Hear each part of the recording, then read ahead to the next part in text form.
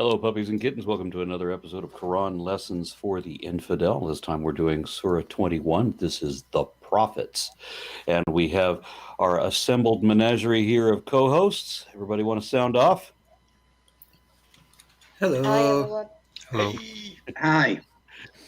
All right. So as usual, we have Bogey has set up some notes, so he's going to take over and begin. Bogey, take it away. Okay. Any particular notes about this surah that we should start before we start? We have no reasons for its revelation. There is a debate about a long story, and it's very awkward. It's very difficult even to translate. So we don't have a specific reason for this revelation, apart from to show us the miracle, what the prophets have they done to humanity. Sounds great. So this is the chapter of the prophets, and we are going to get a healthy dose of prophets.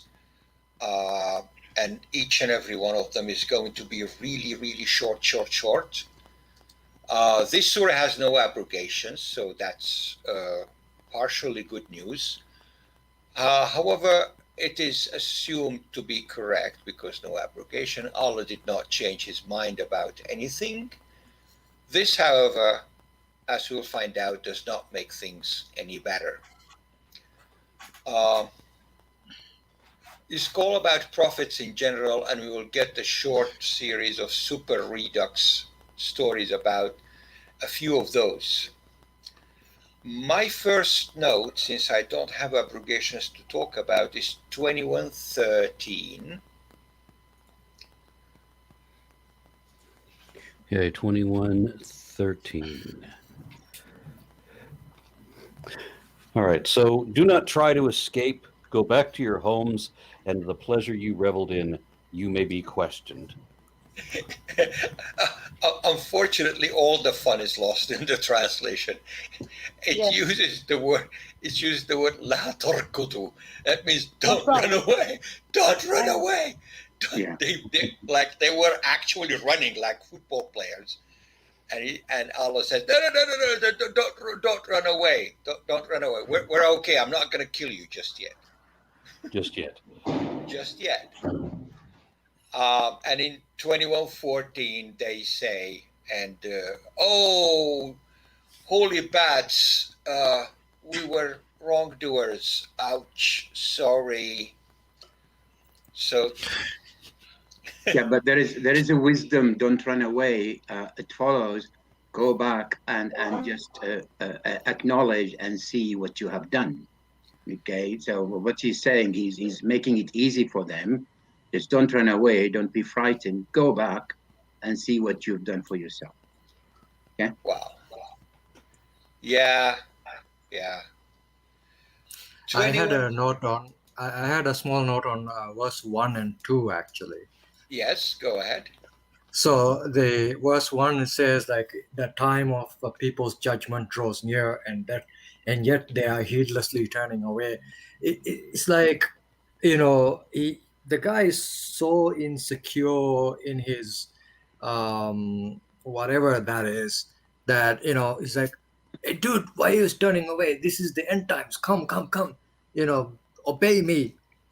And people are like, yeah, no, it's good, and whatever new reminders come to them from their Lord, they only listen to it jokingly. Yeah, of course, because it is a big ass joke, the whole thing.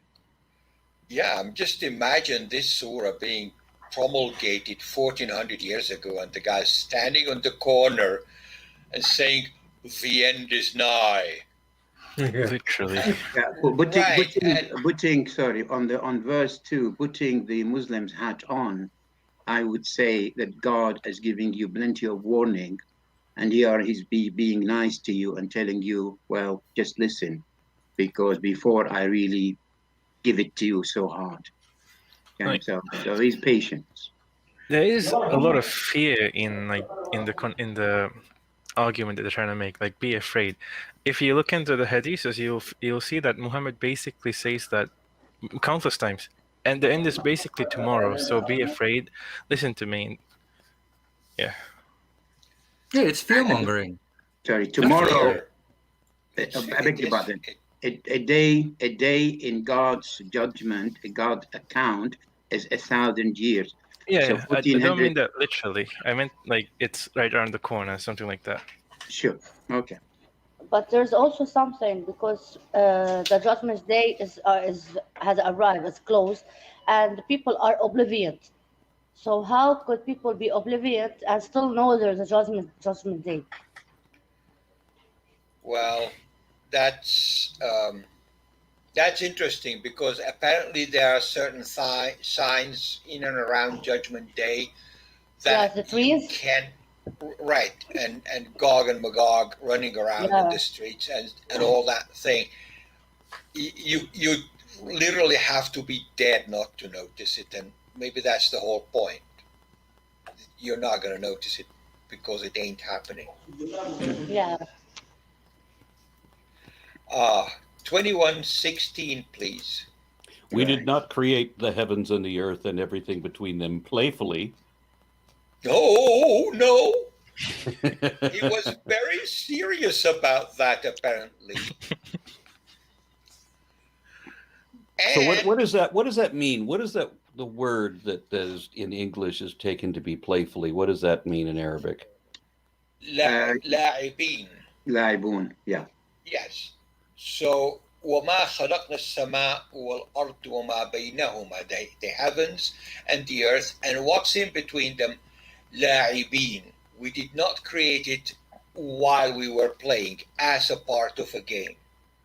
Right. It's like we didn't create everything between for sport, like, just because. Right. It wasn't for fun. We were serious when we do that. Well, what's the verse telling us? There is a purpose, and it's going to come to you, and I'll tell you what the purpose later. But I do have a purpose. That's the idea. I do have a purpose. It's not just a joke. Yeah. It's not. Well, he wasn't playing when he created it, which is fine. I would expect a universe creating God to be serious about what he's doing. I at least I'd hope he is.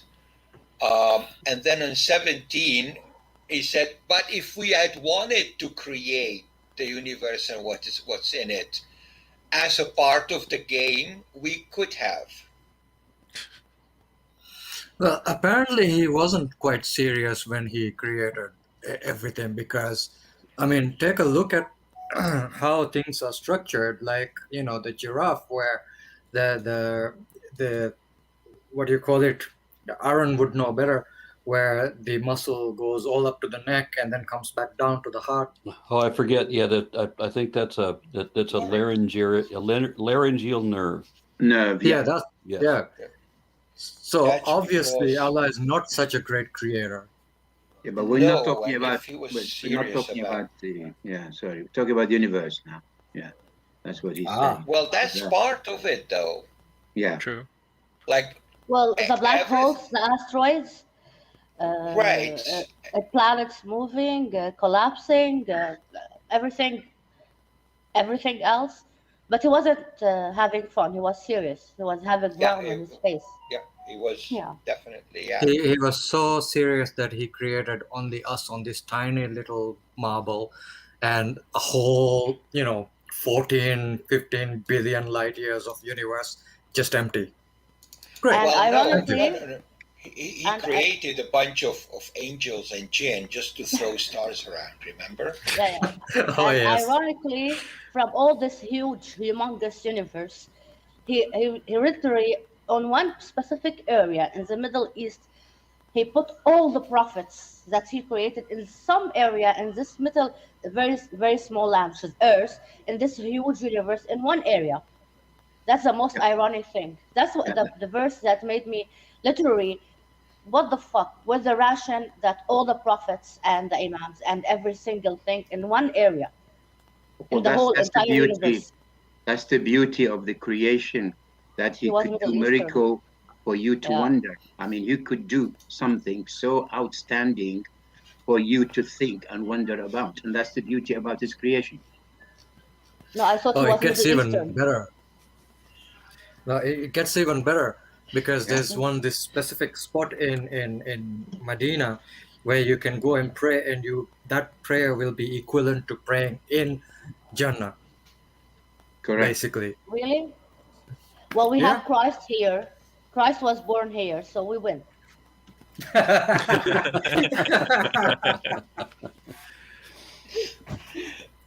To the notion of Christ, 21:25. Yeah. Right. 25. Yeah. Let's see. I lost it. Well, I've got it. No, here it is. We never sent any messenger before you, Muhammad, without revealing to him, there is no God but me, so serve me. Worship me, yes. Worship me, yeah. So worship me So, alone. yes, indeed, the claim is here. And short of the Unitarian Christians, every other Christian is doing shirk big time. And also all the other sects of Islam as well. So Right. So any sects that do intercessory stuff, any sects that have brothers and sisters and sons and daughters of Allah, they're in trouble. Yeah, the purpose of this verse, God, the Almighty, telling Muhammad, it's not just you who came with something new. It's something known as long as the universe created, and every messenger before you fully aware of this fact, that they know who I am, and they know that I am the one to be worshipped. So maybe Jesus didn't get the memo while he was chasing the pigs off the cliff. Are you talking about Jesus of the Islam or Jesus of Christianity? Well, the one that They're was two chasing different the people. pigs. the one that we acknowledge, he did get the message. He did. Okay. Yes. We have a hadith, a Shia hadith, that Jesus says one of his in the Bible that was burned and exchanged. So he said, سيأتي من بعد رسول اسمه أحمد فاعبدوه. So a prophet that will come after me, his name is Ahmad, so follow him. But because Ahmad was named Muhammad, so Christianity wasn't convinced. That's why Christianity never followed Islam. It's a minor spelling mistake. Yeah. Yeah, the same. Ahmad, Hamada, Mahmoud, all grace, giving grace to God. Yeah. Yeah. So 26 is my next verse here. And they say, the Lord of mercy has taken offspring for himself. May he be exalted. No, they are only his honored servants. Yeah, this is the problem with Jesus, the Son of God kind of construction. Yeah, it keeps on bubbling up here and there from time to time. Well, I understood that this was supposed to be referring to the pre-Muslim belief that the angels were the daughters of God. No, And so it's funny that the Muslims and the non-Muslims both believe in God and they both believe in angels. Yeah, but you're correct. That's the translation of it. That they said the angels are his daughters, and now he disregarding that totally. You're right. That's the translation in the Arabic translators. Yeah, I got a super chat I'm going to call out. Dan C for $20.99 Canadian. Thank you very much. Hello, Aaron. Cheers to the team. Note to Buraz, love your shirt. Can you show it? Right. Take it off. No, they asked to see the shirt. Sorry. Yeah, you have to take it off with the camera. I mean, take it off. okay, here, all the shirt. Got you. Yeah. That was a good translation. The question of verse 26. Could we ask the question, why God saying that? What is the purpose of telling us that? I mean, is he warning? I mean, is he bothering really whether they say about him or not? Well, if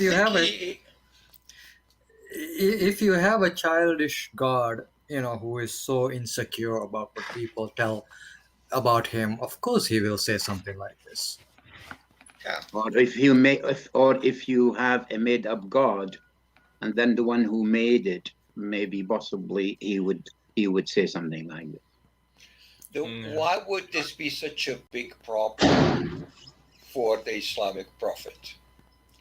Like, Because because you want to say that Jesus, the things that you're saying about Jesus, that he's the Son of God, he's lying. That's not the true Jesus. I am the true leader. I'm the true spoken mouth or whatever, spoken for God. So follow me. He might. Yeah, but remember, Muhammad was started all of this in like what, 630, 650? 6:30. Yeah. Christianity was post-Nicene Council. He might have been trying to bridge the ties with the Jews in this time of the Quran. I mean, because he was trying to become friends with them, right? So he's rejecting what the Christians believe, but he's accepting what the Jews believe, with God being one person only. Maybe. And to That's one Bogey's reason. point, about point. the Christianity being post-Nicene Convention, not correct. There were a number of different variants of Christianity before they congealed into any kind of orthodoxy. Yeah. Yeah, I because get we it, have but- Christian lyrics and in Lebanon and Syria and Palestine, so and it's dated for like 600 years and 700 years ago. 1700 years ago. So Christianity was here in the Middle East, and then came Muhammad, and after he migrated from Mecca to the Middle East, he wanted to force this notion that stop Christianity because there's Jewish and Christianity, and now he wants to enforce his religion. That's why he was really focusing on this particle, and that God shouldn't have he can't have a child. He's God. Right. I think that's what I think. All right. So what's the next note? 2130. Okay. 30. Okay. All right, so are the disbelievers not aware that the heavens and the earth used to be joined together, and that we ripped them apart, that we made every living thing from water? Will they not believe? Yeah. Screw This science. That's is where one of the the Big verses. Bang coming from. That's where the Big Bang coming from, by the way. Yeah, from the Everybody earth. needs to be Wow. aware of. That's the miracle of the Big Bang here, by the This- They way. say this verse supports evolution as well, because it says we created everything from water, and evolution believes that we came from fish. So Yeah, Earth- but The earth and the skies was like that's literally the middle finger for science, for ration, for logic, for everything. But do Especially in note, Arabic. any previous mentions of life coming from Earth is in combination of water being added to the Earth. See, this is It's a not- contradiction there. This is not the life being created from water.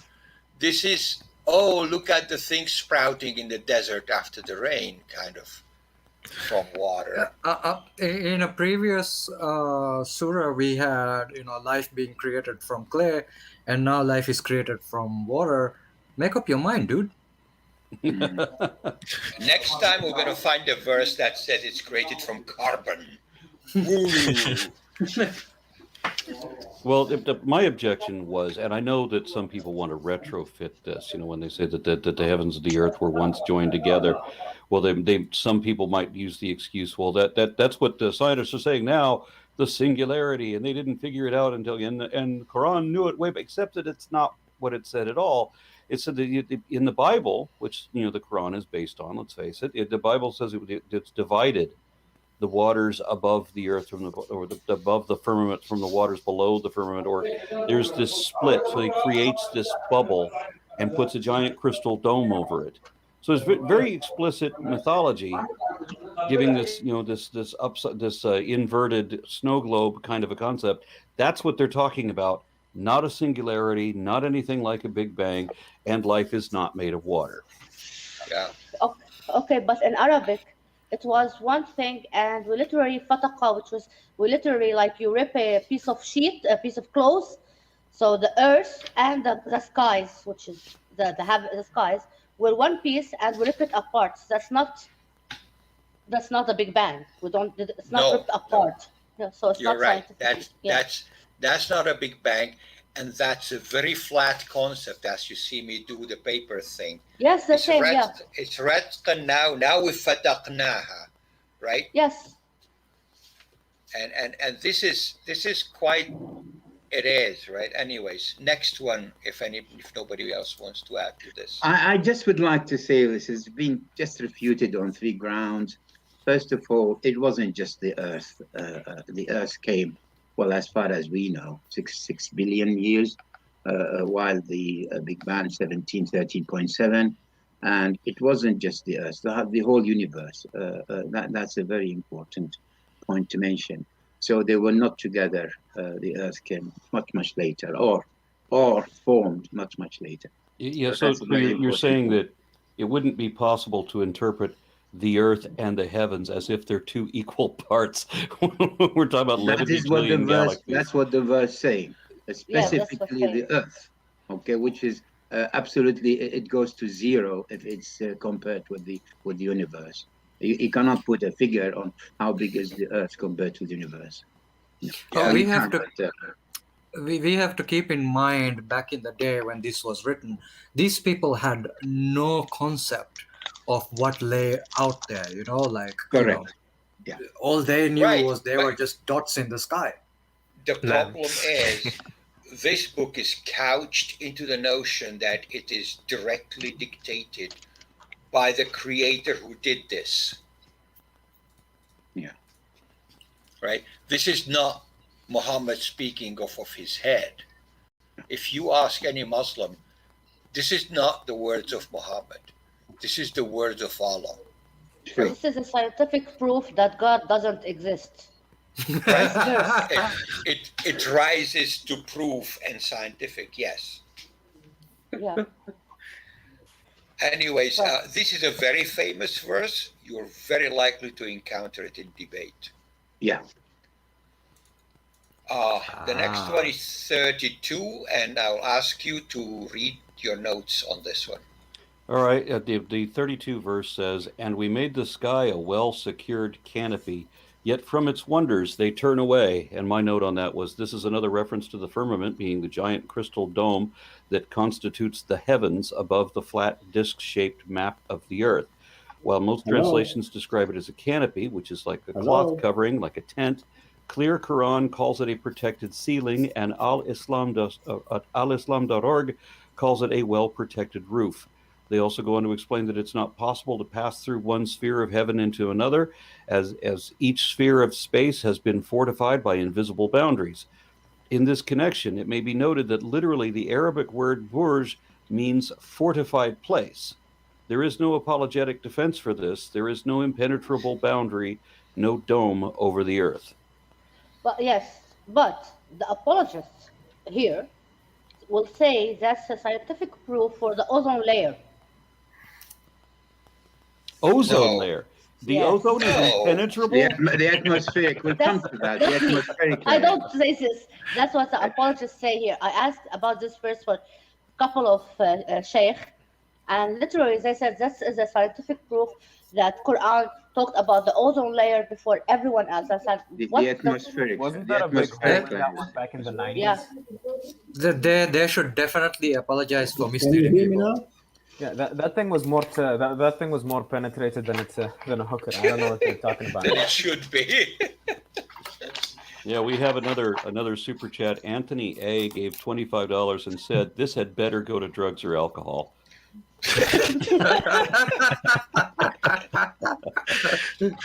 That's the way of the church. No problem. Hello. I think we have Mr. Finding Truth who wants to say something. Yes. Oh, okay. Can you hear me? Barely. I don't know what to do about your microphone settings. I can hear Can you you, hear but me now, it's very brother? very quiet. I don't know what. Okay, so I have a timing issue, so I'm surprised you are already at number 30, but okay. So I had a comment about the ayah number 30, if you'd allow me. Right. Sure. Yeah, so obviously I am a Muslim, and yes, an offered understanding is that the ayah is referring to the creation of the universe. And a possible interpretation for it would be that the heavens, which can be seen to signify space and time, and the earth, which can be seen to signify matter, were both collapsed together. And you can notice the linguistic use in the ayah. So you find the heavens in a plural and the earth in a singular. However, when he refers to both of them, he uses and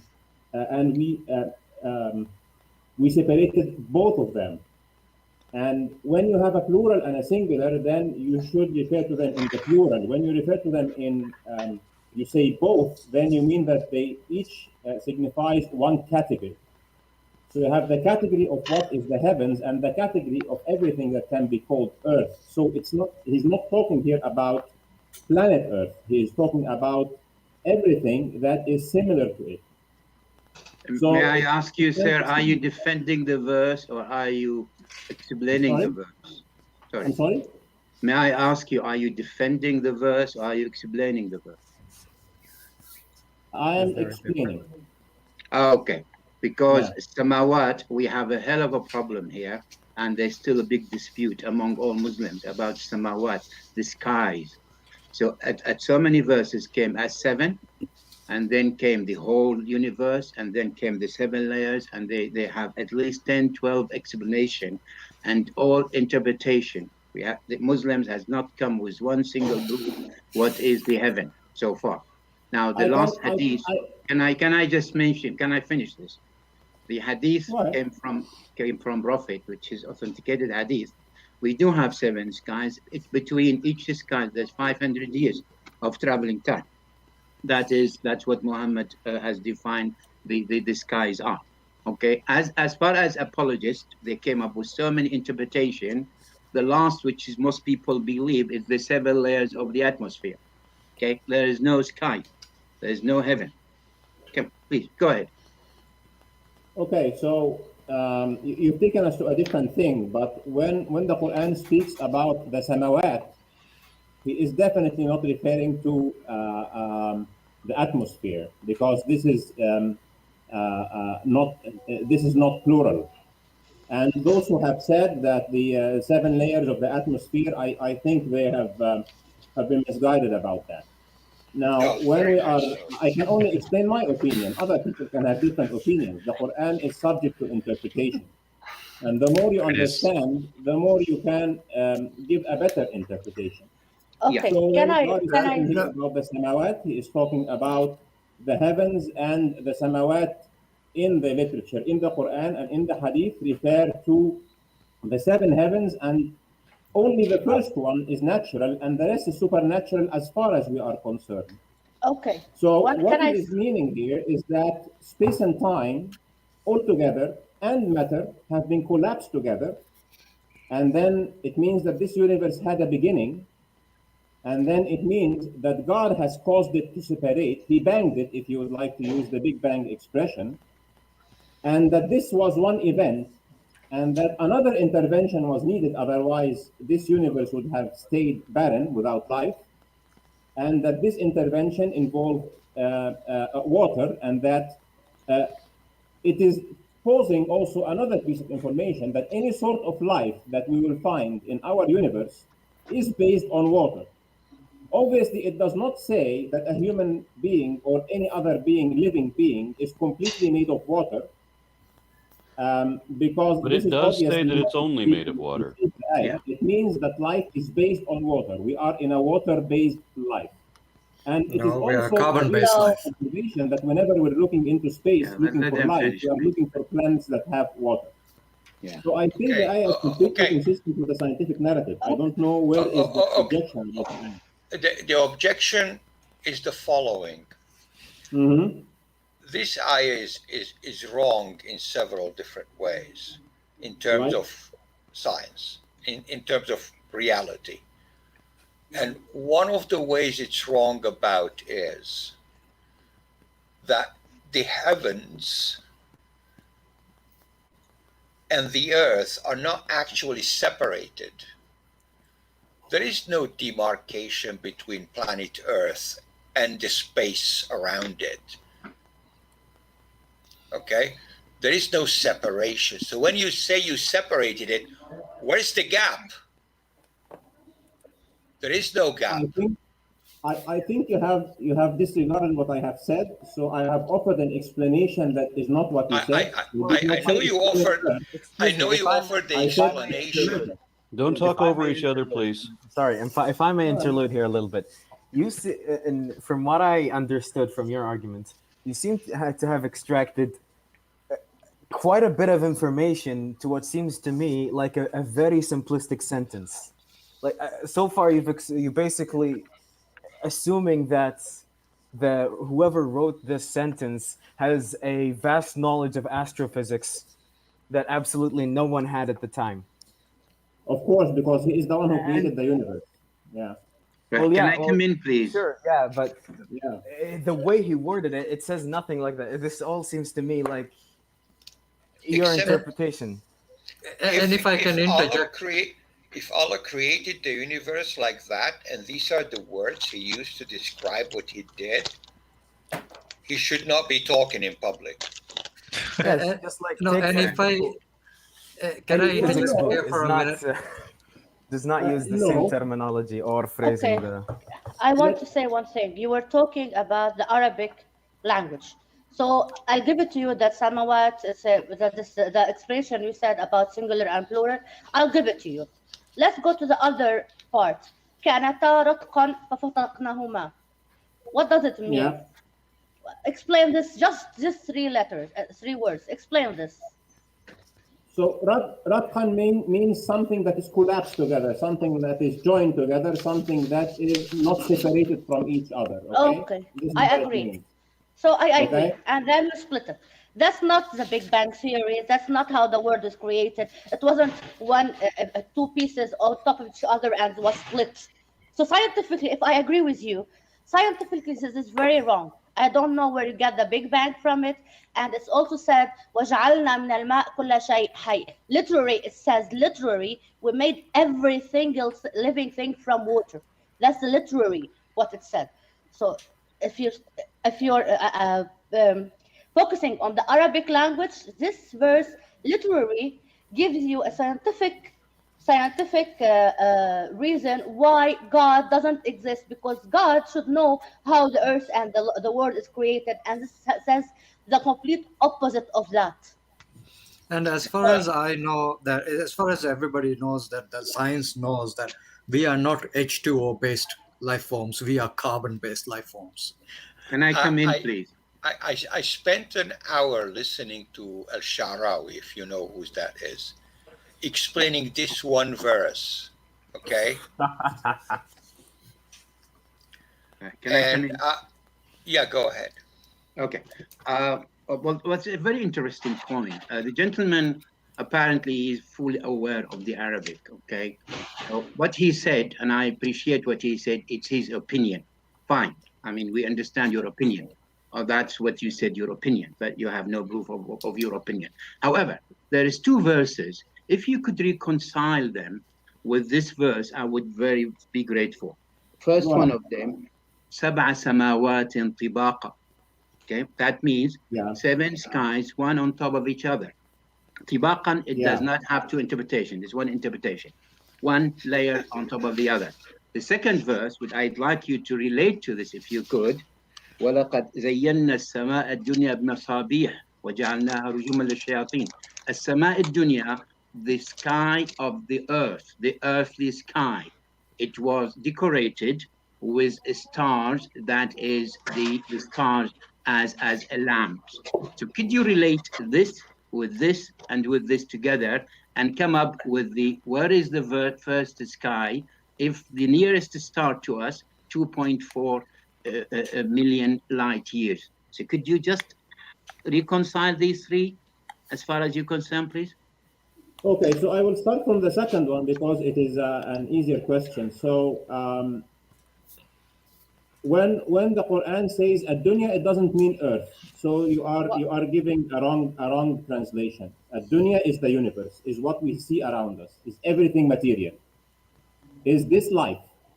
Is this existence? So ad-dunya and as-sama ad-dunya, so it is the sky that is all over us in the universe. So it is this material universe and its contents. It is not the earth. When the Quran wants to speak about planet Earth, it says earth. And seven skies. Okay, and seven skies. Except We when need it to says avoid Earth red and herring. universe, of Seven course. skies, please. So, Can we go to seven skies? and this سبع goes back to سماوات what, طباقا. and No, this goes let him back to finish. what Let I him was finish. Let saying, him say his that point. when he uses samawat in plural, he means all the dimensions of space and time, not Where only did you this come universe. up? Where did you come up with MashaAllah, from? tabarakallah. Sorry, So where this did is you what come up? What's the- your evidence of that? Is that your interpretation What's my evidence of what? of seven skies mean the whole universe? Sevens means seven. Sab'a, No, seven. seven skies does not mean this one universe. It means this one universe. How and do the you know? other 6 supernatural universes that Sorry, are above how it. do you know? How do you know? Okay. Yeah. I'm sorry. This sounds like How The do I know? multiverse confirmed. I'm done. It is because this is how he describes his creation. It's not up to me to know. no. Thank wait, you. Thank you no, for. no, wait. Thank Are you. Let me you ask a are question. you Can I ask him? Can I ask a question, Thank you. please? Yeah. Okay. You asked 2 How have you questions. I come- only answered one. Do you want me to answer the second question? Oh, please go ahead. All right, answer his first. The second question you said is سبع سماوات طباقا. So now this relates to the shape of the universe. Now, we are not very sure about what the shape of the universe is, but there is one hadith that describes that. And it says that this universe, the one that we live in, is like a ring in a desert compared to the next one. And that the next one, which is the first, the second sky, you can say, or the second heaven, is like a ring in a desert compared to the next one. And so on and so forth until the seventh. And then he says that the seventh one is like a ring in a desert, a ring thrown in a desert compared to God's throne.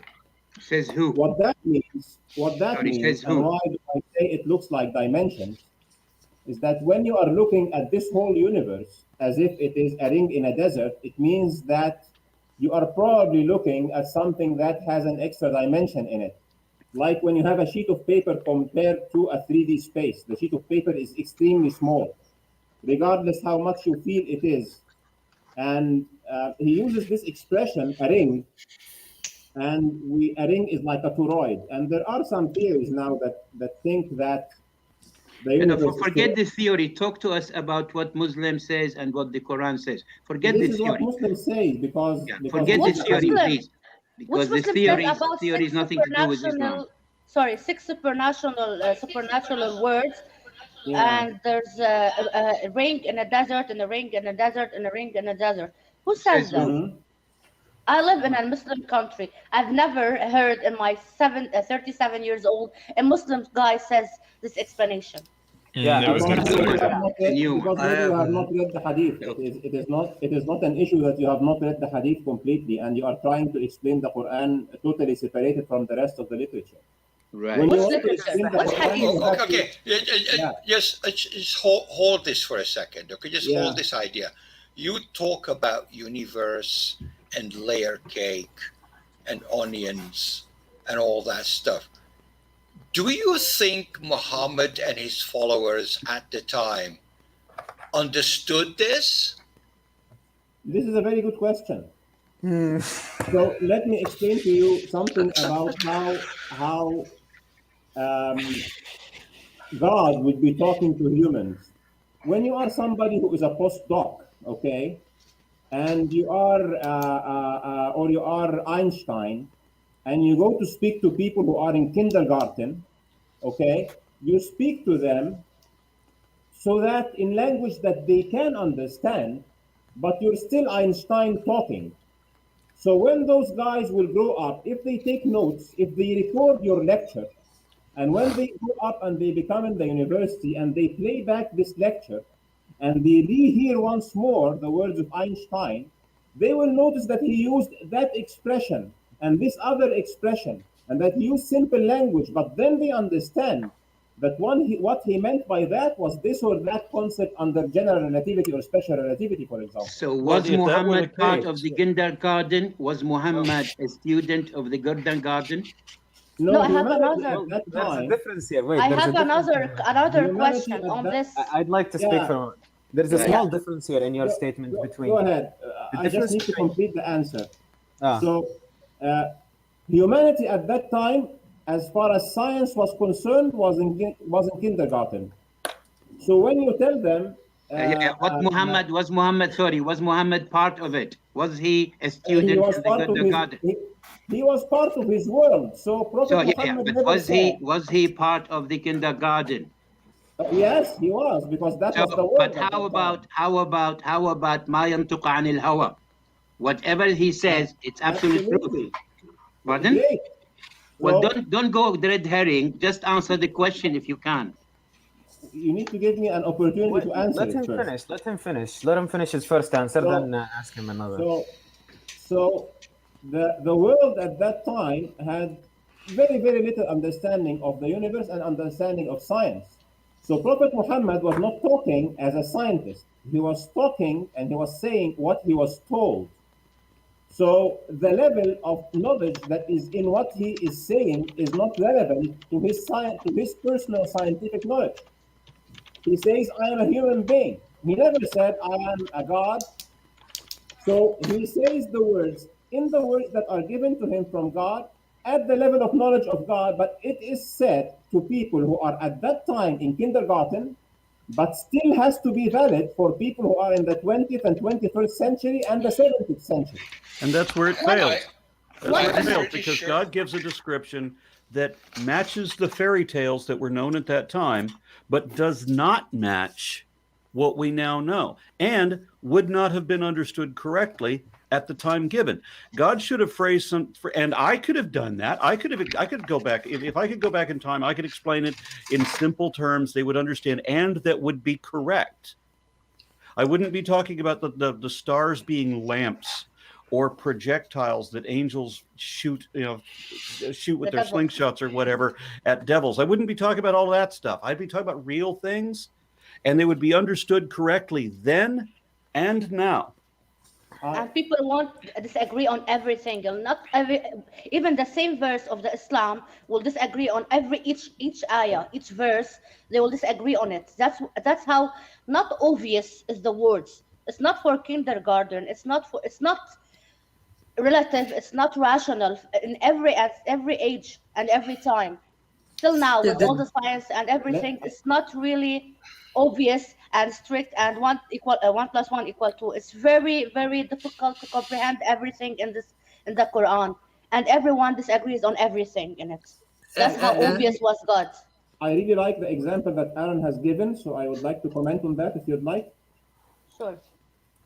So this is exactly, Aaron, what I'm talking about. So you're talking at people who are living in the desert or living whatever place, and they look to the sky and they see stars.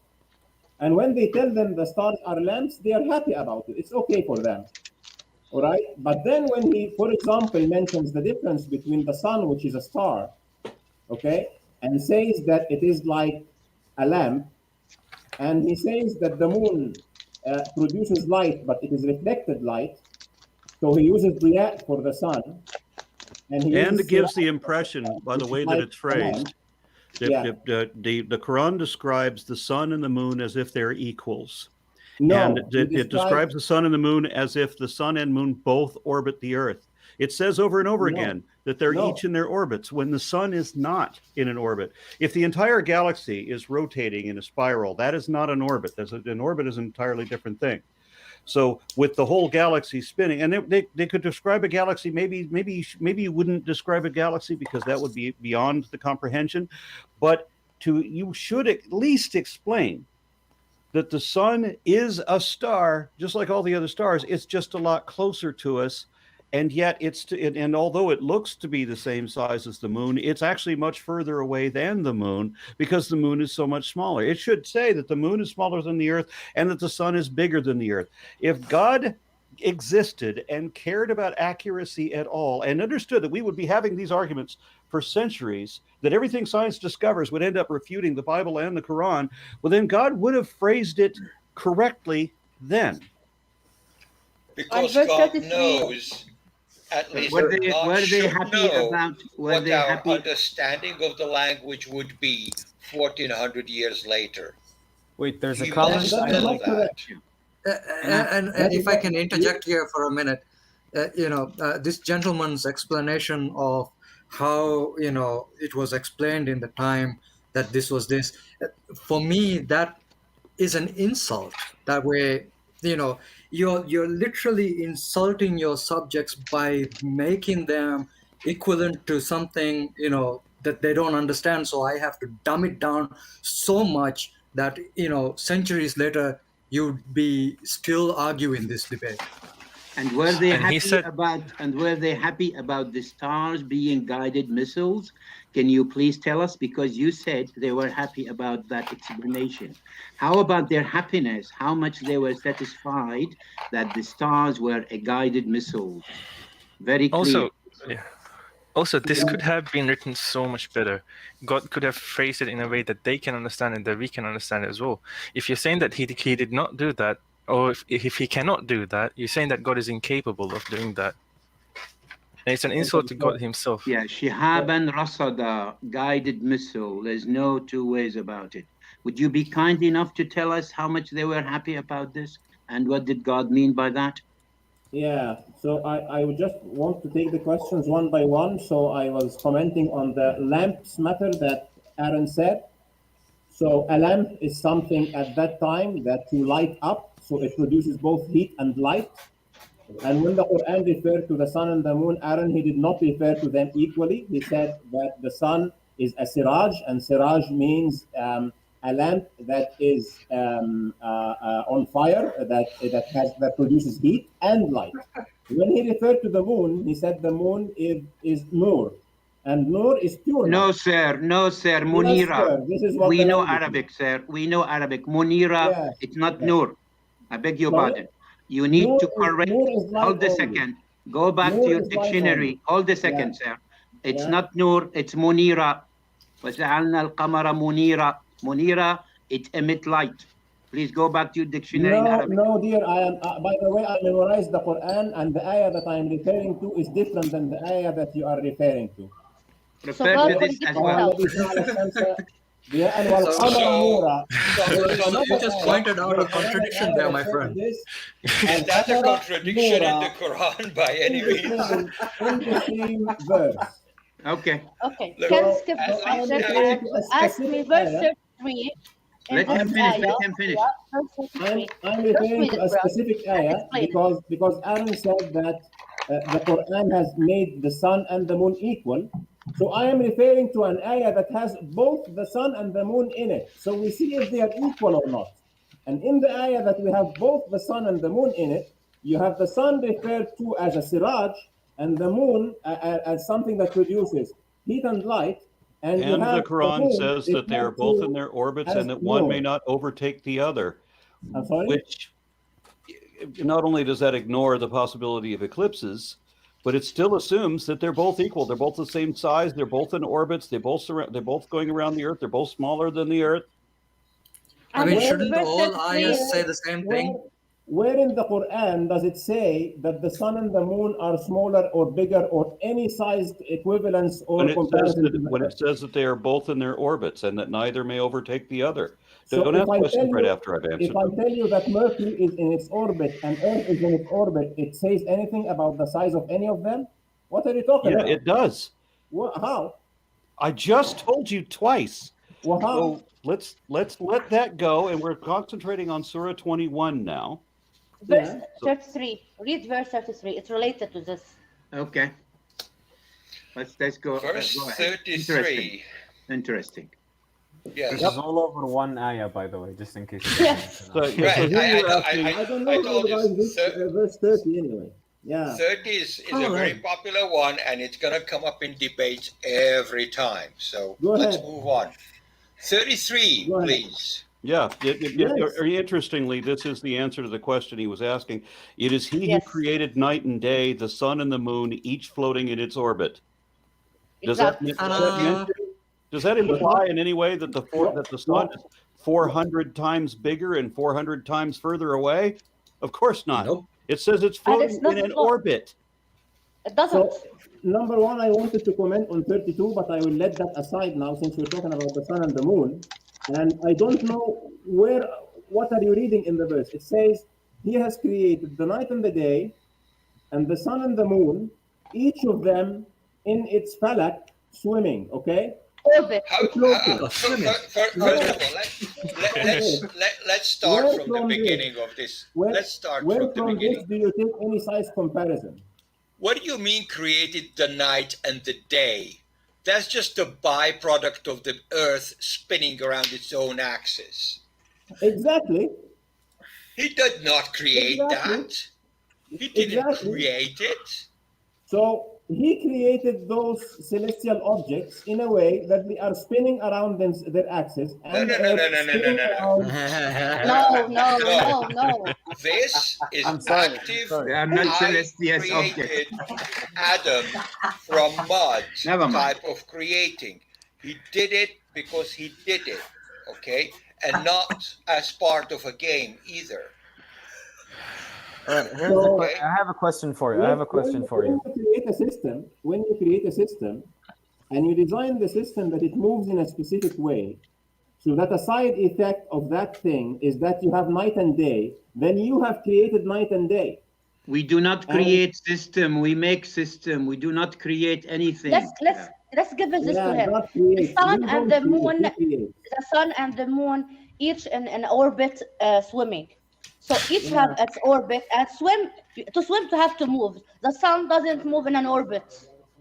Explain The this. sun moves in a galactic orbit. The sun circles the center of the galaxy. It Once has already again, centered the the center of rotation of the galaxy during is time. not an What? orbit. It is an orbit, Aaron, and you are going against the scientific literature. And once again, It's called the God would galactic orbit know. of the sun. God would know that if he said, if God says that He created the sun and the moon, that He created day and night, and as it says elsewhere in the Quran, that the moon is confined to the night, which we know it isn't, and of course the sun is confined to the day because the sun creates day. Where does He clarify that? By the way, I know that this sounds like the sun and the moon are the same size, and that they're both in an orbit when they're not. So let me just correct that. No, there's nothing like that. It's misconception following misconception. Well, Aaron, what I am telling you is that there are no misconceptions at all. He is describing to us the biggest two celestial objects that we see. There are not biggest celestial objects. They don't even measure up. Yeah, and nowhere thus far have I seen in the Quran does God ever say that the stars are the same thing as the sun. As a matter of fact, there's distinctions constantly that the sun is one thing and the stars are something else. Yep. Well, to be fair to you, I just Googled this, and on NASA's website, it does state that the sun has an orbit. So, yeah. On any scientific website, you will find that the sun has an orbit around the center of the galaxy. But if you say that the sun and the moon are both in their orbit, then it sounds like they're both orbiting the Earth. I would not take the rotation of a galaxy as an orbit because it's technically not. I mean, it's the entire universe working as they're all moving as a unit. The entire galaxy is turning as a unit. So we wouldn't say that Texas is orbiting the core of the Earth. It's just the whole Earth is moving as a unit. Yeah, but according to Muhammad, the sun goes under. According to Muhammad, the sun goes underneath the throne. Could you just highlight this to us? I mean, do you believe in that hadith, authenticated hadith, when he was asked where does the sun go, and he told them where does it go? Could you tell us something about this, please?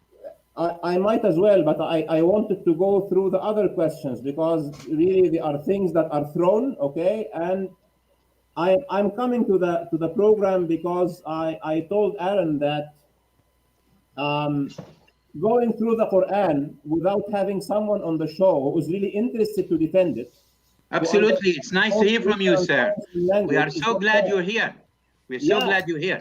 So, yes, and don't criticize me for not having you on when I invited you on.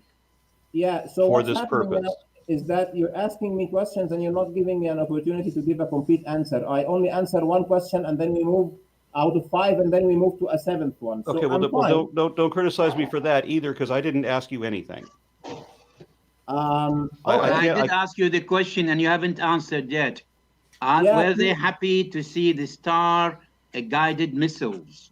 Good. So that was the second question that you said, and I wanted to answer that too. So this is again one more linguistic misconception. Uh-huh. Because so the whole Quran is misconception.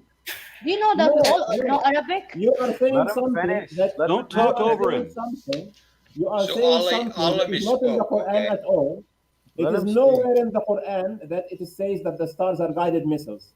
If It is does there, say in please the tell me Quran where. repeatedly that angels shoot stars at devils who get too high up in the expanse of the firmament where God's house is.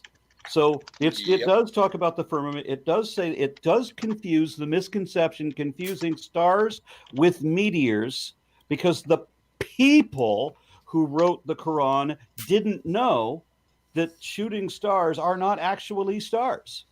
Now, if God had written it, God would have made a distinction. God wouldn't have probably wouldn't have brought it up, because God wouldn't be talking about angels shooting stars at devils. Would have explained what they really are if it was mentioned at all. So Aaron, it never says he shoots stars at devils. This is false. It does Hold say a that. second. It's رجوم للشياطين يا أخي. It رجوم does. What he للشياطين.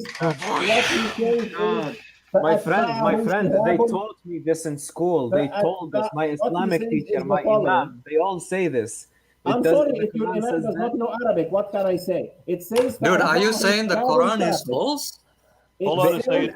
says He just said you don't know Arabic. It's true that We I all don't know know Arabic, حبيبي انا but بتكلم everybody عربي انا else on this موجود في panel دولة عربية does. يا اخوي شو هذا guys, كيف ما بعرف عربي حرام عليك speak شو two هالكلام sentences together, please? So you say that the Quran says that the stars are guided missiles, and it doesn't. It says It does. I'll No, give you the it- verse. I'll give you the verse. I'll give you the I verse. am going to say the verse if you let me answer the question. Please, go ahead. So it says إلا من خطف الخطفة فأتبعه شهاب ثاقب. This is the No, verse no, that you no. would like Another to refer verse. to. وَلَقَدْ No. زَيَّنَّا Say Another the other verse. Yeah, say Another the other verse. Go Go ahead. back to the original verse. Which وَلَقَدْ original زَيَّنَّا verse? السَّمَاءَ الدُّنْيا بِمَصَابِيحَ وَجَعَلْنَاهَا رُجُومًا لِلشَّيَاطِينِ. Good. So what? He does That's not the one say you need that to talk about. he does not say that the مصابيح are رجوما للشياطين. وَجَعَلْنَاهَا. What he made the He's sky? referring to the sky, not to the مصابيح, sir. Really? Yes. Really? Oh, Yes. no Really? way. No way. That's even grammatically. Yes. I'm sorry, guys. Let's move on. If you on. put that in an Arabic test, you fail Come that on. question. Okay. no Miserably. no that is incorrect. Let me This is not a explain matter to of you that I have interpretation, already sir. tried to explain before. When you try to understand the Quran, you go into 4 steps. Number 1, you go to the linguistic meaning of what you are reading. Number 2, if there is equivocation, you go to other verses in the Quran so you understand what is the general meaning, and then you can understand the meaning of that specific verse in context. And then number 3, you go to the hadith. And then number 4, you might go to Arabic poetry, which is a preservation of the Arabic understanding of words at that time. This is what you do.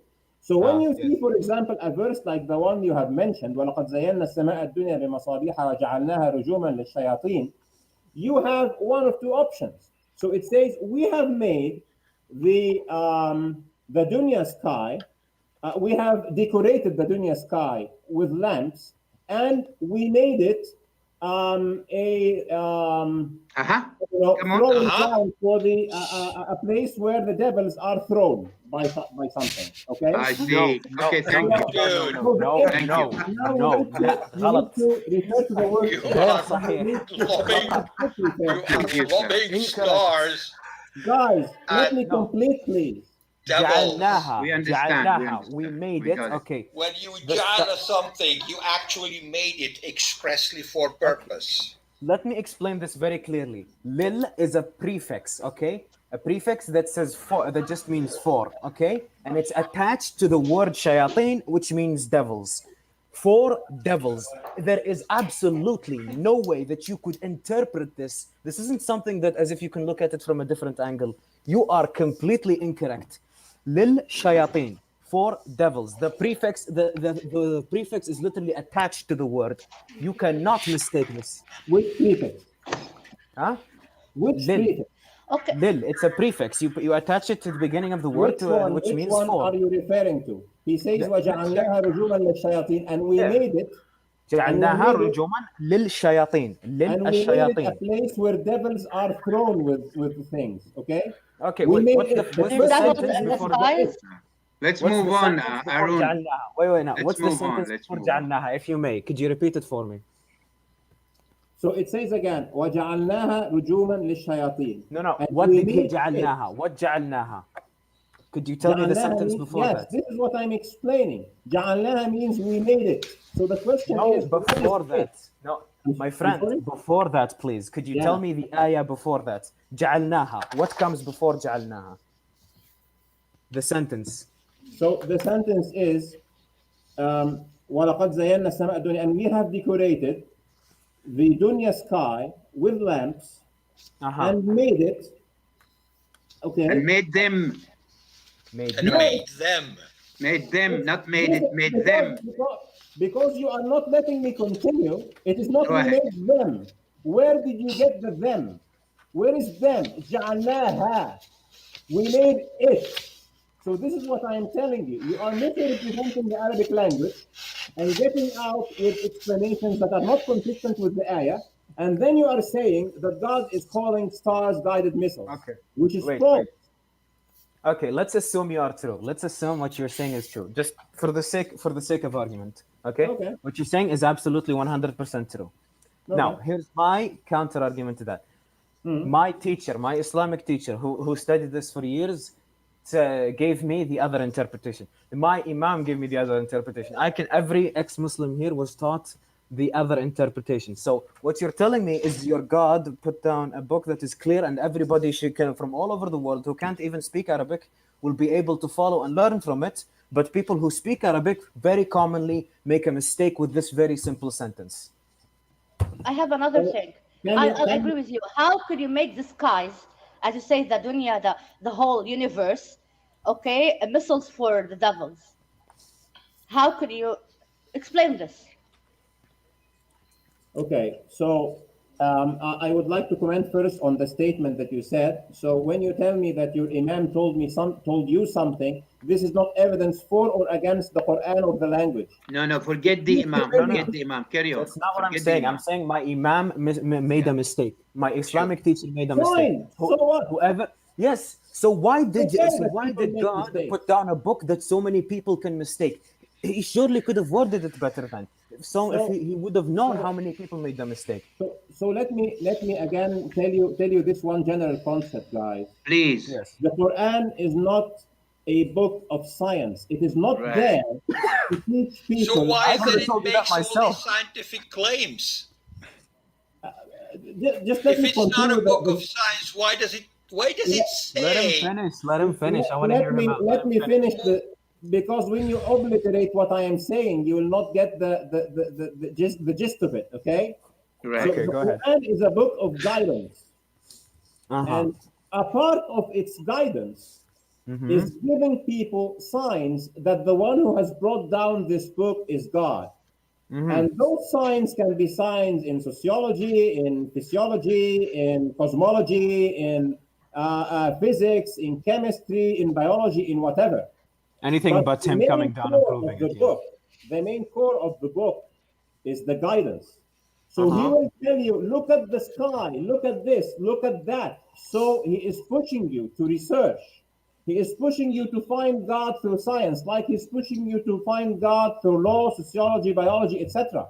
He will not dwell on explaining what is the orbit of the sun in kilometers per second, and what is the exact shape of the orbit, and how many objects are hidden there, and what is the Why number not? of stars in the galaxy, and this and that. This is not the objective of the book. That's Why fine. not? Allah Habibi, this is a book not of science. This is a book of science, which makes no freaking sense. It makes sense. What it means Yeah. is, that the objective of the book is not to explain science to you, but when you go to science and you go to the book, they cannot be in conflict. And this will They take are. you. That's the problem, though. It is in conflict. Okay, And this okay. will We will take talk you- about guidance. I think we need to move on, Aaron. We'll talk about Yes. guidance. I'm glad you said guidance. And let's see how this guidance gave us a straight knowledge and guidance. and there is a lot to be talked about. Let's talk about guidance some other time. One of the guidance to beat the woman, okay? That's one of the guidance. So you need to explain that as well. And one of the Yes, other please. guidance to maintain slavery. I'm happy to But explain not anything. today. Yeah. Later on, Right, but we not will to- finish not the today. guidance and we move to scientists. Now, you said the Quran is not scientific. So we need this disregard all the scientific things came in the Quran. We'll talk about guidance, okay? One of them that we supposed to beat women if they refuse to have intercourse with the men, okay? So you explain that later. Let's move on, I think, Aaron. I'm sorry. I did not say that the Quran is unscientific. I said the Quran is not a book of science. It will not dwell on explaining a scientific aspect with all its details because this is not its objective. And Okay, and hold it it. won't explain a scientific There's a big difference it won't between explain both. a scientific concept accurately either.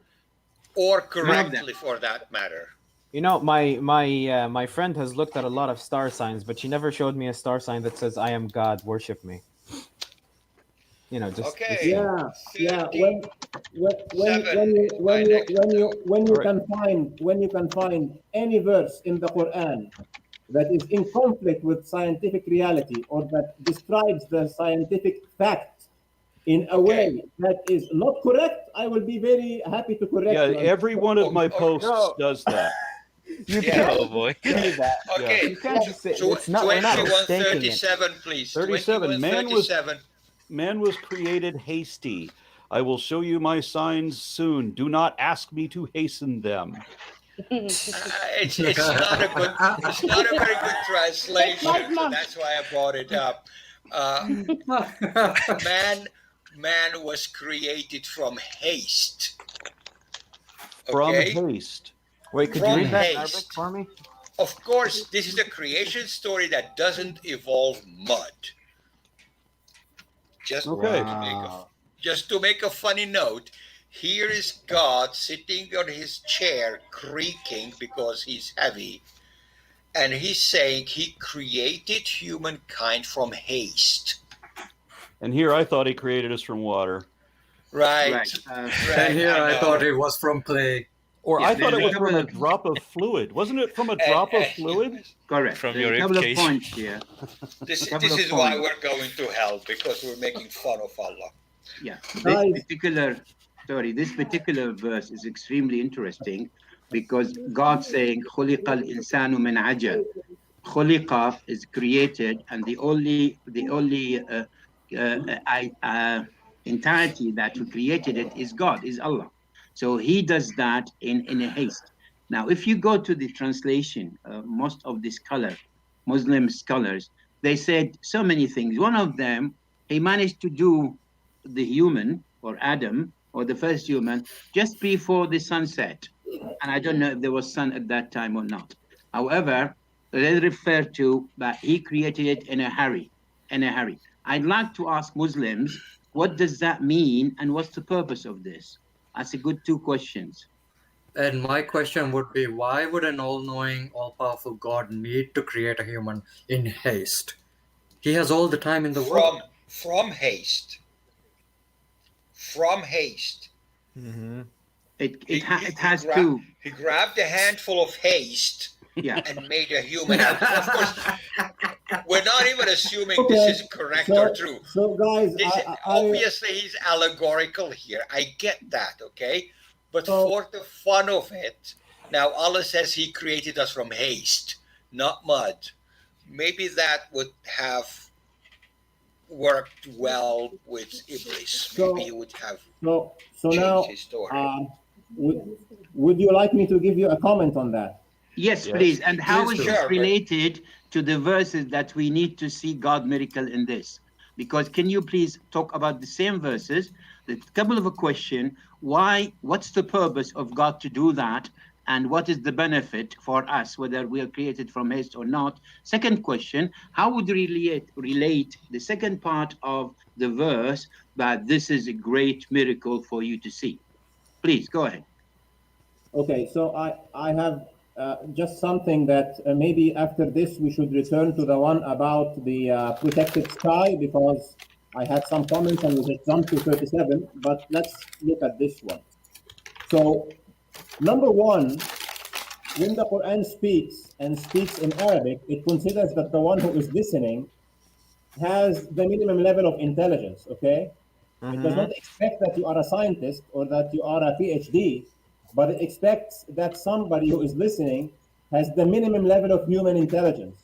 So So when you're he telling me it preys on the I have weak-minded. created- so when he says, My good friend, can we avoid side issues, please? We've had enough of these side issues. this is no Answer side the issue. question. I So am look, talking look, about look. this one. Please, So please. when he says, Because you're when he saying says we're not letting human you was talk. created from haste. Listen. Yeah. You saying we're not letting you talk. We let you talk, but you go side issues. Answer the question if you could straight. I Just am this thing. answering the question. No, you're not answering. You gone there to the intelligence. You're not answering the question. What is I the am. purpose? I Tell me am what is the answering the purpose? question. Look, listen. What I is am the purpose answering the of question. Allah to create us from haste? I That's am one answering question. the question. So let You're me not. continue. You please. gone somewhere else. You gone to the I intelligence. haven't gone anywhere else. You did. Just cut me. You cut me off. Okay. So here it is. So when he Yeah. says خلق الإنسان من عجل, Yes. it is not expected that you think that he got some haste and he created you from haste, because Why? What's this to is not stop? some. Let Because him he has finish. already said that he, in terms of the material creation, he says that all living beings have water as a common factor between them, and that humans have dust and mud and pottery kind of evolution thing. So it is understood that in terms of material, we are elements from the earth plus water. This is the material aspect. Now, when you are describing the attitude of something, of somebody, you can say, this person is a hasty person, okay? You can say, this person is, you want to say he's more hasty. So you say, he is all haste. You want to take it one step further, you say, he is made of haste. This guy is angry, this guy is full of anger. It does not mean that if you open him up, you will find anger inside. And if you say that this guy is made of anger, is made of fire, it is called a metaphor. It is called a figure of speech. And the only way that you will take this as literal is if you want to avoid the meaning of the verse. And why is this verse here? It is because the other verses where it is sitting in its context is talking about humans who are saying, if God can destroy us, if God can do this or that, why doesn't he do it? Why does he leave people mocking his book, for example? Why doesn't he destroy them and wipe them out? So Why doesn't he? Okay, whoever's typing, if you're going to be typing, please mute your microphone. Yeah, he tells them, guys, don't be hasty. But since they continue on and on asking the same thing, he's mocking them. He's using this metaphor. They are made of haste. They cannot help it but be hasty. And this is because of the context where the verse is sitting.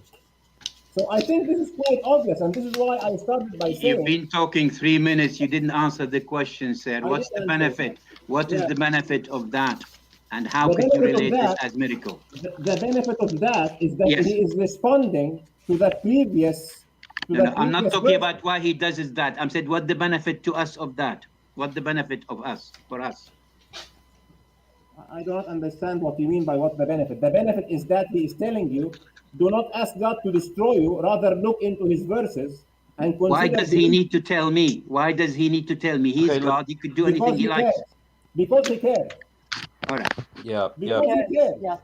Let's not box him in. Let's just let him be. No, he is interested to tell you because he cares about you. That's why he is telling you. Clearly not. Why not? Why not, Adam? Sorry. So Sorry. God is the reason. It says several times in the Quran that God has decided that he's going to close my eyes and close my ears to his alleged truth, which defies any definition of truth. And then God is going to... So God chose for me not to believe. The reason I don't believe is because God doesn't want me to believe. God has decided I'm not going to believe. And then God's going to punish me for all eternity because I don't believe. Because I am the plaything that he decided I'm not going to believe, and he's going to punish people who don't believe. Clearly, he does not care about me, nor could he possibly. Now, Have I'd you like to heard move of on the to the next verse? verse. Sorry. Also, Have you heard of the verse? Have you heard of the What? verse? وَلَقَدْ حَقَّ الْقَوْلُ مِنِّي لَأَمْلَأَنَّ جَهَنَّمَ مِنَ الْجِنَّةِ وَالنَّاسِ أَجْمَعِينَ. How does God care when he swore he's going to fill his hellfire with jinn and human? How could he care? Also, if you say that God does this It's called because he custom. cares about us, then why would God create us in the first place? If he were, he knows that we are gonna burn. So if he cares about so much, why not just not create us to save us from that suffering? Think about it, sir. Think about it. Let's move on. No, I Move can on. answer if you would like. If you want to move on, I, I've had I have enough no answers. doubts. I have no doubts you can answer all the questions. Yeah, I can. I can Yes. so much. But I would like to I- respond to what Aaron said. I would like to respond to what Aaron said because it's a clear concept in Islam, at least. So, no, Aaron, God does not make you disbelieve. Well, it says in the It is- Quran that he does several times. Yeah, but you need to understand the methodology or to accept the methodology that I tell you. Okay, so it doesn't say that, but it does say that. And when it says that, you have to understand that it doesn't mean what it says. Got it. Now we can move on to the next verse. It says that in the That context made no of. sense, but sure, let's go. It says that in the context of if you want to disbelieve, he will lead you to what you want. But No, he it's punished not that I you. want to. Oh, God oh. decides what I want. God, we don't have free will. We No. don't have free will in the Christian version either, really, logically. But it explicitly states in the Quran that we can't have free will. God decides what we're going to do in advance. It doesn't say that, Aaron. And Oh, if yes, I it disbelieve does. in him, he'll punish me. He punished me if I disbelieve in him. He would leave me to do it, but if I did, he'll punish me. Yes, he And- will lead you because he and- created you with free will. This is what free will means. But you don't have free will in Islam. We have are- free will in Islam. What are you talking about? We Have are you halfway. those- Let me tell you an interesting factoid about this book. We are halfway through it chronologically, and we did not see a single verse that says, "Human, you have free will to believe or not." Yeah, but it does say that That God has verse sealed which- their hearts and their eyes are covered, and they will have great torment. So Yeah. God decides, Um, and it says that over and over again. And Did it's you do also Surah very, Al-Layl, Aaron? Did you Again. do, Aaron, did you do Surah Al-Layl? Did you do Okay. Surah Al-Layl or you did not? Okay, The night. just we are going chronologically through the book. We are Yeah, halfway did you do through Surah it. Al-Layl or We you are didn't? at the end of the Mecca section. We are here sitting in the middle of the desert, right next to Muhammad, and we literally have no free will. We cannot said have that? free will. Who said that? The Where Quran in so the far. Quran- where in the Quran does it say humans have no free will? Please give me It the verse. says Allah make you believe and he makes you not believe, and there's nothing you can do to change that. Where in the Quran does he say that? I can give you the exact opposite to that. I would suggest you read the Quran to find out exactly where it is saying that. I memorized the Quran, sir. Okay, I'll so- let you know. Let's go on. I'll give you the two verses where it says very specifically, you do not have free will. All is in the hand So of God. let me give I'll you give the- it to you, sir. I'll give it to you. I'll give you two verses. Let me give you the verse that says that you do, and then you will understand other verses in its light. So Please. in the surah, which is called the Layl, which is the night, he says this: فأما من أعطى واتقى وصدق بالحسنى فسنيسره لليسرى Sure. وأما من بخل واستغنى وكذب بالحسنى فسنيسره للعسرى. It Wait, says that this. doesn't say any of that. That doesn't say Let me any of explain- that. let me Because explain, here's please, what- no, don't explain it, okay? Don't explain this one. Allah said everything you are going to say or do from the beginning of time till the end of time is written, pre-written in a book. Oh yeah, but he's not making you do it. Oh yeah, he's How about, yes. sorry, this is one verse for you. وَلَا تَشَاءُونَ إِلَّا أَنْ يَشَاءَ اللَّهُ. It means no matter what you want to do, whether you want to be good or bad, unless God willing to do so. How about this? Okay, do you want me to explain or you'll cut me off? No. Don't explain. Don't explain it. we've got a set of sections in front of us that we need to go through, okay? Right, yeah. We've got a surah to deal with here.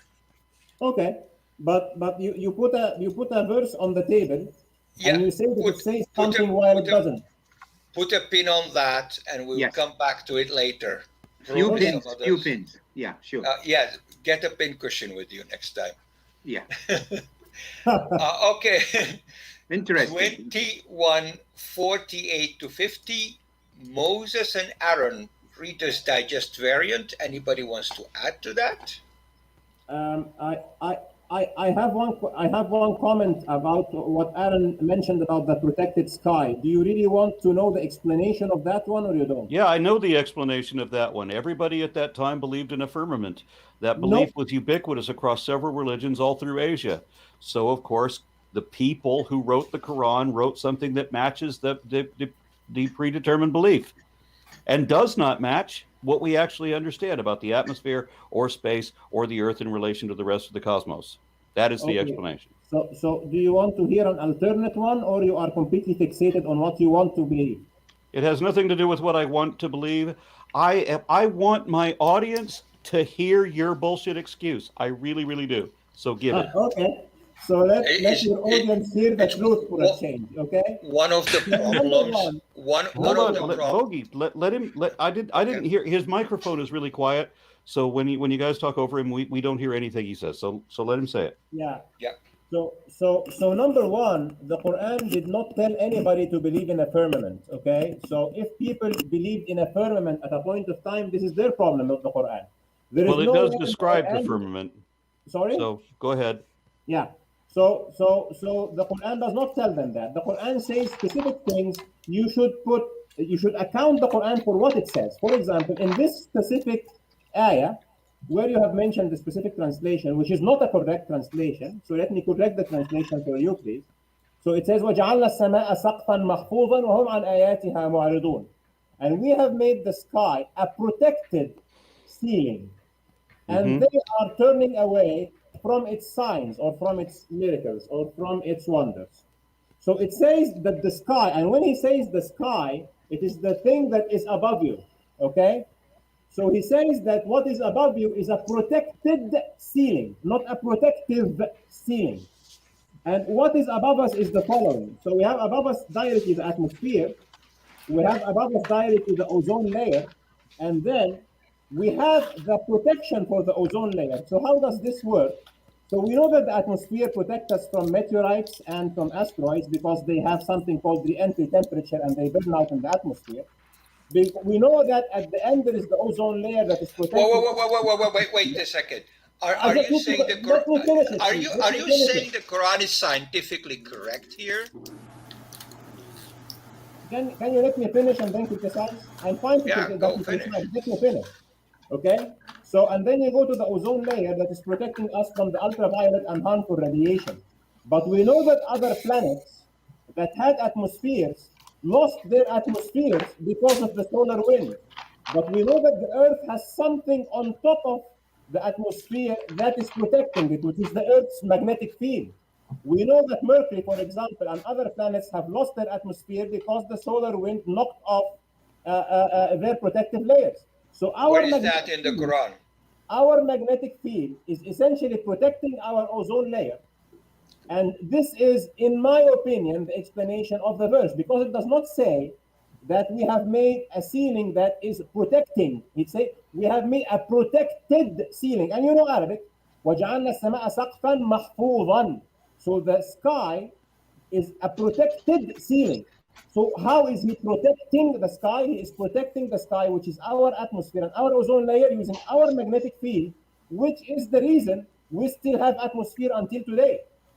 So this is the meaning. And then What is the ozone in Arabic, by the way? Can you give There us is the word another- in Arabic, ozone? from its signs. Now the question to you is, There is another tiny reason why we still have an atmosphere, and that is we're quite much bigger than Mars, and we have a lot more gravity.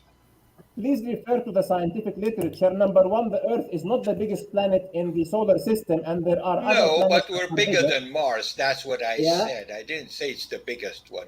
Okay. The biggest so planet that we know of is, of course, Jupiter. But So the Earth is not maintaining its atmosphere because of its sheer gravity versus the other planets. This is not the reason. The Earth do still has you want to ozone have layer. this discussion with NASA? Because I think they have good data on that. Please refer to the scientific literature, including NASA, and you will find that the reason that we still have an ozone layer, hence an atmosphere that is protecting us as living Okay, beings, so you understand is that because we at have a the magnetic time that field. the Quran was written, that it was a common belief that there was a firmament, which is described in the Bible as a solid crystal dome of rakia that was like basically hammered into shape. And you understand that people commonly believed that. And so rather than correct that misconception, the people pretending to speak for God who wrote the Quran described exactly the same thing, a solid ceiling. So if there was a God involved, that God would know that that's the wrong answer and that you're misleading those people. Now, the fact that our sky, our atmosphere is on top of us, so it is a ceiling for us. It is really protecting us better than any ceiling. Because look at the moon, Adnan, look at Mars, Would the people at the time of Muhammad, would they have understood this? You are again referring to the same point that I said before. The Quran is not here to correct your scientific conception. But they had to understand it somehow. They can understand whatever they want. It tells. So why did they believe it? It was fit for them. The Quran tells Muslims to go and look in the universe and study and make research to understand. And he tells them that when you make more research and understand, go and study the horizons, go and study yourselves. And when you do that, you will find God at the frontier of knowledge. You will find God at the horizons of your knowledge. This is what it's telling them. And then it puts in the scripture those signs so that when you go to the frontier of the knowledge and when you find the scientific facts, you know that God has written this book. It's not here to tell you this is the biology and this is the physics. It is not here to tell you this. It is here to tell you that there is God. And it is So where would you see God and which God would you see? Sorry, where would you see God and which God would you see? You will see there is only one God. He's the same. How would you know? How would you know? How do I know what? How would you know there is one God? Have you seen him? Why would I not see that he is one? Hold a second. I asked you a simple question. How do you said there's only one God? How do you know? Have you seen him?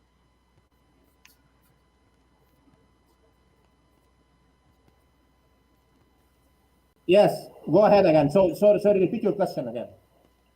Okay. Have you seen this one God? That's what he was asking. You said there is one. You said you confirmed there's only one God.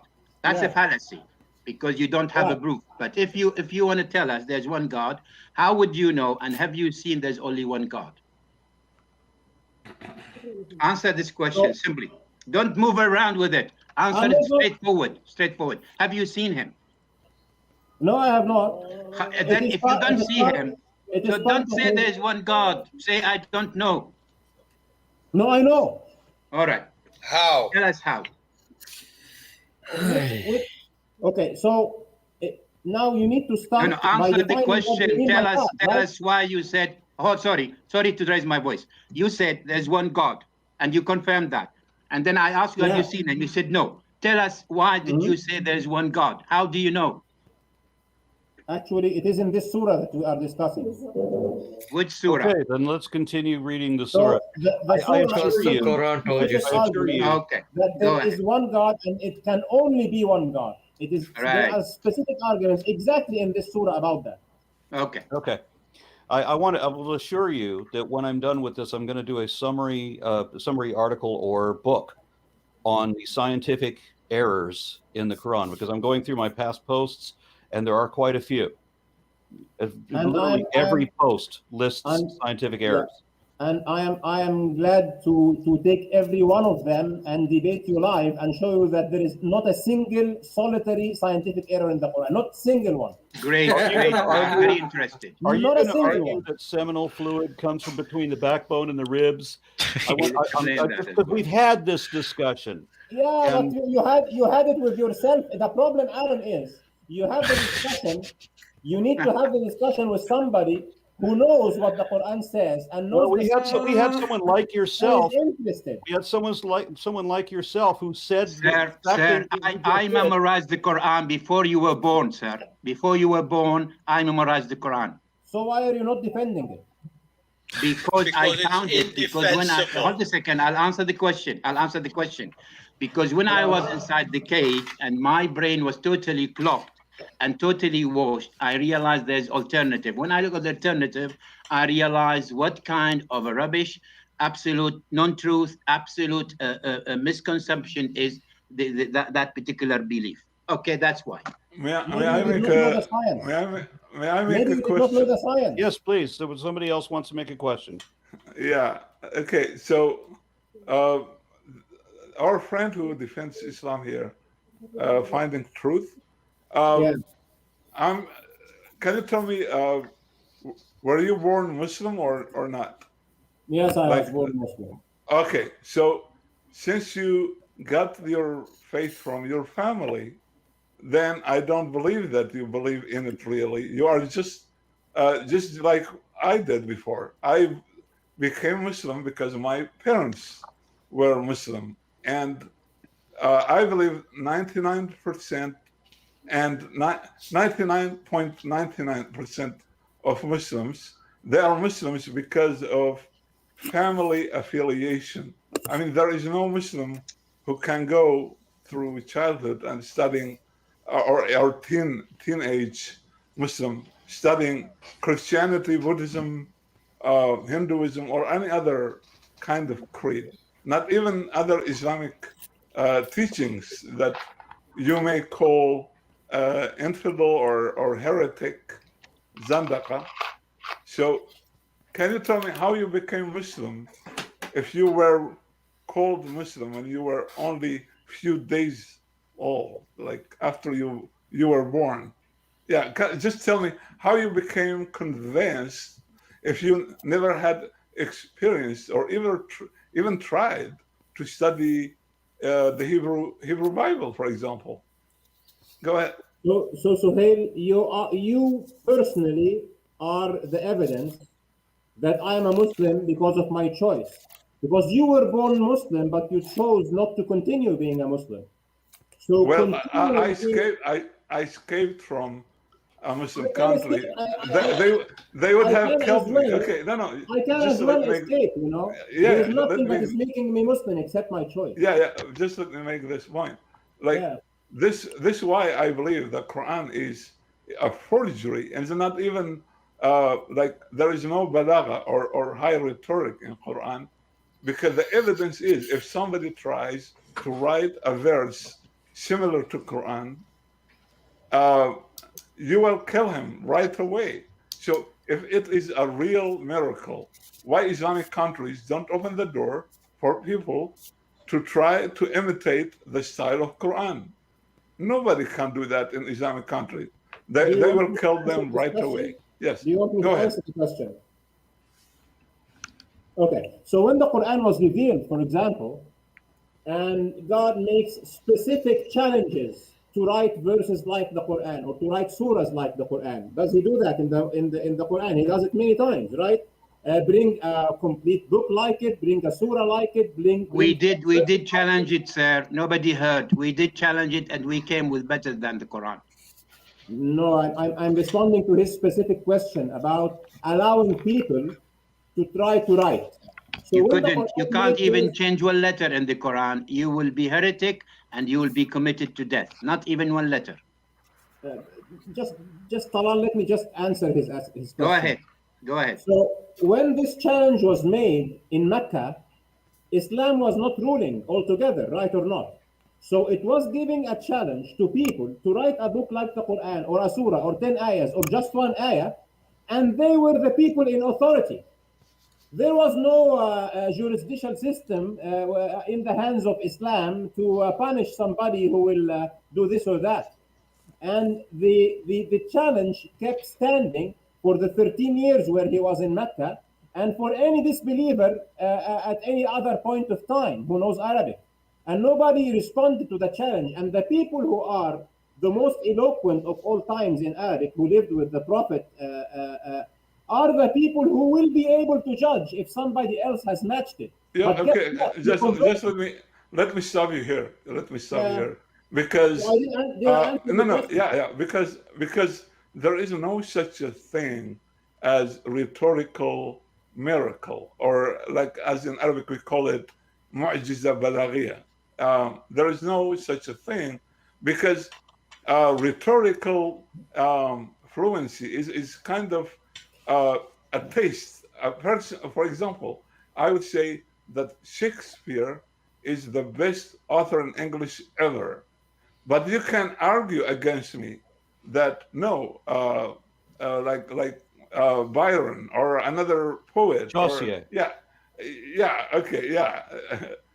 Chaucer, okay, yeah, like somebody else is more fluent and better in writing or verse in English. So giving the Qurayshi tribe a challenge to bring a similar surah, even if they bring one, you will just say, "Oh no, this is not the same style of Quran." Well, the Quran is very absurd. If you read it, it's a very childish. It's like it's just common sense. Like if I tell you, I will give you light in your eyes to see. Okay, what's new in this? I will give you ears to hear. What's new in this? Uh, a donkey to ride. A donkey to ride. So what's new information in Quran just to convince me, well, this is written by God? Okay, if you read the book Nahj al-Balagha, a book written, the speeches of Ali ibn Abi Talib, Muhammad's son-in-law, that book is much, much better and more beautiful than Quran. The book is a very nice style, very like carefully written. It's sound. It's Arab. It's Arabic. It's great. But And it's Quran, clear. yeah, it's clear exactly. Do you want me to answer But you? you don't see that in Quran. Yes. Do you want me to answer you? Go ahead. So the person who has written Nahj al-Balagha is actually not Ali ibn Abi Talib. It is a collection of what he said. But the person who is quoted in Nahj al-Balagha, who is Ali ibn Abi Talib, believed in the Quran and believed that the Quran is more That's eloquent. another topic. That's another topic. It is not That- another topic. No. Because if he Talk thought- about no. Talk Because about the if he thought- style. Okay. The style of Quran. Yes. Because if Ali ibn Abi Talib thought that he is more eloquent than the Quran, then he should discredit the miraculousness of the Quran being eloquent to himself and become a disbeliever himself, I think. Yeah, forget Ali believe- ibn Abi Talib. I The believe Quran that. has been challenged. We have brought so many verses. Nobody looked at them. We I challenged want it. just to Yeah, make a forget Ali ibn final Abi point. Talib. A final point before I stop. Okay, like imagine somebody in China. Let's give him a name, Lin Chong. Okay, Lin Chong. I don't speak any Chinese. I cannot even read it. And Chinese people tomorrow came to us and tell us, "Oh, we have the greatest book ever. It's rhetorical. It's miraculous. It's from God. And if you don't believe it, we are going to destroy you." How can you convince me that something is miraculous and it's written and read by only 3% of all humanity? I mean, it just doesn't make any sense. Yeah, that's my last point. So whatever you argue is pointless because your language is the language of a minority of a minority of a minority inside. 3.5, Suhail, 3.5. Yes. Yeah, and even Arabs, they don't understand Quran well. Correct. This very day. We've talked my a number final of times. point. We've talked a number of times about, writing a book like the Quran. That's the trick, because it's so easy to make a book that is clearer than the book that claims to be the most clear. And it can't be the most clear because there's tens of thousands of hadiths arguing about which interpretation is correct, as opposed to, everybody is arguing over, every believer is arguing over which meaning is appropriate. So it's easy to make a book that is clearer than the Quran. It's certainly easier to make a book that is more accurate than the Quran. And it's easy to make one that is better than the Quran, but then it wouldn't be like the Quran, would it? So that's the trick. What does like mean, right? Because that's not spelled out. It has to be exactly the book without being a difference. Then it's just a copy of the book. So you've got a great escape there, that nobody can make a book like the Quran without being like the Quran, apparently. But better, more accurate, and clearer, yeah, that's easy. I think Okay. I think what they're asking is like, and if people want to be insulted by this, they can be insulted by this. But to make a book like the Quran means to make a book that is just as bad. Yep. All right. Can we continue? With Yes, Do you please. want an Surah answer? Do you want an answer to what a book like? No, I Quran? don't. We want to Okay. continue with No. this surah. Moving on. So we noted 21:48 to 50, Moses and Aaron Reader's Digest version. It mentions the Furqan, which is their book, right? Wadiya. Is that the trick where Moses would pull out his arm and it will be bright and shiny? I think that's what it is. Which verse is that? Sorry, wait, which verse you reading? This is 21:48. Oh, 48, okay. Yeah. وَلَقَدْ آتَيْنَا مُوسَى وَهَارُونَ الْفُرْقَانَ وَضِيَاءٌ. Right? So I'm just going, that's his bright hand, that one of his tricks. Okay. No. No? Then what is it? It is the light of guidance. Yeah. Not his lit hand No. that he pulls No. out of his coat, that is actually mentioned as one of his miracles? Yeah, it says that he pulled his hand out of his cloak and his hand was white. Yeah. Right. So that No, was it a is- miracle. That was like, I could do this. Right? No, Anyways, this next is not- one. this is- yeah. 21:51 to 70. Abraham's story with an interesting set of twists. Maybe we should read it together, but I think the best part is the fire story. I don't think it's elaborated elsewhere in the book. They Which throw verse him is in that, the sorry? Which verse? That's it's 51 to 70. Oh, all together, okay. Yeah. Because I'm grouping the prophets, prophet by prophet, so that we Right. can get through them, right? Sure. Because it has 6 or 7 prophets mentioned here, and we need to go through them, right? Just thematically. 51 to 70 is Abraham and Moses' story. Abraham broke the statues of his people, and he left the main statue standing. So when they were asking him, like, oh, do you know who did this? He said, no, I don't know. I didn't see anything. Why don't you ask your big God over there? And they said, yeah, you're making fun of our God. So they put him on fire. Your interpretation, your translation says they threw him in the fire. Yeah. What I'm getting from this is that this was a burning at the stake that somehow didn't work. It could be anything. It could be anything. But the Well, it's verse is definitely referred they to- didn't give him hot soup. Correct. Yeah, I understand. But the verse referred to throw them, through him. Correct. Right. They threw him into the fire as a punishment. So how would you do that?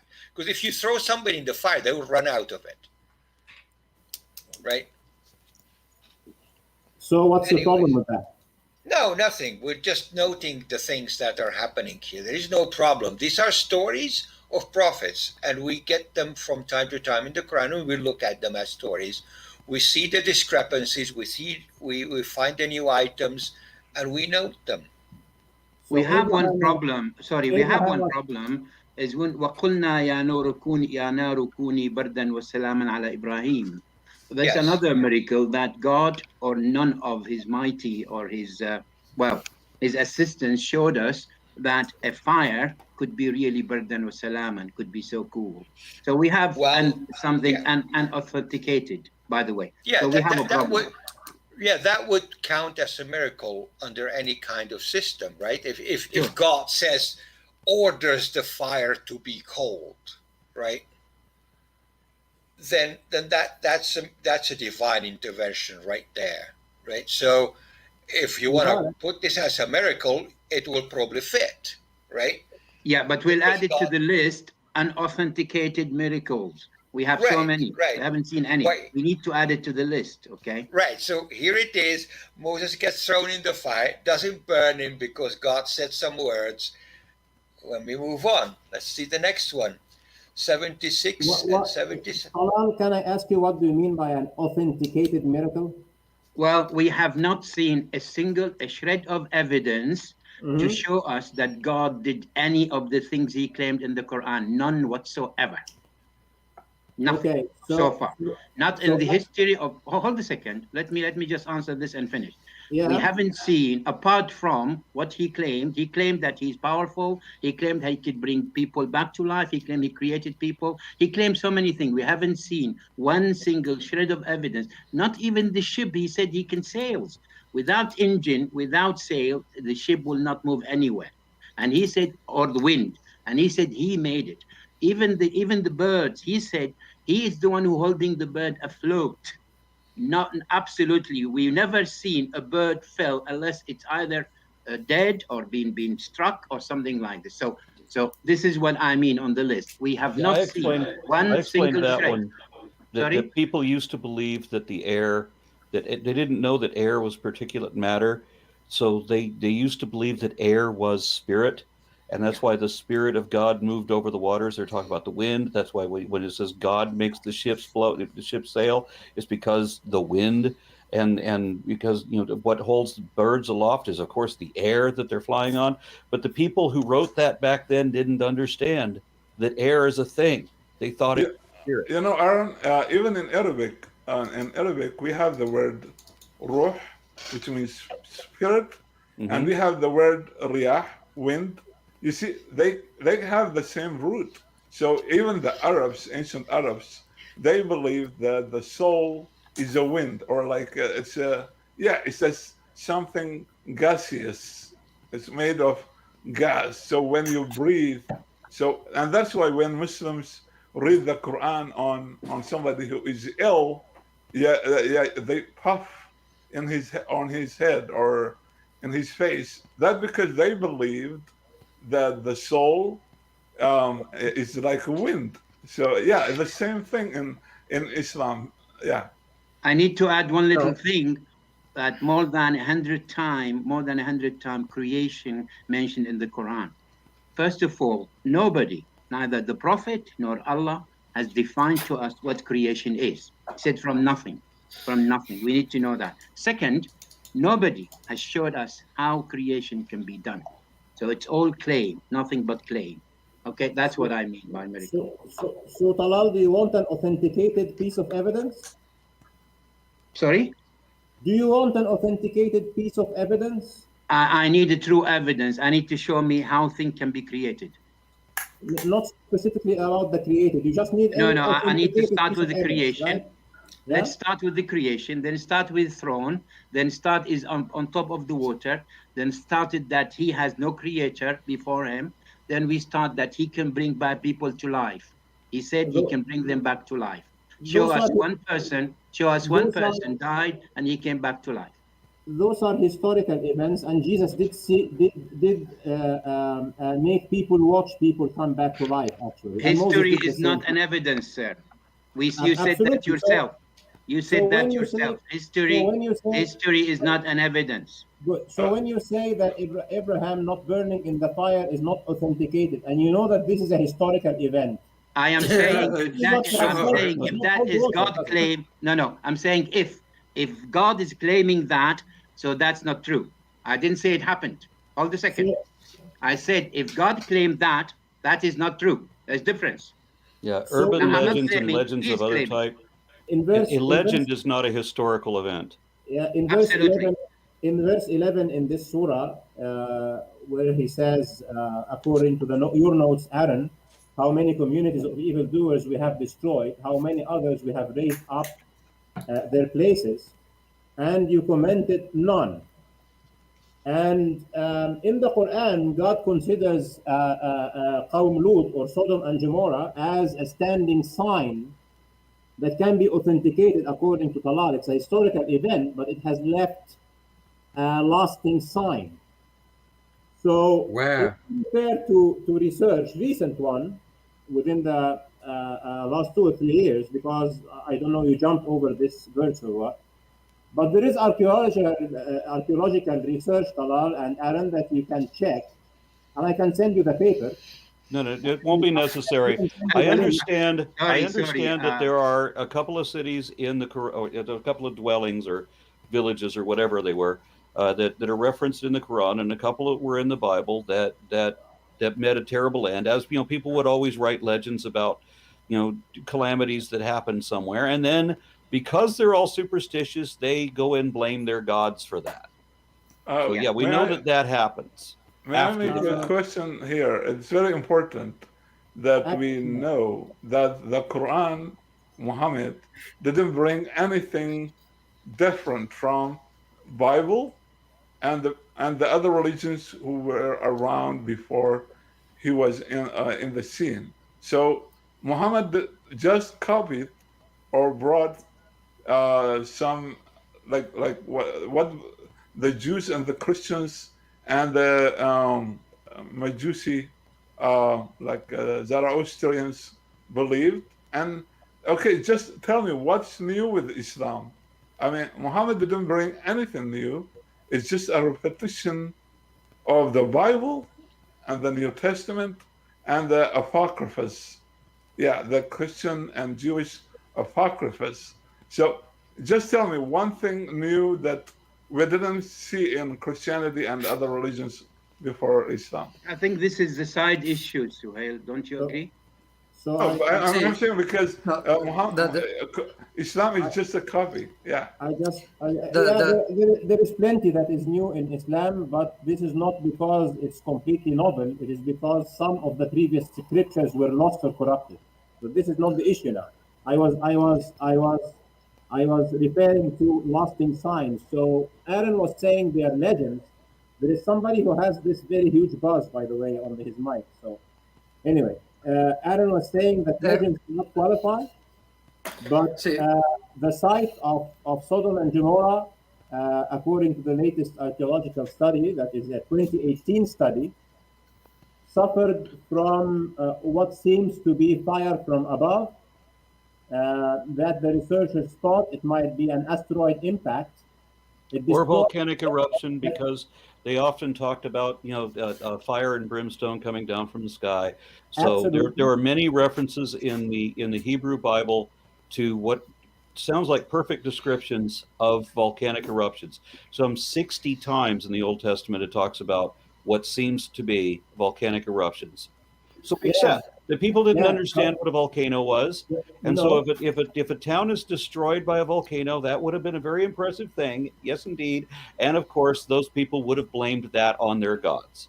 No, Aaron, the destruction of Sodom and Gomorrah in the Quran is specifically fire from above, stones from above. Right, that would be a volcanic eruption, just like I just said. Absolutely. What's your name, sorry?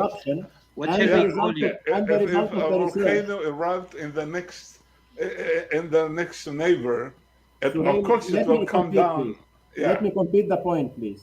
So the research, it's not my opinion. The research is that an area that is 200 miles by 200 square miles was totally wiped out by fire from above. The researchers think it might be an asteroid.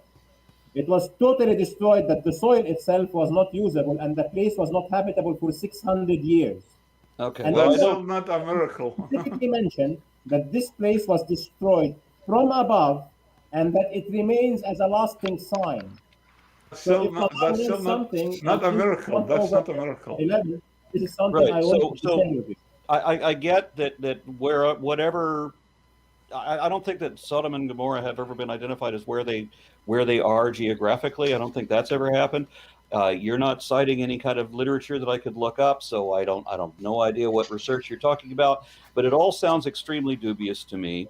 If it's coming from fire and stones from above, then the most obvious answer to that is volcanic eruption, not meteor shower. Or Can I add one little thing? Either Can I way- add one little thing, please? or Just one somebody short- lobbed one a short- star at them from above. One, That one would short. be a thing. Either way, we are And- talking as if, you know, this deity is an actual living, breathing being, when Well, we he's all certainly know that lobbing it. stars. Yeah. Yeah. So things Anyways. happen, and then people say that their God did it. Whatever happens, the people say their God did it. And you're telling me that something happened. Well, yeah, we both agree something happened. We just don't agree that a God did it. And how do we know they are Sodom and Gomorrah? That's one thing. There's one thing I need to mention. Sorry, what's your name, Bending Truth? What's your name, Finding Truth? What can I call you? If you can. Ahmed. My name is Ahmed. What can I call you? Ahmed. Ahmad. In the Quran, My there name is is Ahmed. over 20. Ahmad, my friend Ahmad. In the Quran, there is over 26 qissa, stories. Not a single one has got a date or a place. Not a single one. Would you think that God, at least with his information and knowledge, would tell us at least one of those stories, when and how did it happen? We know how, when and where, would you think? Not a single story in the Quran has got date or place. So forget about Sodom and Gomorrah. Think of the other 27 stories in the Quran. Not a single one we know where or when. Do you want me to comment on that? Please. Okay, so, but please let me continue 2 minutes without interrupting. It's up to Arun if he can give you 2 minutes. Yeah. Good. Okay. So number one, I posted in the chat a link to an article about Sodom and Gomorrah if you'd like to look at it, and it describes the kind of destruction, and you can compare it to the exact verses in the Quran that describe how it was destroyed. Yeah, I'm Now, looking at an article right now that claims that as the proof of Christianity. I'm sorry? Oops. Yep. And this is not a scientific. I don't mind if it's a proof of Christianity, because Islam, Christianity, and Judaism are coming from the same God, and the Well, scriptures I get of that. Christianity I and get that, Judaism are except okay that for me. Christians are going to go to Okay. hell in your religion, and Sorry? Jesus is God in Christian religion. So there's a problem there. It's, like I said, things happen, and then people blame their various gods. So the Muslims say that it was Allah, and the Christians say it was Jesus. It doesn't matter that it was neither one of them. They're both going to blame their gods. Well, But that doesn't change the fact that a thing happened. Grant, you and I both agree a thing happened. We just don't believe that it was caused by magic. the trick is not that it happened. The trick is that the Quran specifically described what happened. Because the And- Bible had already described it. And the Wasn't Quran is a specifically rip-off of the said. Bible. So Nothing Sodom and Gomorrah specific are in the in the Quran. Bible. And the It is people okay if the who wrote Bible the describes Quran, it. the people who wrote the Quran were already aware of the Bible. So they copied the Bible stories in a Reader's And let's not Digest forget, version. and let's not forget, the Bible is a ripoff of the Torah. There's nothing Right. specific in the So- Quran. You said specific. There's no specific in the When- Quran. When the Very- Quran was written, you absolutely have to take into account that the Bible and its apocryphas were available to Muhammad to read. Also, the Torah and its Except that other he couldn't books read. they were also available at the time to be read and incorporated. Correct. So when you say the Quran is so miraculously describes something that is exactly the same in the Bible, yeah, copy and paste, And 7th it's not century. specific because there's no date and there's no place. It's not specific, sir. No, there is Anyways.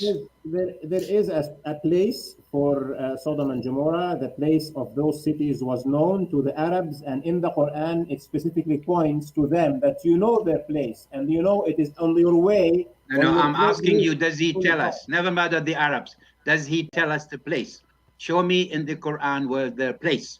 Never mind What is about it the there? Arab. Don't mention the Arab. I know about the No, Arab. the Quran addresses specific people, and he tells them that this city is in the place that you pass by, and we know All that right. the trade Okay. route All is right. from So it's up Mecca. to us. It's up to us. Fair enough. No, it's not up to us. I just didn't continue. We know that the trade route is from Mecca to Levant, and that this place and this path passes by Jordan, where Sodom and Gomorrah is, and this is where we find the destruction site. So the place is described, and the time of Sodom and Gomorrah is known to be in the time of Prophet Lut, who was contemporaneous with Abraham. So we know that Lut was contemporaneous with Abraham from the Quran too. So we know both the time and the place, mind you. I suggest that you take a look at a documentary by Dan Gibson, Holy City, where he argues that the original Holy City is Petra, not Mecca. And I mean, he brings a great deal of evidence, and that's exactly what you said. That they were, it was on the way, very close to the holy city, but we see Mecca and Medina, they are kind of far from the Levant. And if they had a free choice, why on earth God destroyed them? I would like to know. Oppression. Because he wants to. Oppression. Simple as You that. know, the reason God destroys people. Did you is not say because they oppression? disbelieve. God destroys people when they start oppressing others. Oh, I see. Really? But he could have prevented them without destroying them, couldn't he? No, he doesn't. He doesn't prevent them because he already sent them a messenger. So he's not capable of. He should have done something better. Stop them better than destroy them.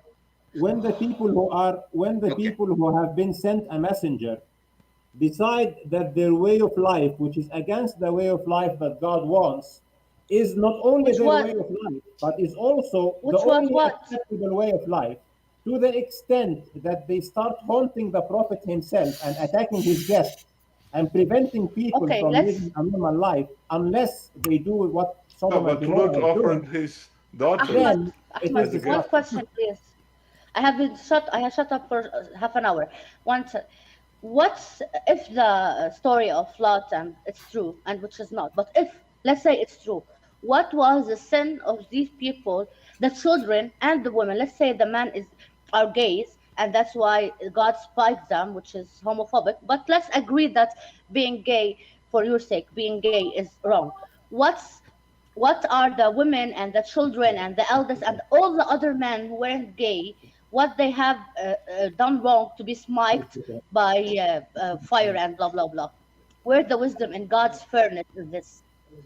Why they have to pay the price?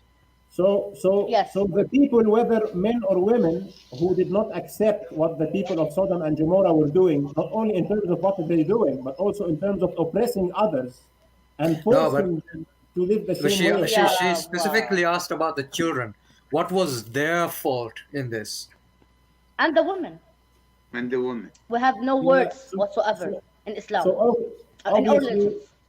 Obviously, even the women that were living in Sodom and Gomorrah were approving of what the others were doing. All right. So that's your opinion, is it? And what about the Your children? opinion or your opinion? The children? It is not my opinion. It is written in the scripture. So even What about the children? What about the children then? Did the children participate in this? Even the wife of Lot himself was conspiring against him. So it shows that even. No, can you answer the question about the children? Did the children conspire to do this? What's the sin of the children?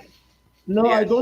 I don't think that the children were conspiring to do this. But when a catastrophe happened, they died in the event, didn't they? Yeah, he could have saved them, though. He could have saved them. So God who saved them. God who gave them life can take it, you know. It is not up to us to decide we live. So we have known pretty well then. He does it. So he does it. When an earthquake happens today or a volcano happens today, is it an obligation? I don't like to swear, but fuck this God. No, hold your tongue, lady. Right, okay. Sorry. Okay, so God decides occasionally that he's made a mistake, that he can't make mistakes, but he makes mistakes, and he decides that he has to wipe the slate clean. It happens over and over again. All right. For somebody who can see every possible future, it's funny how often he misses it. But then he finds the one righteous guy, and it always happens to be like a naked old drunk cursing his kids, or somebody who gets drunk and impregnates his own kids. But in this case, the one righteous guy worth saving was the one that tried to feed his own daughters to a rape mob. because God is a really terrible judge of character. What a story. So those allegations. What a story indeed. Those allegations. And you think God is really against interested in all that? You Yeah, think God is let really him interested in answer. all that? Let him answer. Those allegations against Prophet Lot are negated in the Quran. Prophet Lot Right. did not have sex with his daughters in the Quran. This is not true. This is a corruption to his story. Okay. Yeah, but he offered his story, even his daughters, even in Quran. Yeah, Quran says, "Here my daughters are. They are clean for you." So Muslim scholars said that he offered them in marriage, and this is why. No. Let's Mary and pretend for a moment. Let's pretend for a moment that that's what it is. Okay, Here, there's a rape mob. that is silly. Let's move on. there's a bunch of- Ahmad, do By you the have a way, son? by the Ahmad? way, sorry, Ahmad, sorry, do you have a son? sorry. By the way, being obliged to marry is also rape, so the same thing. Yeah, so we have a rape mob, a mob of homosexual rapists. So I'm going to take my daughters and give them in marriage because my daughters don't have rights, right? They're just They don't get to females. Yeah, Right. they don't. And you know what? The moral higher ground You cut me was off. with the homosexual mob because they weren't interested in the girls in the first place. Yeah. Dude, Ahmad, we do you don't have need a any son? comments, but that is a cut.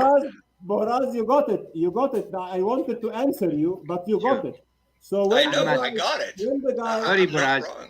when Ahmad, the do you guys have are son? attacking Lot and his, sorry, somebody's speaking. Do you Go have ahead. son, Ahmad? Do you have a son? Do you Yeah. have a daughter, children? You do. Yeah. If your son oppressed somebody else, would you Yeah. destroy him or would you prevent him and stop him? Well, I will try to. No, stop answer him. the question. What would you do?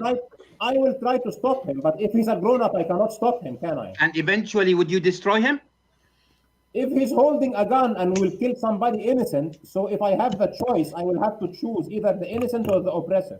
No, What you are have you the going to choice. do? You can do both. Look, you are in a desert. You Dear can do Talal, both. dear Talal, this is a rhetorical question. I think it was probably a waste of time because Yes, I you know, agree. Okay, let's carry on.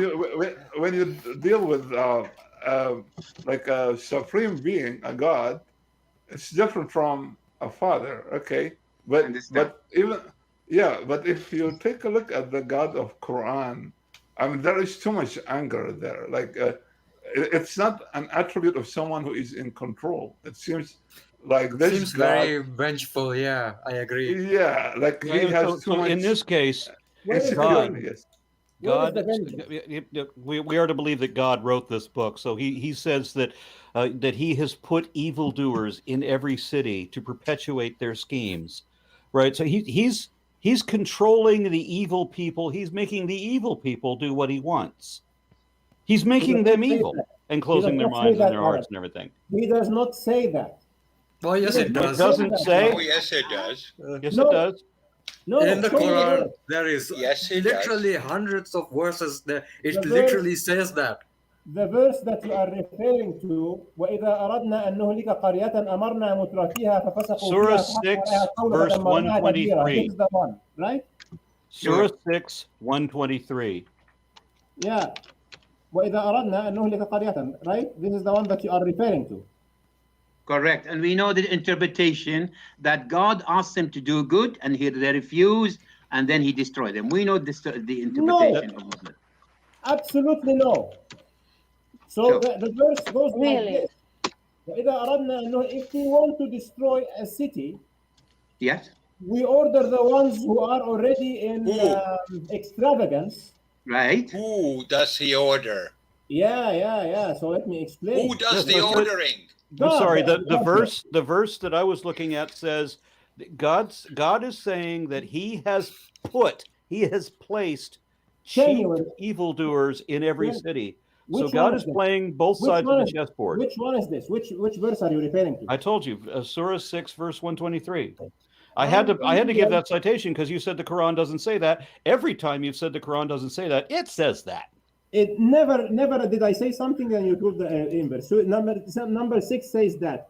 ألم يروا كم أهلكنا من قبلهم من قرن مكناهم في الأرض ما لم نمكن لكم وأرسلنا السماء عليهم مدرارا. It does not say he has put those people there. where are you reading this? I Change just the told you translation or twice. I'm going to say it again. Surah 6, verse 123. 123, just a second. 123. I'll get it for you Okay. here. So وكذلك جعلنا في كل قرية أكابر مجرميها ليمكروا فيها وما يمكرون إلا بأنفسهم وما يشعرون. So it doesn't say that he has placed them there. Yes, he It did. says, and Use the word ja'ala. Do you know we understand Arabic? And so we Do have you Do you know understand we the all word speak ja'ala? Arabic here? And so we have made in each village or in each city the elders of its criminals to make conspiracies in it. Yeah, they so only you're saying conspire- you're admitting that it does say what I said it did. No, he's not saying he's putting them there. What's the meaning of That's ja'ala? what I said. So you're admitting that it says what I said it did. He's not putting them there. So what? Yes, he He's not said, putting them we there. placed. وَكَذَلِكَ جَعَلْنَا فِي كُلِّ قَرْيَةٍ. Who did the ja'aling? You know, Allah. you know, in Islam and in all theistic Can you define Concepts ja'ala, of please, God. Ahmad? Can you define ja'ala in Arabic? Define ja'ala, Make. please. make. Every student in school will be able to explain to you what ja'ala means. Define ja'ala, just for the record. Made. I've just answered. Make. Okay, Ja'ala is so he made. made them in each city, in each village. Yes, sure. He made them. He did not make them. He did not place them there and tell Well, them, he please do this and just this said for me. it did. He leaves Never mind. them do what I think they we need want. Can we move on? Can we move on, please? Yeah, we need to move on to this surah. Okay, so Abdul Halim gets it wrong. We all get it wrong, and you're the only one in the world who gets it right. Okay, please, let's move to the next one, okay? Yeah, okay. Okay, what's your next note? My note is on Noah, 76 to 77. It's very short. Right. This is a Noah story, but it's missing the flood.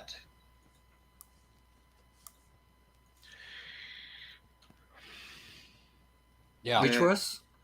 Wait, is 60, it though? 67. 2176, 2177.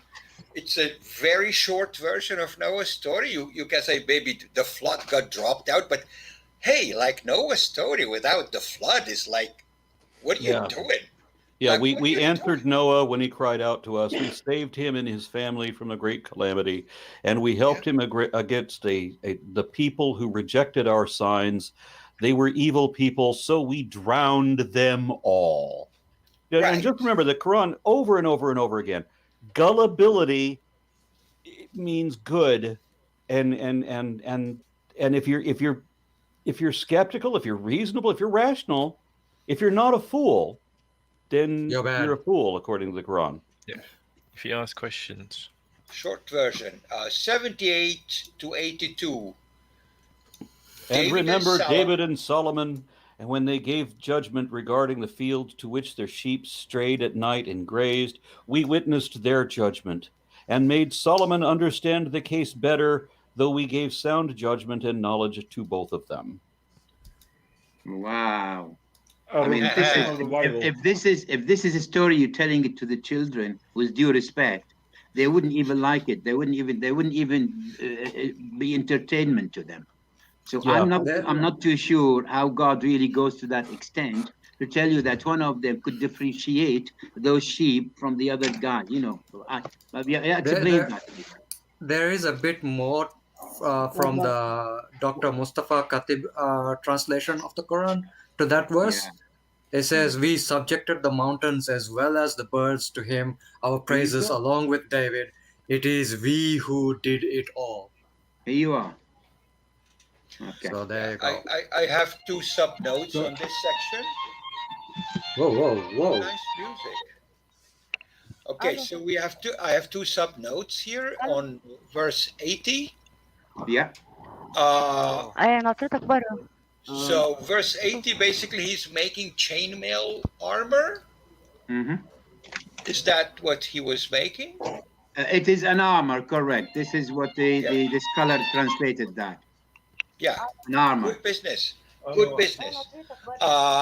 82, which is very interesting given the time.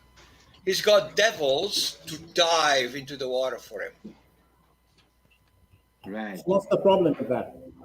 Scuba divers. Yee-hee. No problem. It's only so vague. We don't understand what's going on. I Right, like it's the good. fact that, okay, so the Quran rips off these stories from the Bible and doesn't even properly tell the stories in most Correct. cases. That's what the problem. There's only with like that one or two times where they actually do tell a story, but in this case, where they have these new embellishments, you know, like if you talk to everybody else, anybody but a Muslim who believes in Solomon, whether it's Christian or Jewish, they're not going to think that he has the Dr. Doolittle talk to animals power, or that he can decide when the wind blows.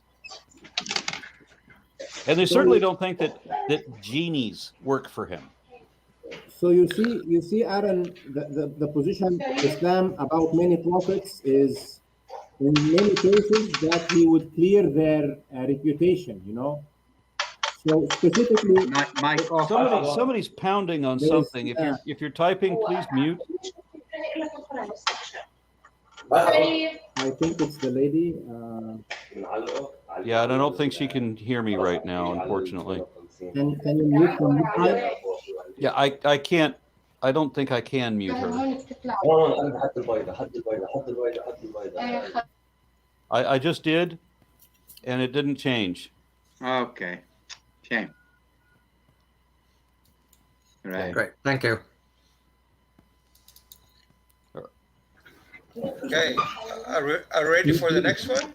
So Yes. so the thing is, guys, that in Islam, God in the Quran clears the reputations of many of the prophets. So it occurs that in the Jewish tradition, Prophet Solomon was accused of magic. And God explains that he was not a magician, that the jinn were acting upon his commands, and that they were doing beneficial work for him. So And that's- when you and look that's at not magic. verses about Solomon, to understand what is being said here, is explaining that, number one, Solomon was primarily a prophet, not just a king, and the same for David. And what they were doing were acts of prophethood and were miracles, not acts of black magic.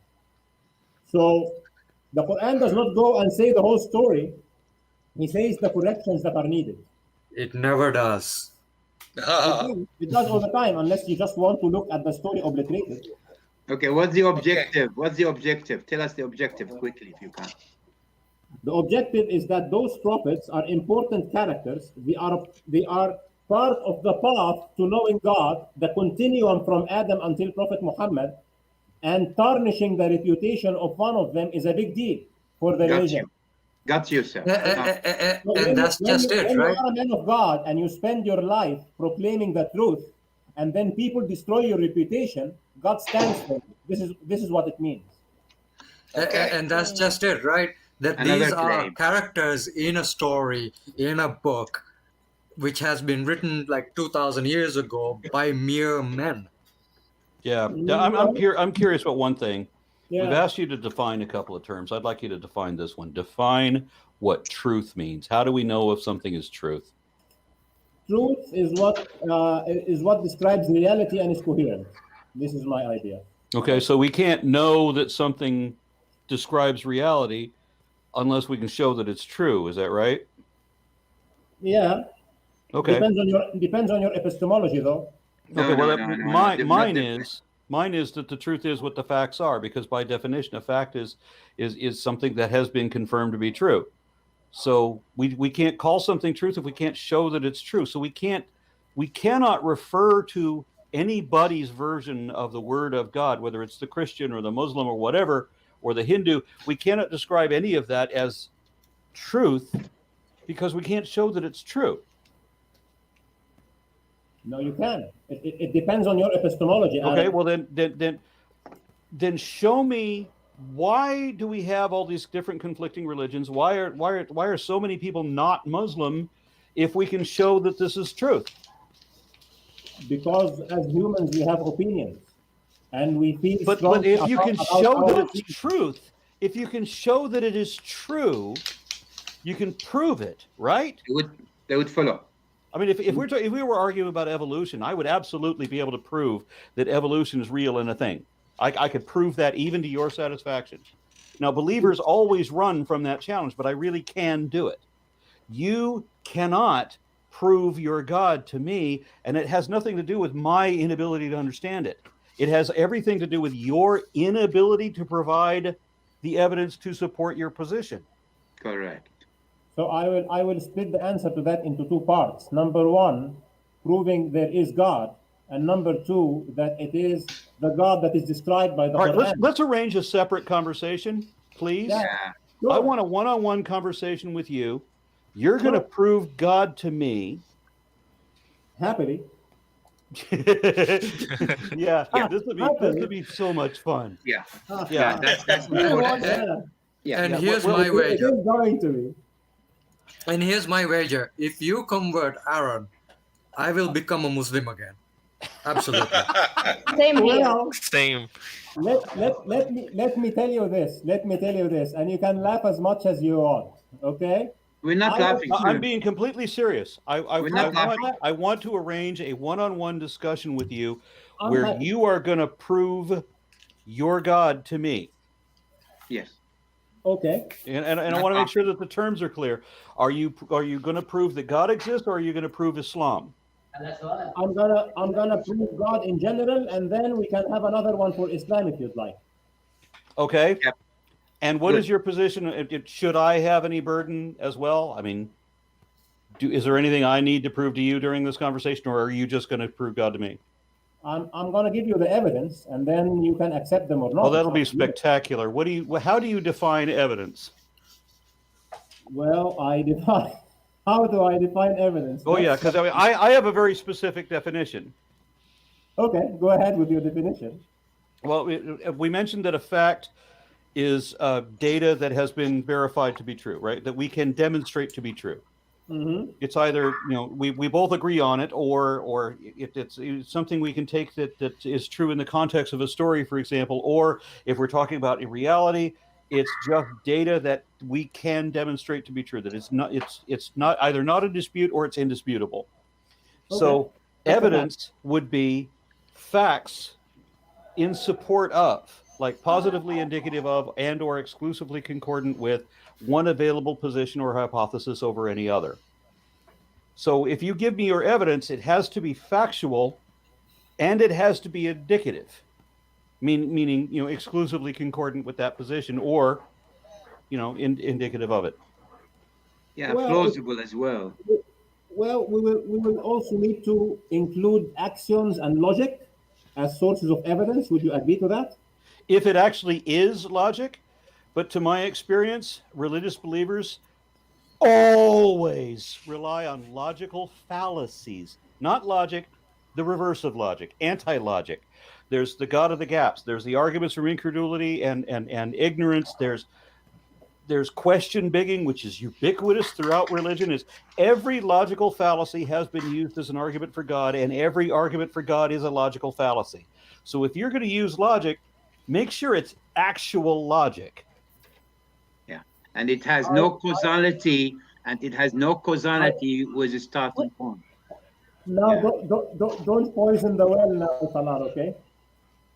Now we will leave it up to the chat for people to decide whether I'm being fair to your presentation of evidence. I just want everybody to understand. I have a criteria what evidence is.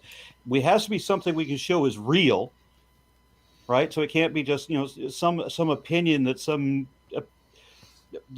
theologian had.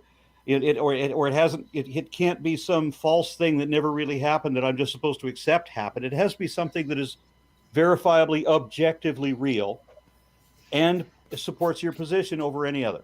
Sorry, I'll I use the have no Quran as reason. evidence. I can I have only, no I can reason only, to.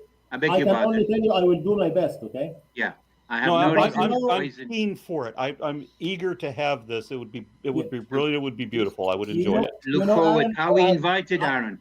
I I have seen people who have taken on trying to go through the Quran to discredit it, and eventually they become Muslims. And I expect that this will be your final destination. Yeah, and right now, Yeah, you're why talking to a panel of people And- who were raised Muslim and woke up at some point. Exactly. Oh, Yeah. Believe Are we me, invited, Aaron? Sorry. Are we Be- invited? I cannot invite other. I want this to be a one-on-one. He's going to One-on-one. prove We'll God watch. We'll watch. to me. Okay. I will watch this, and the moment Aaron says La ilaha illallah, I become Muslim again. Guarantee. I will be and I will be a Muslim woman. I wear veil and be like worship the legs of my husband. I won't. Islam doesn't want you to do that, but I won't. Yeah, it does. It does. Islam will It bring does. more Muslims with him. It that's a fucking good does. thing. Okay, when we reach No, it doesn't. Surah An-Nisa, we'll talk. I Okay, won't. Okay. we will So- schedule. 21. So a 21. record has been met, Yeah. and we Yes. are looking forward to it. Yes, Sure. and now we'll move on to the. Well, let's get through the rest of the verses of this surah because I don't want to spend the rest of my entire day here. Yes. For whatever reason, So- I've just decided recently that I need a drink. So Oh. let's. We could all use 21. one. We could all use one. 21, 83, 84. A really mini version of Job's story. I love this story because it's I so love the fucked Job up. story too. God makes a deal with the devil. This is when God and the devil are still friends. After God has taken the devil's legs away, according to the Christian interpretation, somehow they're mortal enemies. Except that the next chapter, the first time that Satan is mentioned, we realize that God and Satan never had a falling out, so he couldn't have been the serpent in the garden story. So God and the devil are buddies here, and they're making a bet. And then God uses the excuse that the devil made me do it. Aaron, do you realize that you are conflating the story in Christianity with the one in the Quran, which does not say that God made any deal with the devil at all? Yes, he does. Okay. In the hadith, in the Yeah. stories. I've heard We- it before I knew about Christianity. There is no hadith that says that God has asked the devil to do something to Right. Job. So, However, There is verse. He asked it him is to in pray. the Quran. Sorry. It is The in very- the Quran. Verse. The It is in very the first. Quran that God lets it happen, and it is the case that Job, because he persevered, that he becomes the icon for perseverance and for patience and What's for the- I read repentance. this very differently. I mean, For stupidity. this is testing what does it take to get somebody to question their misconceptions or their preconceived notions. What does it take to cause someone to question their position and maybe correct it? And it's celebrating stoicism, that no matter what evidence rises against you, you're still going to praise God as being just and loving and true, even when he's being a deliberate dick and punishing you by killing everyone you love. You know, Aaron, you have this. When you have the wrong concepts about something, you will see it completely opposite to what it is. True. Okay, you're Prophets- demonstrating that right now. I agree Prophets are with you people. that you do Prophets are have that people. problem. Prophets are Yes. prophets are people who are not like me and you.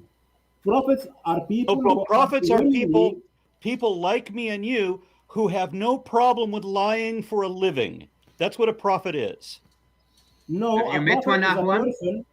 A prophet Have you is a met one, person Ahwan? who is ready. Sorry. Have you met one? Have you met a prophet? I No, want but to I hear what know he's one. going to tell me what a prophet is. Yeah. I was raised Mormon, so I'm going to love this. Go ahead, Muslim. Tell me what a prophet is. A prophet is a person who receives revelation. You know that. I'm sorry, what? I cannot hear you. Your mic. You really need to. We need to do something to do with your microphone because I can't hear you. I don't know what's the problem with it at all. So, is it better I don't now? want you to do it right now. I don't want you to make changes in your settings right now. I'm just Okay. straining to Okay. hear you. All right. Say So, again. A prophet is somebody who receives revelation. You know. Yeah. So Joseph Smith was a prophet, and so was Baha'u'llah. No. And so technically, was Guru Nanak. No, And me, Aaron, I receive revelation as well. no, because Why we have, not? because we have one prophet in the middle. Because we How do have you one tell prophet. a false prophet from a real one? Because I tell you, Muhammad is in my false prophet category. That's why you are a disbeliever, right or not? Well, no, it's not. I'm No, a disbeliever too. Because Prophet Muhammad is a false prophet for all of the Christians who did not follow him. And the Who Jews. told you? Who told you that? So, Who so told at you the that? end of the prophets are day, false by definition. so at the end of the day, God sends prophets, and you need to investigate and to think of the evidence, and you take your decision, and you bear the consequences. Okay, so God sends prophets. God sent a handful of prophets to promote Judaism, and God then sent another prophet to promote Islam. And I understand that the mortal enemies of Islam is Judaism, so that's a problem. That's not And a then problem. and then God sent Jesus, who is God, and yet Well, he's not a prophet either. you do know that Muslims accept Jesus as a prophet, not as I God. know that you accept know that? Jesus as a prophet, and that you also say that he was never crucified and that he was never God incarnate. So I love using your position against Christians, which is my normal hobby. No, let me tell you that this is not fair to use it against Christians. Really? Because, Why Why because, not? because Not against, Christians, just to clarify things. So their you position. Not against. believe that Jesus is both the Son of God and God himself? no, I believe Jesus is exclusively a prophet. He is not the Son Okay, of God. so he's and he is not the God. Son of God. Therefore, Jesus is not our Savior. Jesus is not the Word made flesh. Jesus is your savior as a Christian because he is your prophet and he was sent Well, to no, save it's you not my by prophet. guiding you, I'm not a not Christian. by dying for you. Okay, What so difference? you believe that Jesus died for me? No, he is your savior by guiding you, not by dying for you. Okay, so again, just problem hearing you. So Yeah. was Jesus crucified? No. According to the Islamic tradition, Jesus did not die on the cross. Okay, so He didn't die. Jesus was not crucified, or he didn't die. So he didn't die for my sins, and he's not God either, He's not God, he's a prophet. and he's not the Son of God. No. In what respect is Mhm. Jesus my Savior? Savior from what? He gives you the guidance so that when you follow the guidance, you will join God's presence in paradise. Wait. He saves Jesus you is from going hell. to give me guidance. The He guy saves you who from thought hell. that He saves you from diseases your were sins. caused by demons. Sorry, what again? The guy who thought that the guy who thought that diseases were caused by demons is going to give me guidance. I don't think Jesus has the qualifications necessary to give me guidance. Why do you say that Jesus thought that diseases were caused by demons? Because he supposedly he pretended to cure people just like any other faith healer did, except that he didn't know what the pathogens were. He didn't know what the causes of the diseases were that he was curing or that he was pretending to cure. Well, he didn't. He need thought they to were know caused by because demons. because Jesus did not say, according to the Quran, Jesus did not say, "I am healing you." Oh, He said, so I'm Jesus healing you in the didn't name of cite God. Jesus didn't cite a book that was written 650 years later. You're right. I can't argue that. absolutely, and again, Since the Quran didn't yet exist for go another back. few centuries because of another one of God's many oversights, then yeah, Absolutely. Jesus didn't cite that book. You can go back to what I have just said about Prophet Solomon. So in the Quran, God adamantly and very clearly and many times makes it a very clear case that Jesus was not doing this on his own, that he was performing miracles, that he was raising the dead on God's command. God was raising the dead through him, that he was curing people, not because he's a doctor, not because he knew what they were suffering, but because it's a miracle. And he does all of those clearing of what has been said about Jesus, setting Jesus as a prophet, and even at the end of Surah Al-Ma'idah, which is the table, he narrates. So just one more moment of clarification before we get back to the surah. Could Jesus really fly, and did he really have to have his shadow sewn back on? No, I'm confusing my fairy tales right now.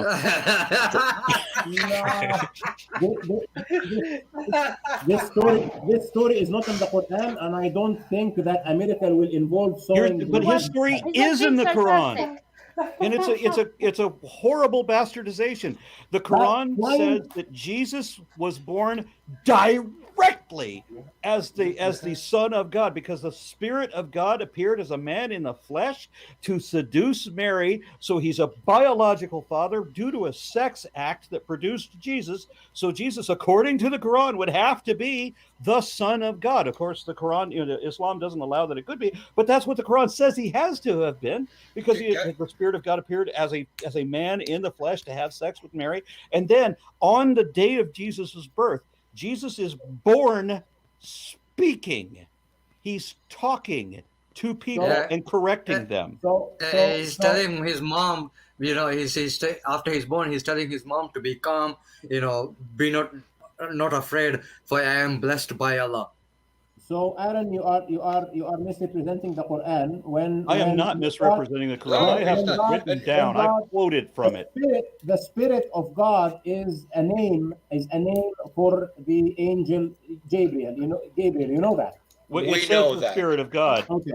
So So in the Spirit Christian of God interpretation, the Spirit of God is the Spirit of God, not the Spirit of Gabriel. No, sir, no spirit. When Hold the Quran says it's Gabriel, the Quran specifically says it's Jibril alayhi salam, not the وتمثل Spirit. لها بشرا سويا وتمثل لها بشرا سويا.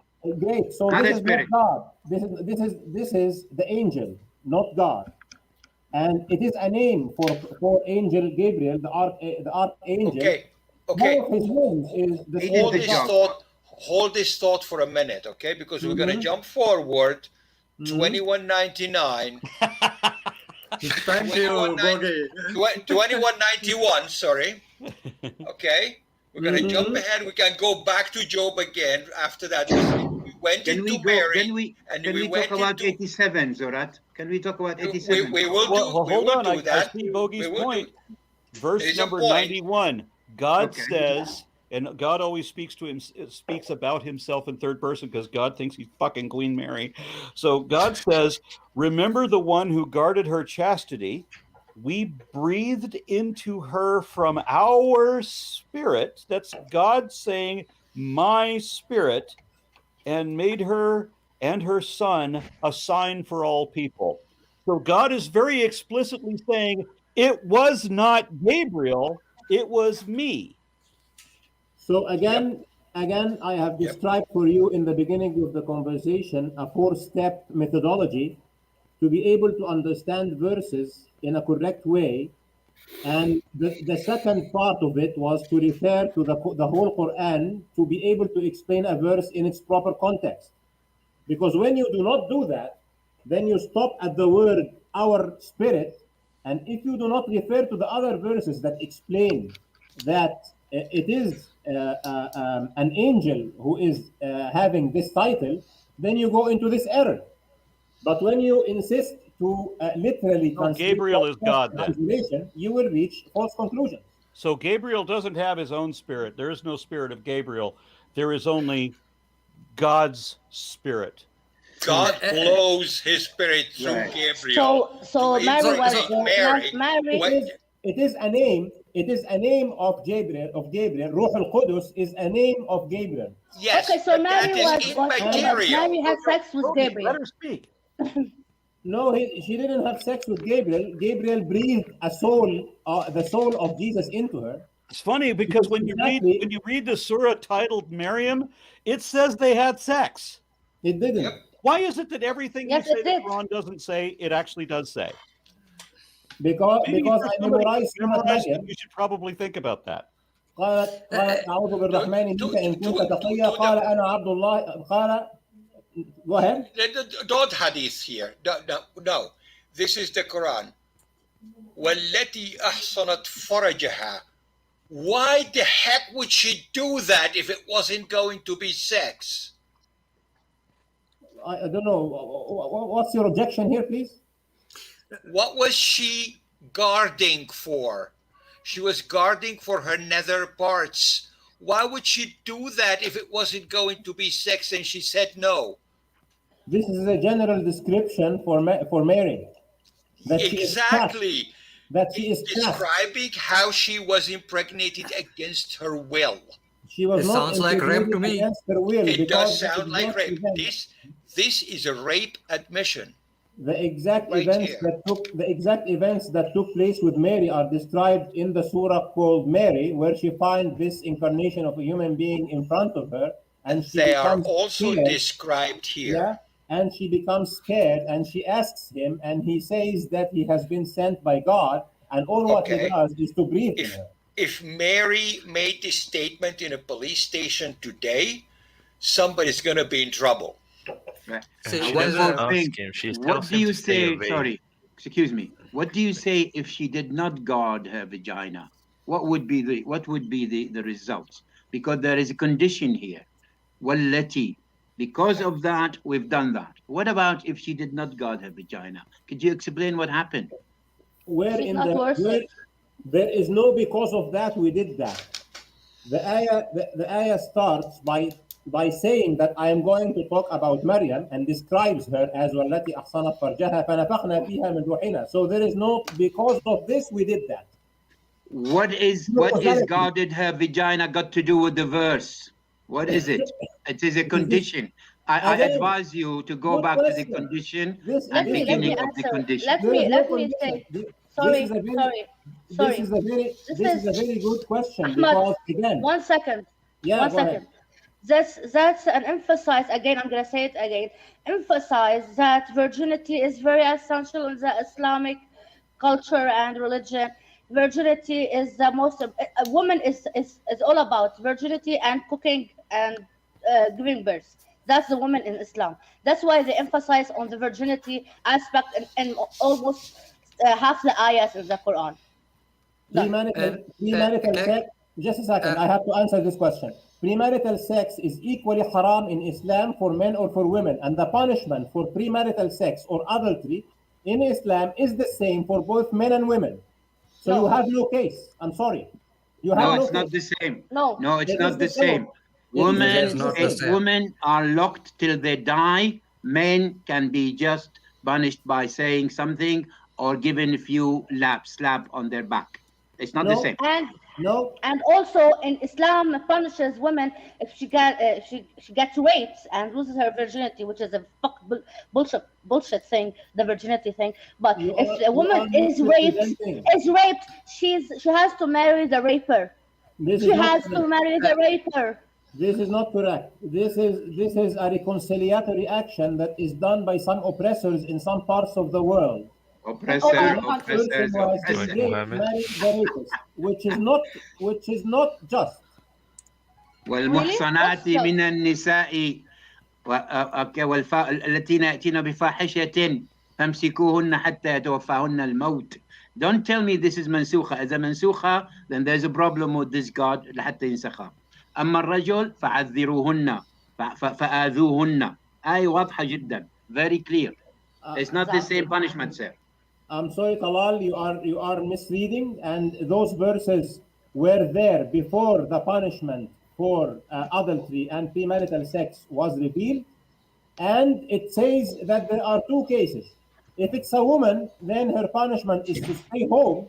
If it's a man, and the verse about the men is by the way explained by many as the punishment for homosexuality, not for What the fuck? Shouldn't Oh be my there. God. It shouldn't Yeah. be there, these verses at all.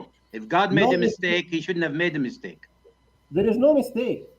It sounds like a mistake. The verse exactly leads to the exact legislation that came later, because the last part of the verse is حتى يتوفاهن الموت أو يجعل الله لهن سبيلا, until God makes a path for them. And Is the that path a fair- for them is has that been a fair revealed punishment? later, according to what happened. Is that a fair punishment, sir? What fair punishment? To stay at home till she die, to be locked at home till she die, or God find a way for her? Yeah, and shortly after, God sends down the exact legislation for premarital sex and for adultery. I'm asking you, never mind what God sent. Is that a fair punishment for somebody to commit adultery? Yeah, the punishment at that time All was right, death. you gave me the answer. Thank you. The answer is the punishment at that time was death without asking questions. So what God did is that he preserved the lives of those women who would have been murdered without trial until the law came down. And when the law came down, there was a specific trial. Yeah, because and there prison were me is better than killing and me. no, Oh my and there God. were guarantees for number of witnesses, for the conditions of considering it a crime, for the conditions of accepting confession, and for so many things that put guarantees for that kind of criminal trial. There is And no then- that time. The Quran What is do you valid mean for every criminal time. There is no trial? that time. There is no I'm that sorry? time. I'm sorry. There is no that time. Hold on. What do you mean criminal trial? Is adultery considered as a criminal act? Yes. You How can- is that? How Not is in that this a country. criminal thing? Adultery, you know, this is since the Ten Commandments. It's written there, and before that. Yeah, well, the Ten Commandments were never a thing. The Ten Why? Commandments were ripped off of Hammurabi. So I that know, was, I and, know, and I they know were your never, position is that Moses never existed. I know that this is your position, but and none of the commandments that are given in what is erroneously called the 10 Mhm. are enforceable or supportable in the American system. It doesn't make a difference. It was enforceable for the people that it was revealed to. I'm sorry, what? It was enforceable to the people they were revealed to. Oh, in a primitive society, yeah. But we're talking about a timeless God who, for whatever reason, is still shackled to the prices in shekels for a female slave being half the price of a male slave. And there's no accounting for inflation somehow. So it seems to me that God is not all that timeless, that it's just people pretending to speak for God. And that's why the Bible and the Quran are both rife with mistakes. And see, I cannot, for my better judgment, follow a religion which, claims that they would punish me because I like having sex. Or that they would punish you because you don't believe impossible nonsense for no good reason. Which Exactly. both the Bible and the Quran both demand.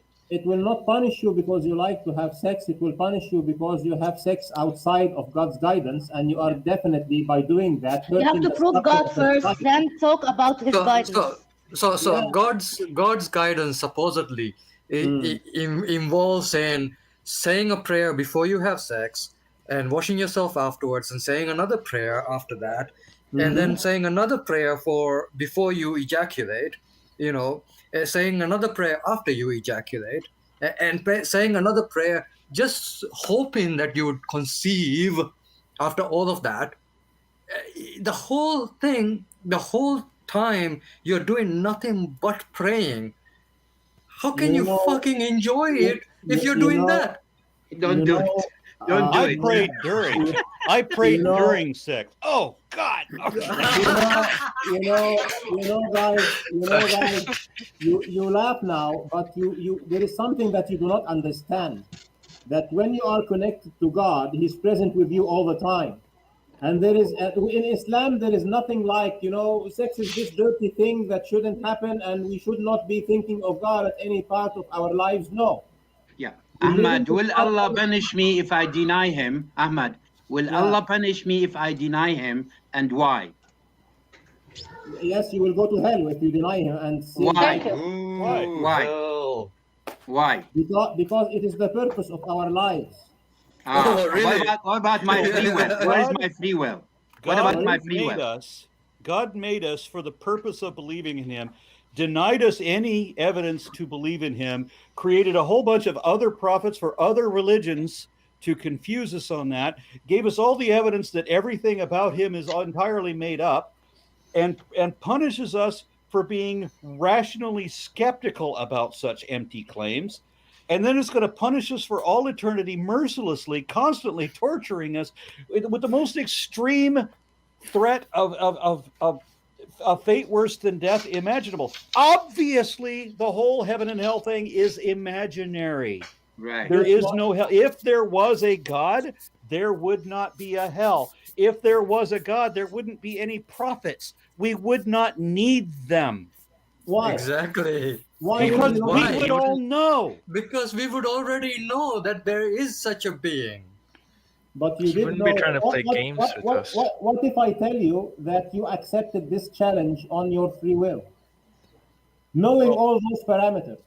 No, don't tell me anything. Tell me one thing. I've used my free will and I denied God. Why should he punish me? He gave me the free will. I've used it. And Why he should gave you every punish me? reason not to believe in him. You signed the contract. You Which signed the contract? Which contract? Oh yeah, You Islam signed the believes that. contract. I didn't to come sign to this- anything. You signed. Well, you will remember later. You signed the contract to come to this world. Oh my God. To What the come to hell? this world with free will, to choose to believe or not to believe on your assessment. And to I don't bear the actually have a consequences. choice. Yeah, you have a choice. No, I don't. What choice is No, that? I've no. used it. A believer Islam. has a choice. A believer chooses to believe Yeah. what he knows is not really true, but he's going to believe it anyway. Plenty of I people think- have I think admitted something. that to me. You have a choice. You have a choice to. I drive do not 200 have miles a per hour. choice. Allow me to correct you on Okay. my perspective. Go ahead. I do not have a choice. I cannot decide that I want to believe things that are not true. I am nor can I believe whatever I want to that is contrary to the facts. I am compelled to accept and consider what the evidence indicates. I have no choice in the matter. I might prefer to believe something else, but it doesn't matter if it's not supported. If the thing I want to believe is not positively supported, I don't need for somebody to prove it wrong.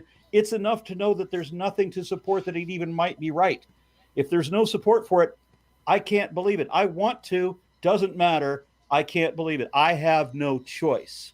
You prove let me me tell wrong, you- I'm wrong. I didn't Let- want to be wrong, but hey, there I Fine. am, wrong. And now I have to correct myself and go about the rest of my life thinking something else. Let me Can- tell can you I- this. Let me tell you this. So Can you you see a fair carry case. on? Hold and on, let we him come back finish to the this. statement. Yes, let me tell you this to tell you a fair case, Aaron. So let's say you are now at in Judgment Day, okay? And you are asked, Wonderful. okay, why didn't you believe? And I've you got make the so many case, reasons. I've got Yeah, yeah. volumes, literally Yeah, yeah. volumes Same of here. reasons. and Same here. someone, not Aaron, makes the case, okay, that he had no access whatsoever to whatever evidence, okay? That Yeah, he was I've had born all in the slavery. access. I've had Yeah. more access to the evidence than most other people have in the world. Excellent. Good. And unfortunately, And then- you still come up zero. And then, so that one person who did not have access to prophets or to messages and did not have all the education to logic or to reason his way to God, he will be forgiven, you know. And then there I will be see. people Well, who if have- God That's not existed, fair. That's if not God fair. existed, then God would be forgiving anyway, especially when the Quran lies and said that he is the most forgiving when he's clearly not forgiving of a damn thing. the Quran is not lying about The anything. Quran is because definitely you are- lying when yes, it it contradicts is. itself. You are mixing forgiveness with justice, okay? What You have- justice? You have You Yeah, call, there's no you justice call, in the no, Quran. no, hold on. You call me rationally believing in, in what I want to believe in. You call sending me to hell for all of eternity to burn in, in fire. Justice? You call that justice? because you have just now contradicted what Aaron has been saying, believing in what you want to believe, okay? Because he just said that you cannot want to believe anything. It's just the evidence, right? So the Ahmad, punishment, For me, the punishment that is true. concealment. I can't choose to believe whatever I want to. I have to Yeah. believe. I have to accept what agree. the evidence indicates. I I have to agree. accept the facts. I have to accept the truth. I- I have I no agree. choice to I agree. deny truth the way a believer does. I agree. Okay, So okay. let me tell you that you do not just want to believe something and you believe it, but you can choose to look the other way from the evidence. No, You you can can. What No, no, no, evidence? no, no. I can't. Oh my What God. evidence? I Wait. chose to turn away from a lack of evidence. I choose From a lie. not to believe in. You I will choose have not to- to believe in a lie, and You you're will gonna have to punish make- me for that. You will have to make this. You will have to make this case that you had all the reasonable. I'm not gonna make any case. I'm gonna die and rot in the grave or on the That's what you sea, think. whatever. And that's what it. you think. That's what you it. think. What if you That's are what's wrong? the truth. This is Ahmad, this is a- Ahmad. you know, Come back to have, me. Sorry, have you sorry, heard about Ahmad. Pascal's wager? Yeah. Ahmad, Yes. those You're who making are Pascal forgiven, Major, that's what you're making. Ahmad, No, last I'm not. question quickly. Those who Yeah. are forgiven, did they sign any contract at all? Those Yes, who they God did. will yes. forgive them. Yes, they did. Oh, why he yes. forgave them then? Because he only holds you accountable when you have the tools to make the right judgment. Oh, Which so we we don't can have, sign a obviously. contract and get screwed, and we can get a signed contract and be forgiven. Yep, Yes, and that's we can. called And justice. when we get evidence, which you do not have, and we will prove that when you fail to prove your position, either to me or to anyone else in the chat, then we'll know that you don't have evidence. I am perfectly justified in my position, and you are without justification. That's what we will see. The issue here is this in a nutshell. The issue here is this in a nutshell. There is evidence that I can present or anybody else can present, depends. And then you have the choice to consider the evidence or not. This is the first point of choice. Okay. Well, the fact of the matter is there is not evidence. Okay. There are logical fallacies, and that is all you will be able to present when we have our discussion later on.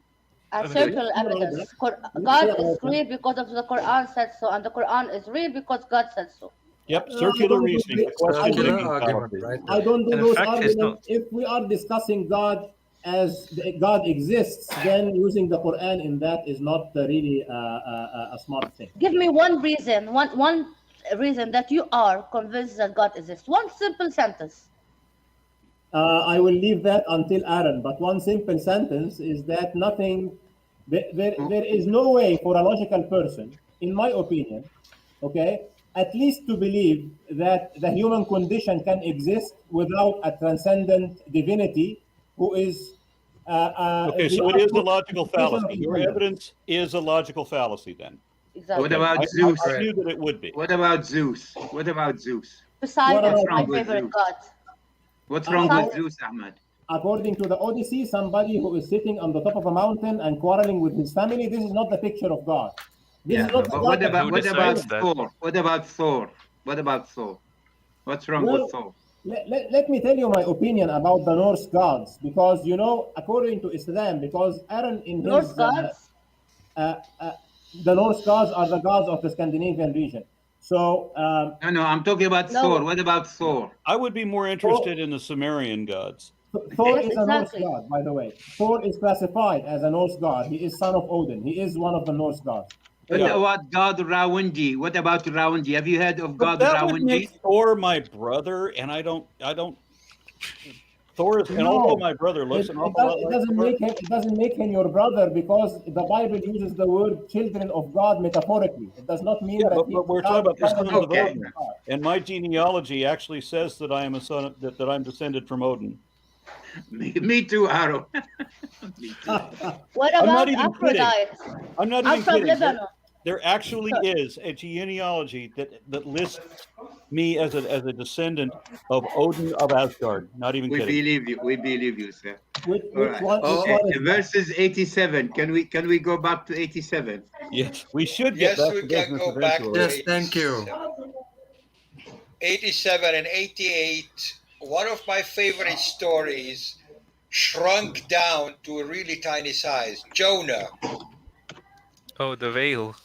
Yeah. Yes, Can but I- look at Go how ahead. he's referencing Jonah. He's calling the noon. And I'm wondering why is that? Why is he calling Jonah the noon? Yes. Do you want to know why? It's a genuine Quickly. question. It's He a genuine obviously has a question name. because noon in the Arabic language means hoot, means whale. No, it doesn't. No, it that doesn't. noon- So that noon Doesn't. is the friend of the whale, the one who was swallowed by the whale. This is what it means. Okay. We'll accept that Pinocchio. theory. No problem.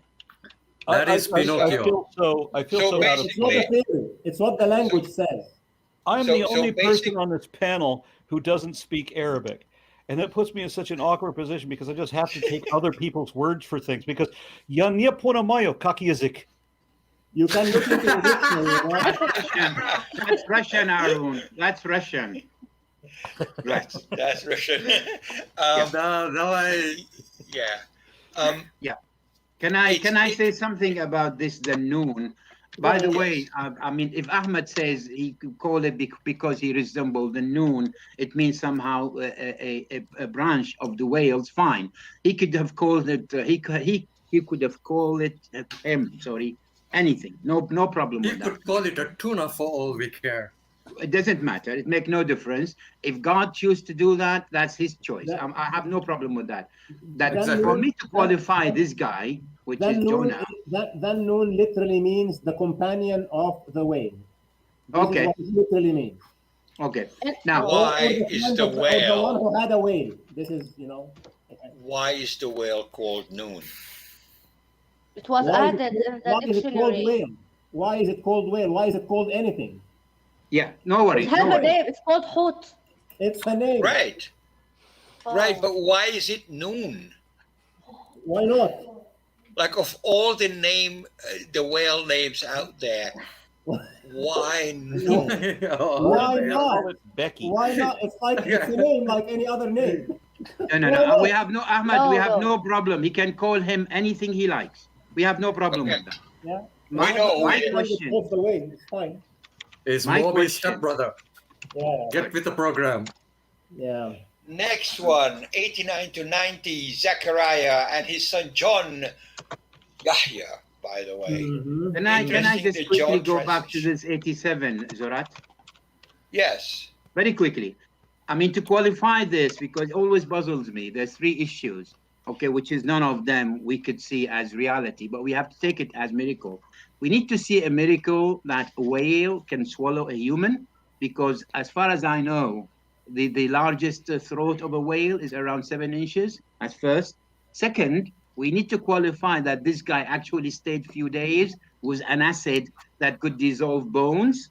And third, we need to qualify somehow, or we see it somewhere, that as soon as he was ejected to shore, it was a cord tree that takes 180 days for the plant to be ready to be edible. Okay, so I need to mention those. None of those we have seen anywhere. So for that, we do not qualify the story at all. Thank you. See, I have gone swimming with whales and whale sharks and all of these things because I am a envy creature. you. I am a creature of the sea. I love the ocean, and believe me, these whales are so gentle creatures. They would not swallow you even by mistake. No, they can. It's not logical. But even if they swallow you, they won't talk, and you won't live in the whale's tummy for about how many days? I don't know how much. 3 3 days. And they say if You he won't did not live for repent, 3 he days. would have kept him in the stomach until the day of resurrection. So do you realize No, so- that specific whale was not there by coincidence? That he was there because he was meant to be there? Miracle. We don't Yeah, know, of sir. course. We don't know. We have to take No. your word for it. But Yeah. the thing here is That's that the the thing story, here no? is that we should understand is that whales they eat krill. There is a tiny microscopic creature. The biggest thing in the world eats the tiniest thing in the world. Okay? And they do not eat humans. They do not swallow. Even 7 if- inches. Go back to how the diameter of the throat between 5 to 6 inches. Most of Let's the say by accident he swallowed a human being. I agree. He swallowed. I forgot the name. He swallowed him. Jonah. There's no way Jonah. there's no way in hell or heaven or whatever. Okay, a human being, any creature will stay alive in a stomach of an animal for a couple of minutes, so 3 days. That's not logical, unless the answer is miracle, of course. Yeah, that's what we're saying. We need to qualify those miracles. Everything Yeah, is miracle. I think the whale was having a sneeze and he accidentally snorted Jonah up. Okay. Maybe. The blowhole. He got stuck halfway in between the blowhole. Doesn't matter which hole at this point. The Quran doesn't say which hole. Come on. Gotcha. I'll be away for a minute, gentlemen. Like what? Allah's gonna turn me over on the fire now or what? You're totally going to hell, man. Oh yeah. I'm gonna burn on both sides. On a spit. Okay. You have a choice. You have a choice. Jonah, Zechariah, and his son John Yahya.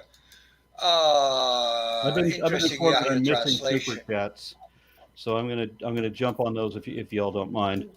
Please. Real quick. Where did they go? I had them on screen and they just disappeared. All right, I will just have to find them and interrupt as necessary. They're in the private Okay. chat. 95. There is a note that I wanted you to read. 95. Okay, one moment. Let me grab that screen. I opened up a bunch of others because I was inspired. What to do about so. Lot? 95. No community destroyed by us can escape its return. Now, my note was that translator Abdel Halim has a footnote for this saying that it could either mean that they will not return to the world or that they will not return away from their misdeeds. This was a bit confusing for me.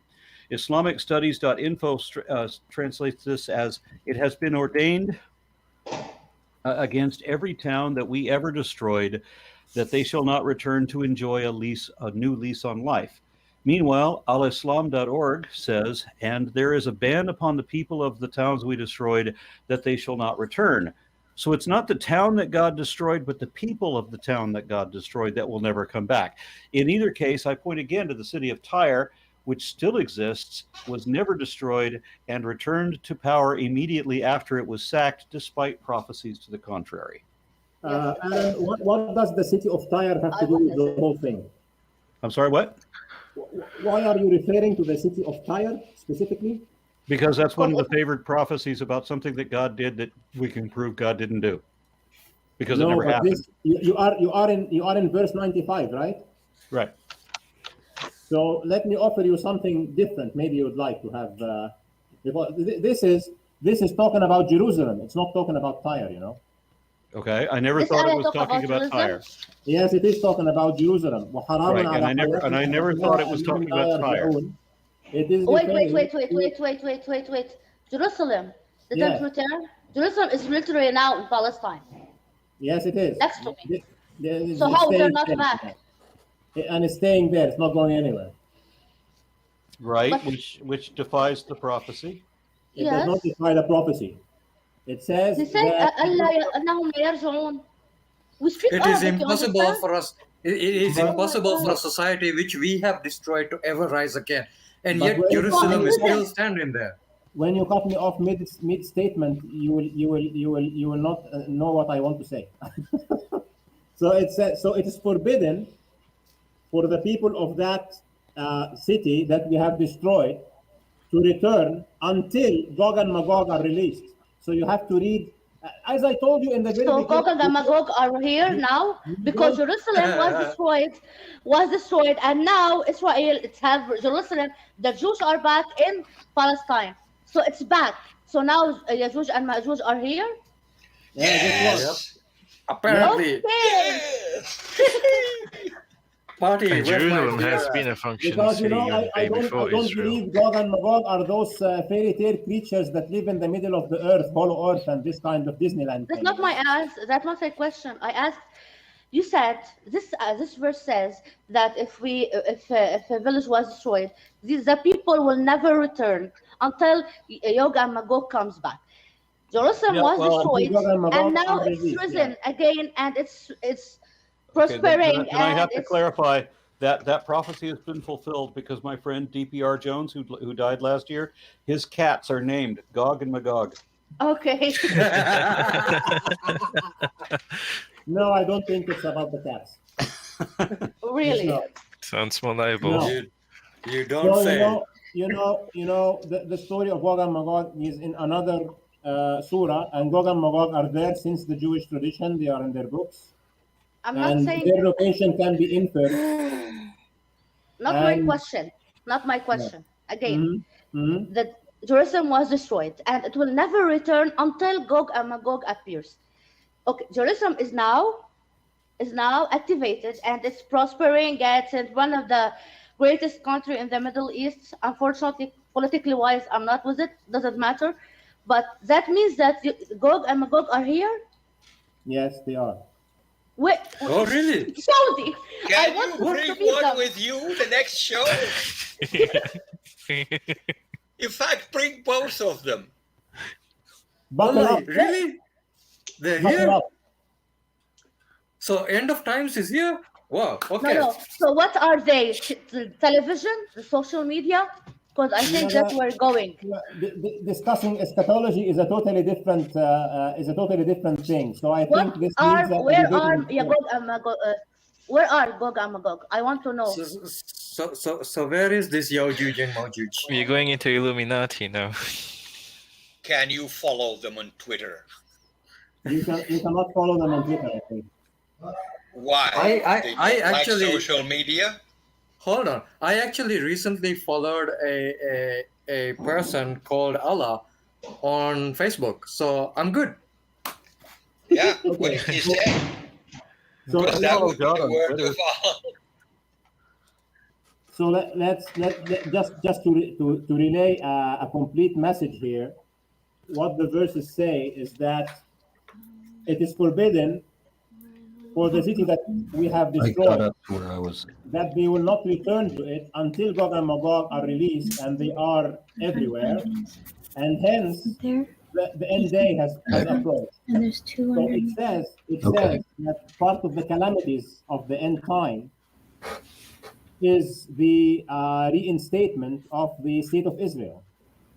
And I don't think that this is very different between Islamic eschatology and Jewish eschatology and Christian eschatology. All Yeah, the three- problem is it was an artificially self-fulfilled prophecy that people set up the state of Israel in order to say that there was at least one prophecy that had actually come true, because the vast majority of all of the other ones failed. So, because I feel from the audience that they are very surprised from the interpretation, while the Judeo-Christian tradition also predicts that the state of Israel will come back at the end of the times. So We are not surprised. We don't see any sense in it. Yeah, and that was like 50, 60, Up to you. 70 years ago, right? what about that? So when Okay. when So when when are when- the end times going to end? when the eschatology of either one of the religions talks about the end times, they are not talking about 3 days, you know. When is there an expiration date? At what point will you Why say, you it's know what? secret? You know what? We've passed that. That prophecy's no good anymore. It's obviously not going to happen. It seems as we can look at the tempo of the events that regardless which eschatology is going to materialize, that events are moving generally very fast in these days. Why Okay, it's good. secret? When do and we- what when do we get to a point? Aaron, why it's secret and what would God benefit out of it? Yeah, I want to Then know what? what year we can say, okay, well, that prophecy failed. When is that? No, there is no God time knows. limit. There is no time limit. Okay, Yeah. so And- we could be in the year 3535, and Muslims will still be waiting, and Christians will still be waiting for their Jesus to return. Yeah. Then it's Because- useless. It's not a prophecy at all.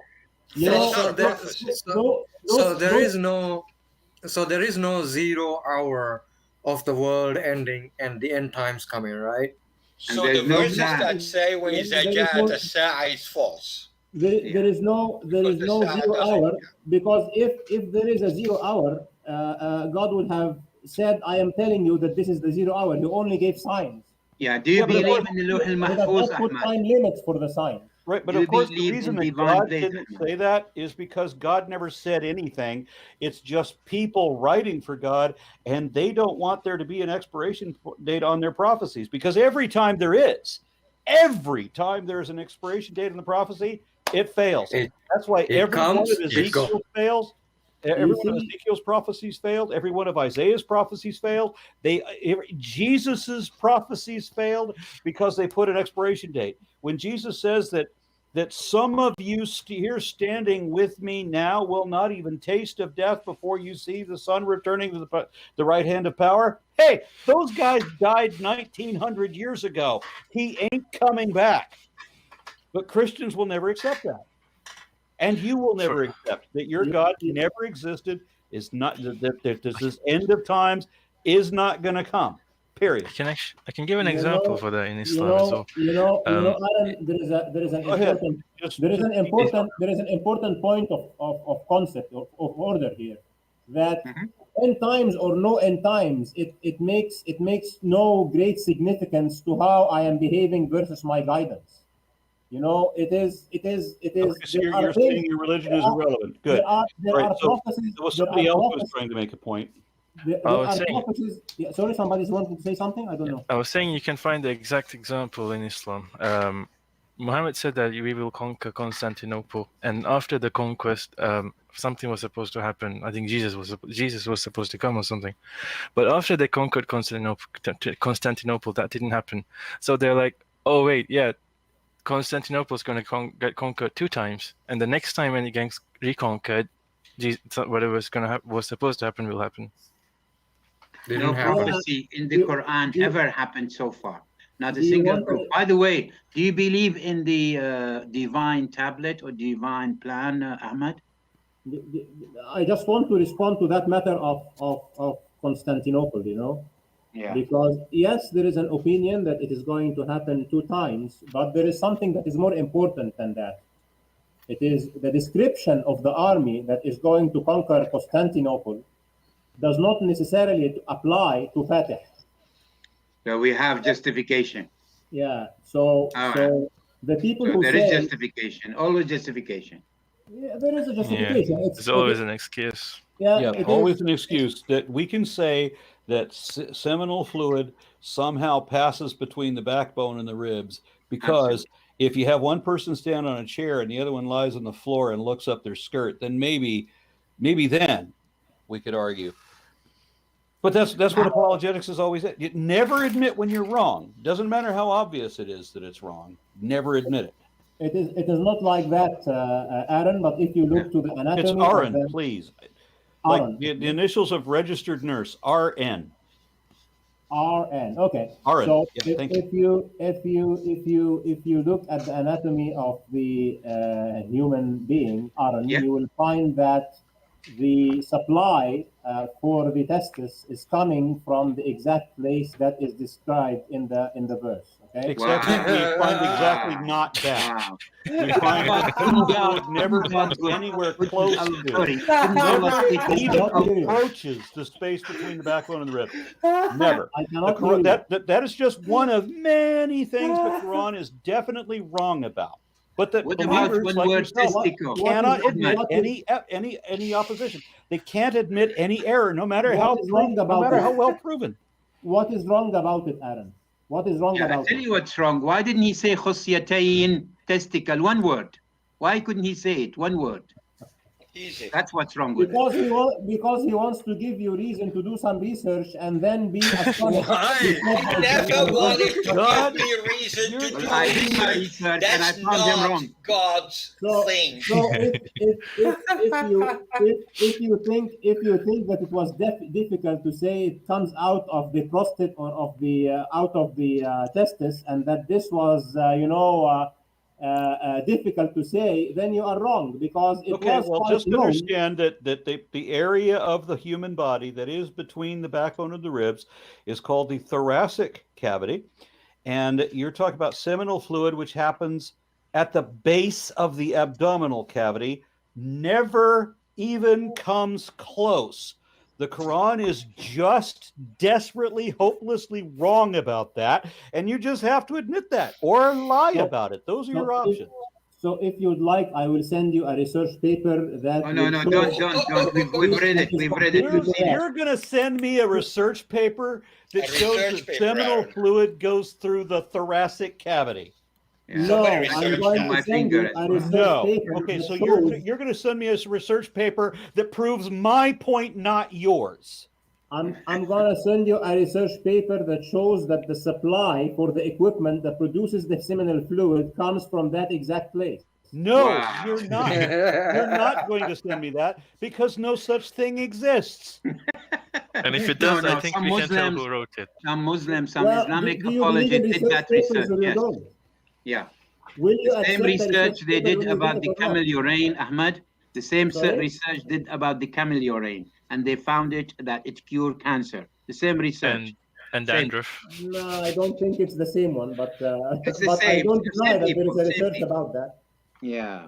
Yeah, I've spent an awful lot of time dealing with apologetics, and I've seen that religious believers will go through any lengths. They will tell any lie necessary in order to never have to admit when their prophecies or their fables are wrong. How could they? Is this They'll paper? deny God if Why they did. why don't you see that on the other hand, when they produce evidence to support their beliefs? Okay, well, you're going to present me. Write down a note. note. Write a note for yourself right now that you're going to produce the evidence. Remember, we've agreed that evidence is fact in support of a position that is either positively indicative of that or exclusively concordant with that. That's what evidence is. You're now going to present me with that evidence, and we both already know you've got nothing.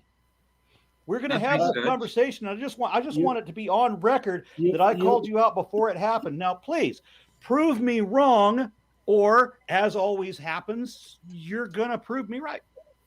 But you have neglected two very important sources of evidence, which is axioms and logic, right? Research one of them? What? You have ignored two very important sources of evidence. I don't ignore anything. Axioms and logic, right? Oh, I didn't. I'm not the one ignoring logic. Okay.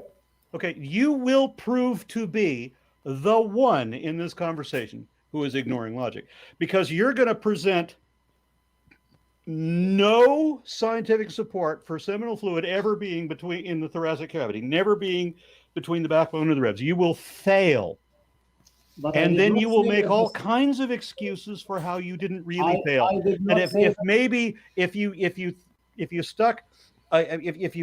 if you put a looking glass, or excuse me, what am I saying? If you were to look straight up someone's bunghole, then maybe you could say that from that perspective it was from the between the backbone and the ribs. But in other words, no. If you're not lying on the floor looking up someone's skirt, then no, it's not like that. And the reason I bring that up is because a Muslim apologist, the last one we had on the show, made that exact argument. What was the argument? Do you remember? Aaron. What was the argument? Sorry, Ahmed. The guy argued that if you were to lay on the ground and look straight up somebody's skirt, that from that perspective, looking up someone's ass, that from that perspective you could say it was between the backbone and the ribs. He even drew diagrams. He drew diagrams, man. I think I remember it. I was there. I think that is a little remote. Yeah. Really? Yeah. Okay, so I'm going to read a couple of super chats. No. G Skeptic gave £5. Thank you very much for that. Just want to emphasize that the Quran cannot be taken metaphysically or allegorically. Everything in the Quran is to be taken literally. I've heard that a number of times. And then we have the son of Iblis, love that name. A question for the group. If the Quran is supposed to be timeless or written specifically for that time period, according to Muslims, which is it? It is timeless. The Quran, according to Muslim understanding, is timeless for everyone, everywhere. And every time. Okay, Ahmed, would you agree with that? And actually,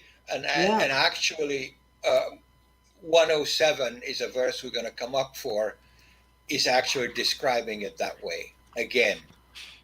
Yeah, and then somebody, and because the name is written in Arabic, so I cannot read it, I apologize. Somebody asks if Ahmed will meet them online in Arabic.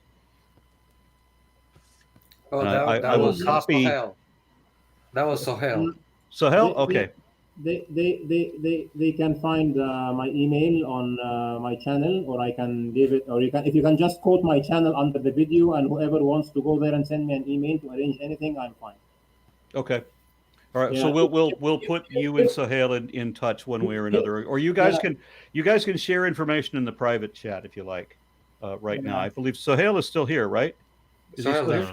If there is a mutually agreeable topic, I'm fine. Okay, I'm sorry about that. All right, and then next one. Can anyone suggest? Can anyone news? This question is hard to understand because it's written weird. Finding Ahmed, you wrote this one. Which one? Can anyone new science suggest biblical city of Sodom was smote by an exploding meteor? Forbes.com, ear me. No, this was a wrong cut and paste. I wanted to paste the article. I pasted the description, and then I pasted Okay, the well, article. I found the Forbes article nonetheless. Yeah. Okay, And so it- super chat. We have Germ Mark gave €10. Not convinced that bringing apologists on this forum is the best way. Perhaps specialized discussions would be better. Loving it though. Well, I do enjoy. I don't want to be an echo chamber ever. And the only way that I'm going to know if my interpretation is right is if I can have it, filtered through a believer, and bounce it off of them. And then let's see, Son of Iblis for the group is Allah exempt from wrongdoing according to Muslims? That is a very good question. Allah is exempt from everything. However, He does not do wrongdoing. Except for hell, which is definitely a wrongdoing. And he kills So, children. And It's judging fine. people for a thought crime is Allah definitely a claimed- wrongdoing. He Allah drowned the claims entire it- freaking world. Allah And denying claims us it- our free will to cause us to not believe, to then punish us for what he caused us to do, that's definitely a wrongdoing. Absolutely. Drowning Allah animals is fine. Allah claims it to be able to do whatever He wants. Not Yeah. when you have accepted it, Aaron. When did we Right. accept So it? there is a verse that Allah will do whatever Allah wants. Okay, there is a verse Yeah. like this in the Quran, Yeah. and it's not abrogated, and that includes doing evil. Okay, No. because that's also a thing Allah can do. He can, but he won't. He Yeah. brought Well, evil you to the know, world. did you He talk to brought me evil about to the it? world. That's a Did very you big talk to thing. me about it? He brought Sorry? evil into the world. So For there example, you if you look at Babylon in the Quran, it says he sent the angels to teach people black magic. Correct. there you go. If they promise not to do it. Harut and Marut. Okay, then we have another one whose name I cannot pronounce. Dia Javanal, €15. Thank you very much. I'm liking these Sunday chats, very entertaining. I'm always hoping to get convinced to start believing in God. Maybe the next guest will do that. And we got another super chat from Devanal, maybe the same person, 15 years. Oh, yeah, that was reading the same thing again. It's duplicated for whatever reason. Pattern Machine gave us $6.66. Thank you very much for that. When have the believers ever said that the end times were not upon us? That's a good question, because I've read stuff from 1,000 years ago that said that these are the end times, and they were citing the Vikings as proof of that. Right. And then Diana left, and I apologize for that. No more super chats. All right, guys, go ahead. Yeah. I think you missed a super chat up there somewhere. Anyways. Okay, Ahmad, with that the super- simple question, what is the purpose of creating us by God, by Allah? Any idea? Well, the purpose from his perspective or from our perspective? No, from Allah perspective. We don't know. Oh, you don't know what's the purpose of us being here? He told us. He So- told us what we should do. But why he does something? He has free will of his own, so he does what he wants. No. Why did he create us? I just answered you. I cannot explain why. But what God about does when this. he says, وَمَا خَلَقْتُ الْجِنَّ وَالْإِنسَ إِلَّا لِيَعْبُدُونَ? Very This is- You this think is- that this- has? You this is think the that pur- means anything in Arabic? This is the purpose from our perspective, not from his perspective. But he's saying it. We didn't It's say in the Quran. Yes, because he's telling us saying it our to us. purpose. He's telling us our purpose. But why does he create creatures to worship him? This is something that he knows. Oh, I see. Okay. Yeah. We Well, know maybe everything just- else, but we don't know this. We don't know very simple. You know what I mean is the Quran is here to tell us about why we are here, what we are here for. But now the precursor question to that question is that why God would like to create creatures. What are we here for? What are we here for? That Ahmed? was the question. Yeah. What that are we is here the for? question. So the question, why would God create creatures so that when he creates them, their purpose would be to worship him? We don't know. But No, the you question just is- said he Yeah. tells us why we are here. You just said that. Go back and Yeah. you listen to this. But Yeah. that's So tell us that's why. a very clear verse, you know. That's like really Yeah, clear. so- I bought the car to drive it around. Why did I buy the car? To drive it around. Yes. It doesn't Why matter I eat to survive. Yeah. what the that- car. This is not just the purpose for the car to be driven around. I Yeah. bought the car to drive it around. so Right. so that's, So that's Allah actually- says he only created us to worship him. good. So I will It take you an example. literally excludes all other possibilities and says this is the only reason you even exist. Then So I he will said, take you an example, which is a he good said he's example. Ghaniyun al-Alameen. He is not in need of anything. Yeah, So can you reconcile so this you- with this? Yeah, so you said a good example, and no again idea. another But good don't give us point. example. Reconcile the verses, please. We've had enough examples because you talk about example of a human. We talk about God.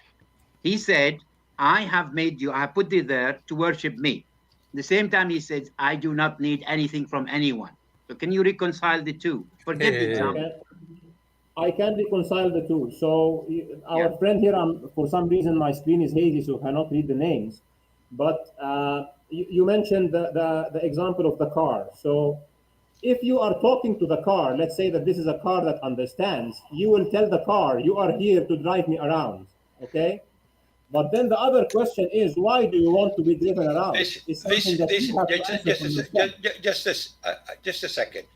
Yeah. The statement is in a book written for humans to read and understand. So if he'd put that statement anywhere else, we can argue about who is it for. But because it's written in a book meant to be read by people who speak a specific language, we're going to say it's meant for people. Okay? So that part of the question, answering that part of the question is non-germane at all. Because he wrote this in a book that we are supposed to understand. Even tells us that it's clear to understand in Arabic. It's very clear. Remember? Why is the People car at the so time- hard? You shouldn't have mentioned the car, for God's sake. Very I simple. should have mentioned the car because it's really very simple. Why the car? Forget the car. Talk about Right, God. the car He is says- just. Sorry, I made an example. I shouldn't have made an example. Yeah, not the car. I should have just left you in the clarion of the verse Yes. Okay. and right. have you So- resonate with that one. Leave me now with the clarion of the verse, and I will give you the answer. Okay. Yeah, So yeah. you have this book, and you want to know your purpose. One of our existential questions is, why are we here? Okay. It's not mine. Well, let it be mine. Okay. Okay. So I open the book, I find the verse, I know that my purpose is to worship. So that answers my question. Wow. And Okay. why would anyone want to worship? More importantly, why would a being, can you imagine what horrible thing it would be if you were a supreme being, an absolute being of power? You've never known insecurity in your life. You're the ultimate everything. And your interest is in people. Mere insignificant peons need worship you. That's your thing. That could only be the goal of an insignificant peon trying to assume more power than he actually has. That can't be a Well- position of a god. A god would not care if we worship him. And then you Because change this your is- mind and tell them, I don't need anything of you or from you at the same Yeah. time. Because yeah, Let me because tell this you. answers a Let me different- tell you. Because this Let me tell answers you. a different question, Talal. It answers Yeah, a it's different like- it's question. like that quote from the Game of Thrones. Just let's pervert and paraphrase that quote. You know, a lion just wants the sheep to worship him. Why would a No, lion care what the sheep thinks of it? So, And so- let me so- tell you, I am nobody's slave, okay? Slave has In been Islam, you are though. So am I. So am I. So am I. So, guys, whether we want to be somebody's slave or not, we are enslaved in the physical world that we have been created, and according to the biological rules that we have to follow. It is not up to Except that Not we're really. not. We were never No, we're not. created, and we're not slaves. So, apart from the fact that everything you said is wrong, go ahead. Okay. So that's a belief system. But now, No, it's at the not. end of the day, No, it's not. There is there's no evident reason. There's no evidence to believe what you're believing, what you're stating. You have no way to confirm that anything you say is true. And as a matter of fact, everything you've said so far has been demonstrably false. Everything you've said that the Quran didn't say, it says. And we can prove that it says that. And my life is my own. I can finish it anytime I wish. Nothing to That's do right. with Allah. And there's I don't not think going to we can. be a That's hell. fine. How There is is that? no end time. There is no God. We don't have souls. We're not going to be revived and resurrected. The Quran is just another collection of man-made mythology, plagiarized mythology, so it's not even original. There is, because we said before that the truth is what the facts are, what we can show to be true. There is literally no truth, nothing we can show to be true about anything you've said so far today, period, at all. So let me summarize. So I think what you have been I think I doing just with your reading, I think what you have been doing with your reading, at least from my perspective, is that there has been so many misrepresentations to what the Arabic is, and Okay, so many except there hasn't been one. misrepresentations to what There other hasn't surahs even say. been one, and that's a problem. And You've tried to say a and the number of one- times that in the Arabic that it doesn't say that, and then the other Arabic speakers in chorus say, yes, it does say that. So, yes, there's been a lot of No. misrepresentation since you got onto the show. But prior to that, no. No, Muhammad- that's not the case, and I think every verse that you have gone through, I have given a specific interpretation that can be You tried to verified at give least an by the apologetic audience who and would that like to do apologetic an failed. extra research. You tried to say Yeah. it doesn't say that in Arabic when in fact it does. You tried to say that the Quran doesn't say that when in fact it does. You said that the implication is not that, but what it is. Everything you've said so far has been wrong. Everything. Everything that I have said has been right, and as Not far a as word I of it. have been given time, as far as I have been given time to explain my point, I think I did explain it. Now, You've when I- taken more time than anyone else, Ahmad. It's not an And issue. all I found that Muslim insult your intelligence so badly. We speak Arabic. We've got a high remark in Arabic. We understand Arabic. I write in Arabic. I say poem in Arabic. I've got books in Arabic. And you still tell me we do So not great. understand Arabic. So great. Let's review. Let's put it in a nutshell. You said that the sun and the moon are equally mentioned in the Quran. They are not, and I showed you they're not. Except You that I said that showed the sun you is not that orbiting they the are. galaxy, and That it it is says orbiting the that, galaxy. that God made the night and the day, that He created the sun and the moon already. Yeah. They're And just two equal. They're two equal things in the sense that they're created, and then that He created them That's not each what in you their said. own orbit. Now, if you look up the definition of an orbit, we realize that the rotation of a spiral galaxy does not count as an orbit. Not if you look up the definition of an orbit. I realize that you found some place where somebody said orbit when it shouldn't have been appropriately applied, but that's it. If you look up the definition, that doesn't apply. It especially applies to elliptical orbits, which of course doesn't apply again to the rotation of the spiral galaxy. So it does describe the sun and the moon as equals, that neither can overtake the other. Again, they're equal because one could be presumed to overtake the other unless otherwise clarified. Yes, I was right about everything I said. You have been wrong about everything you said. Literally everything. But I look at the appreciate that methodology. you're here because I don't want there to be an echo chamber. So I want you to know Yeah. that you are welcome to be here and to argue with us.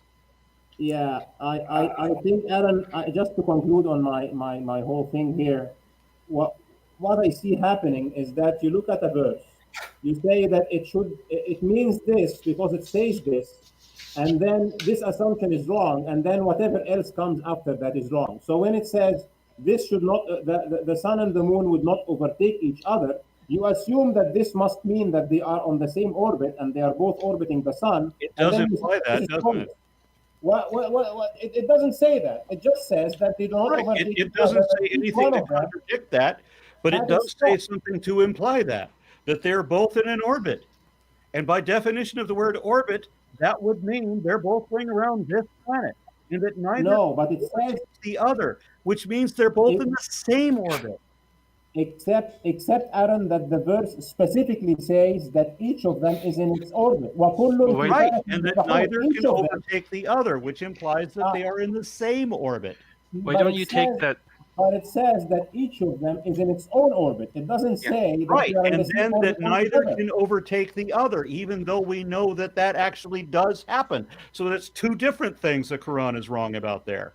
Aaron, No, in the no, next, the in other the, one, لا الشمس ينبغي لها أن تسبق القمر ولا الليل سابق النهار. It is saying that the day and the night and the time where the sun and the moon appear in the sky is calculated, and they are not going to interfere with each other. You have specific calculations for the night and the day, and this is what we do in astronomy. And so We it do does allow calculations for with the sun eclipses, and except But the it does moon. interfere with each other. When we have eclipses, it does interfere with each other. yes. And then it also says that that would be the Don't sign you- of the end times, that when we have an eclipse, but except that we've had eclipses, multiple eclipses, centuries apart since then. So the And- Fun Quran fact, was wrong on and- that point Be- too. be- But you because can't you ever again- admit when the because you Quran is again- wrong about anything, much less Yeah, everything, because you because again you have a belief system wherein you have to do apologetics to defend the falsity. because You've you got again to do, defend the lie because that's the lie you want to believe. because you again put assumptions to what things mean, and then you Except find that's that they what are wrong. you're doing. Your And assumption you're is now wrong. using the fallacy of projection to pretend that I'm the one No. doing the thing that you're No, doing. when you say that a sign for the end time is the occurrence of an eclipse, you have changed what the prediction is. There is Okay, one I'm- specific one that will be the sign Dude, for the end time. Ahmed, There have Ahmed, been you're many eclipses just- in the past. you're just- okay. But what I Ahmed, want you're to just moving the goalpost every time I'm we not. say something. You're just I'm moving the not. goalpost. I'm not. which is I'm another not. logical fallacy, by the way. I'm pointing you to the fact that you are twisting the interpretation of the verse to lead it to I'm a pointing place to the where it's fact not leading. You are the one Oh, doing okay, that. just I'm a second. Just a second. Watch me twist this. 21, 104. Thank you, Bogi. What about Did I twist it right? Zura? Did I do it right? Good job, Is that Bogi. what it says? Is that what it says? Good job, Bogi. Yeah. When do you want to do this conversation, by the way, where you're going to prove God to me? When do you want to do that? After Ramadan. Okay. Wow, that's too long. It's too far. Well, Not too far. leave it to him. It's him. He can do whatever preparation necessary. I just want to know what's Okay. convenient for him. Fine. We're gonna be starved by then. Yes. Yeah. So you're implying you're fasting this Ramadan? I don't care when No. you want to do it. I just want to know when we should. When it doesn't even have to be set in stone. I just want to. Yes, Ahmed, we will be fasting. Yeah, we will be fasting for two reasons. To show all Muslims that we are as good as they are. The second reason, to make sure that our brain really get better. Okay, for two reasons we're gonna fast. How's that? And I'm not going to fast because I want to show that I'm better. Because fasting is dumb. So I'm not going to be doing that. I am not gonna fast because I'm hungry. You're not. One more verse I have a note on. 21, 107. Okay. Is this really your last note? This is my last note. Okay. I would suggest May 29th, Aaron. May 29th. You realize that's Memorial Day weekend. May 29. Okay. Okay, so you want to give In it my former life, there would be nobody at home to watch the show. Okay, so let's avoid May 29th. 1 week later than that, June 5th. Later than that, okay. June 5th. June 5th. All right, Mhm. you got it. And once again, we agree that it's going to be you're going to present actual evidence, meaning objectively verifiable facts that are positively indicative of a god or exclusively concordant with that hypothesis. Yes. Fingerprints. Plus axioms and logical. Okay, so you're going to use some logical fallacies, which believers always have to resort to. Got it. I'm going to use some logical inferences, not logical fallacies. You can. Call it what you Yeah, will. yeah. Do what? No worries. Yeah, they will be logical fallacies. You don't understand that yet, but they will be. Okay, so what was the date you said? June what? 5th of June. 5th of June. Okay, very good. And everybody else, I will be taking bets on this thing. I'm betting on Ra. Take your bets. Should we set a time now? I can meet any, especially that far into the future. I can meet any hour, any day. Doesn't matter. I think 5 UTC is good enough. I'm sorry, 5 p.m. UTC? Hmm. Perfect. All right, Right, thank you for that. All right, and we will talk then. Go ahead. Your last note, Bogey. Okay, my last note is 2 questions. Is Muhammad a mercy? And why was Muhammad sent? Right. Is that your question or someone else's question? This is the question that Asia Bibi asked and got 11 years and 3 death sentences for. Can I answer a bit of it? This is the answer to the question, by the way. I'm just. I Muhammad think, is Bogi, you sent should to be everyone. mentioning the verse. I think, Bogi, you should be starting from the verse before this, like 106. 106. إن في هذا لبلاغ لقوم عابدين. Okay. Because surely this Quran is sufficient as a reminder for those devoted to worship. Yeah, it should Yes, be devoted to everyone. It would be sufficient, and Muhammad is being sent to everyone. Al-Alamin, all of the worlds. Yeah, all but of if the it's time. only the devoted, then it's not for everybody, is it? Sorry? I don't know. It should says for all, not only for worshiping people. But here you are. God always selected. That's a cherry picking here. Cherry picking. I mean, how much a time capsule it is to the No point. cherry picking at all. Once again, guys, you are misrepresenting the verses and then reaching wrong conclusions. It is like No, what am I representing wrongly? I am simply stating. No, hold on. I am simply hold on. I am reading the verses. See, it says, surely the Quran is sufficient as a reminder for those devoted to worship. It specifically says devoted to worship. And then the verse right after that says, we have sent, O Prophet, as a mercy for the whole world. First it says only for the devoted, then it says for the whole world. How does that make sense? Can I tell you how? If you knew. Yeah, I do. I do know. Please enlighten me. So the first verse that you have read is actually a response to the one before it. And the one before it says, and we have written in Psalms after the Dhikr, which is another book, that the earth is going to be inherited by my worthy worshippers. Okay? And then... Okay, so the verse after that, it says, and, because it starts with the one. Let me continue, please, because maybe you are reading from a bad translation. And says, and then the one after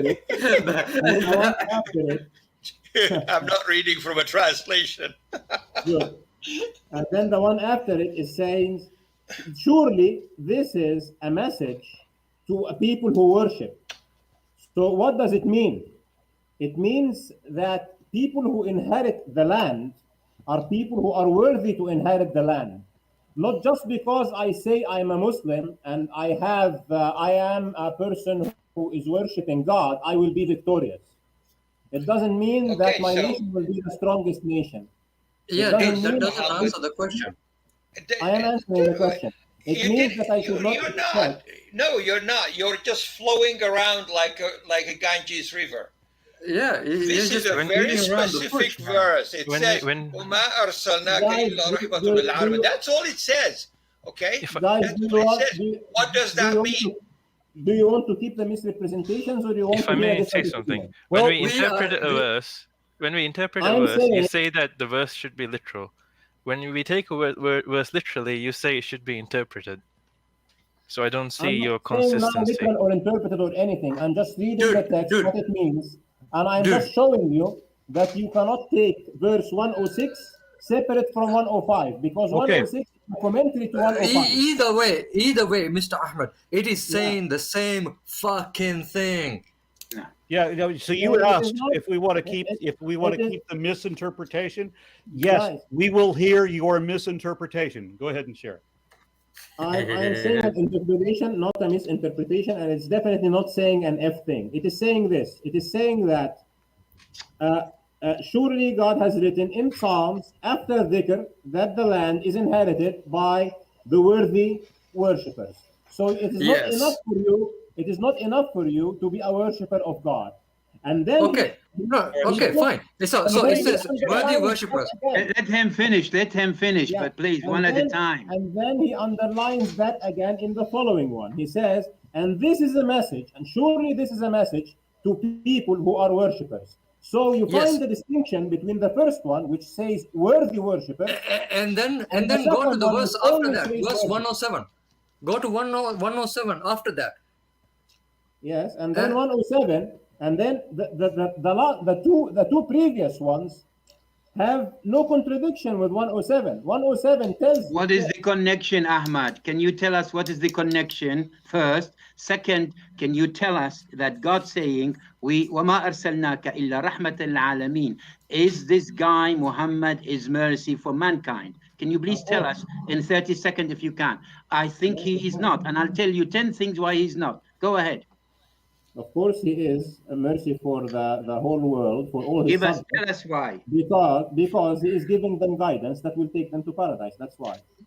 Yeah, right. Okay, sure. Your What else? paradise What is a else? false promise. His paradise isn't a paradise. His paradise is another form of damnation. And No, it is your it's cho- it better is your than hell choice. in that It is you're your not being deliberately tortured in heaven, but you're still going to have to exist for an eternity without any rights, without any privileges. You are still a prisoner. Why are you a prisoner? What's that? Why are you a prisoner in heaven? Well, for one thing, there's no alcohol allowed, and homosexuality is not allowed. There's a whole bunch of other things not allowed. You can't even say anything that is considered to be offensive by another person.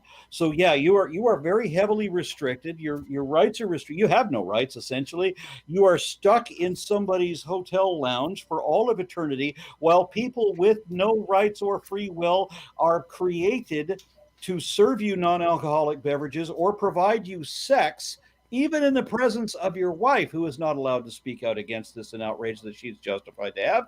So yeah, your heaven is an empty promise of another form of damnation, just a slightly less painful one, but it's still an eternity where you have to exist under these restrictions. There is one you reason he can't won't be a leave. mercy. Sorry, Aaron.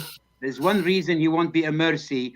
He did sustain slavery, sir, up till this minute. Yeah, It doesn't matter. It he doesn't still has matter to whatever you justify. He did sustain slavery, and he put rule for it. He should and have stopped you it have if he was a sex mercy. slaves and servant slaves, those children who never grow up. They're deprived of their whole life. Their whole existence is to serve you. They are slaves. So you are being served by slaves in heaven while you yourself are a prisoner. That's why he's Because not you mercy. can't leave. If he was a Because mercy, you he can't should leave have heaven. suspended Have you slavery. noted Noted. that you can't the picture leave that you are heaven? depicting, the picture that you are depicting for an eternal entertainment and eternal happiness and eternal content and calling it a prison is really appalling, Aaron. If you just take away the eternity part, it wouldn't be so bad. I could survive a lot of things. I could even enjoy some things for a century or so, but don't make it for thousands of millennia. So Okay, what is but- your definition of eternal content? Does your definition include worshipping Allah for all of eternity while you're in heaven? Is that your idea of Worshipping content? somebody for any killing amount of time. infidel and killing infidel, by the way. Killing Well, infidel doesn't come into it. There are no infidels in heaven, you know. No, in I'm talking about paradise. life now. Mercy to life, mercy to all the humankind is in life, in this earth. Does killing infidel come under mercy, having mercy on them? There is no instruction of killing infidels in the Quran except in the context of war. War? And guess what happens in war? People kill each other. We'll talk about this later, sir. I'm done. Yeah. What about all the people Muhammad killed In out of war, war? None of them had made war on him. Yes, they just Like- wrote poetry about him like and indirect. Has Dude, Karafa I'm made done. war on Muhammad, sir? Have you sorry? heard of Karafa, Ahmad? Heard of? Karafa, the one he approved of her to be split into halves. I'm not sure which person you are referring to. If you are referring to the person, Karafa is the of Bani Fazara, is the leader of Bani Fazara tribe who did denounce Muhammad, and she said, I'm not going to believe in you. He sent Tariq, Zayd bin Muhammad, and they split her into between two camels. And he did never even he even did not deny any of that. He approved of it. I did not hear that story before. I will Well, have go to- back and read the history Islam, sir, before the Yeah, Quran. I read and studied the history of Islam, and I didn't. What about Bani Qurayza? 800 men, he killed them because Jibreel told them they were traitor. 800 in one day. Is that mercy to mankind? So did you really read the story of the battle of the ditch, or you are just saying that they were killed outside of context completely? No, they are traitors. You pick up the leaders of the traitor and you judge them. You put them to court. You do not kill 800 and take women and take men and enslave them.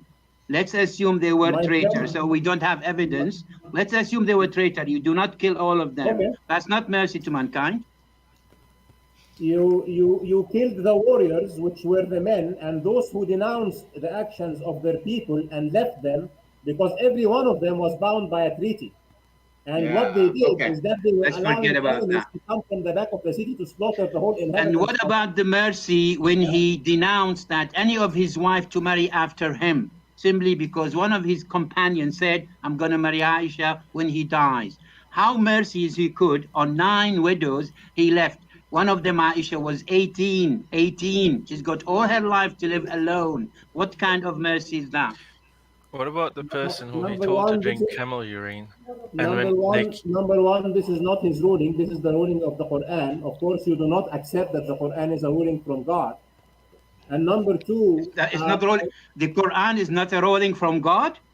My God, what are you saying, you sir? do not, I think I'm saying you do not accept that the Quran is a ruling from God, but it is not his Prophet Muhammad's ruling. It is the Quran's ruling, which means that this is the ruling of God, not of him. Okay, I've just got to jump in for a second because we're looking at a record length podcast here. This is like 4 hours now. Wow. And I just want to call it, somebody in a super chat, Pattern Machine, $6.66, suggests that I make you sign an agreement for rules for the June debate, which is not, I wouldn't call this a debate because you're going to be proving your case to me.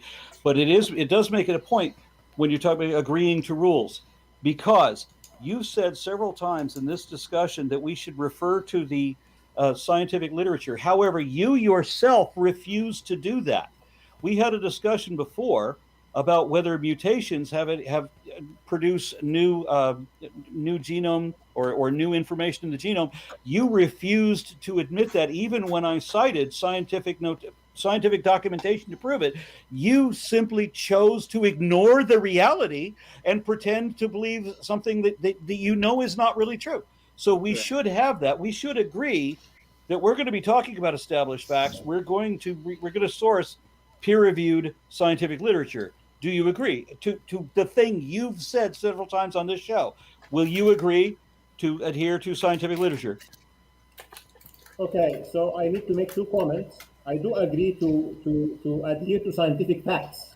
Okay. Okay, so you accept then that mutations do produce new information in the genome. Okay, so let me comment on that, which is the second one. So you're going to, it either is yes and yes, or it's yes and no, which is a contradiction.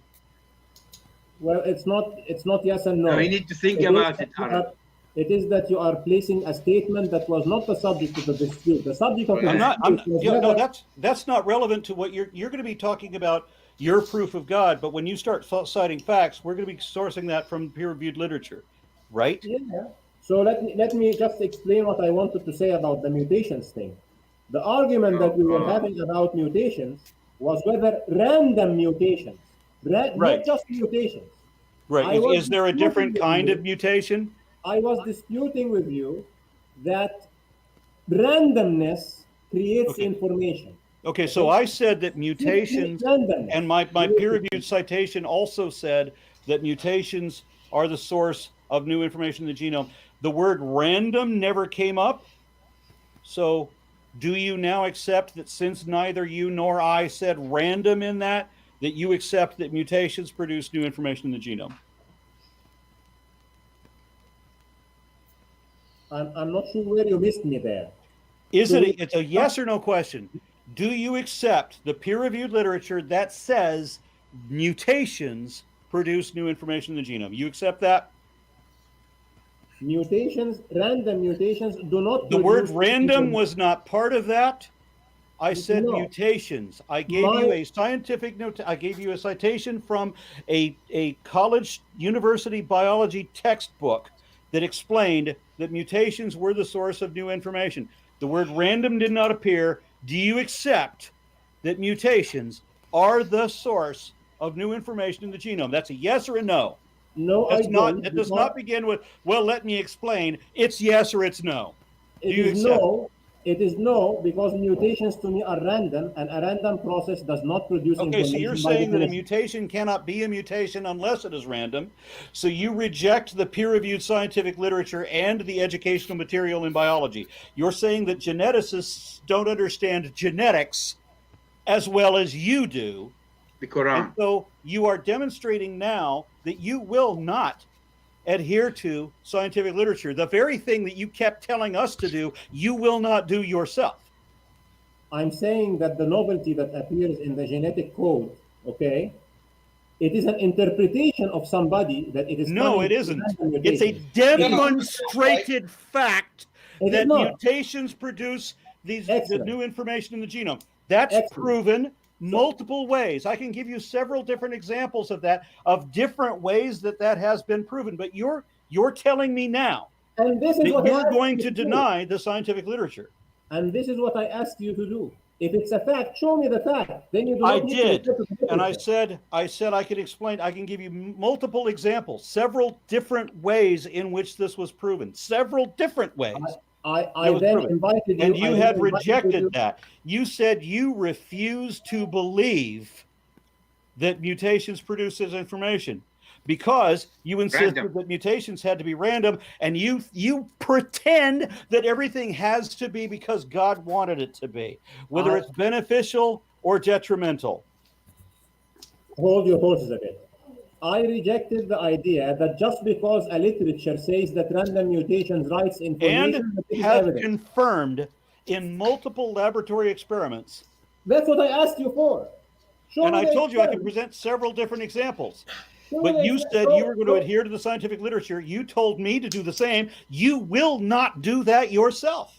So the one example that we discussed at that point was the Teosenti versus. Yeah, you said you literally told me. I can quote this. I can get a screenshot of it. You told me that your opinion trumps fact, and that my facts were merely opinion. You said that. I told you that if you want to prove I can screenshot it. Screenshot it, please. But you will not find me saying that my opinion is a fact. I am saying if you want to prove. Yes, I will find what I've complained about before. Yes, I have seen that. What is the fact then, Ahmad? There's no fact here at all, apparently. The fact is, multiple scientific experiments have confirmed multiple different ways that mutations do provide new information to the genome. Definitely. Ahmed refused to admit that fact. He denies the fact. He also lied to me. I said we were going to continue under the presumption that you will accept peer-reviewed literature. That when we're talking about evidence, we're not talking about something from the apologist. We're talking about peer-reviewed science. That will be the source of our information. And then he said later that he never actually agreed to that. Aaron, let's look at that in a fair way. I am looking at it a clear way. I wish you would start doing so. When we have a point of a dispute that whether random mutations is responsible. I never said the word random. I don't think, and even in your perspective, the word non-random mutations should not be applied.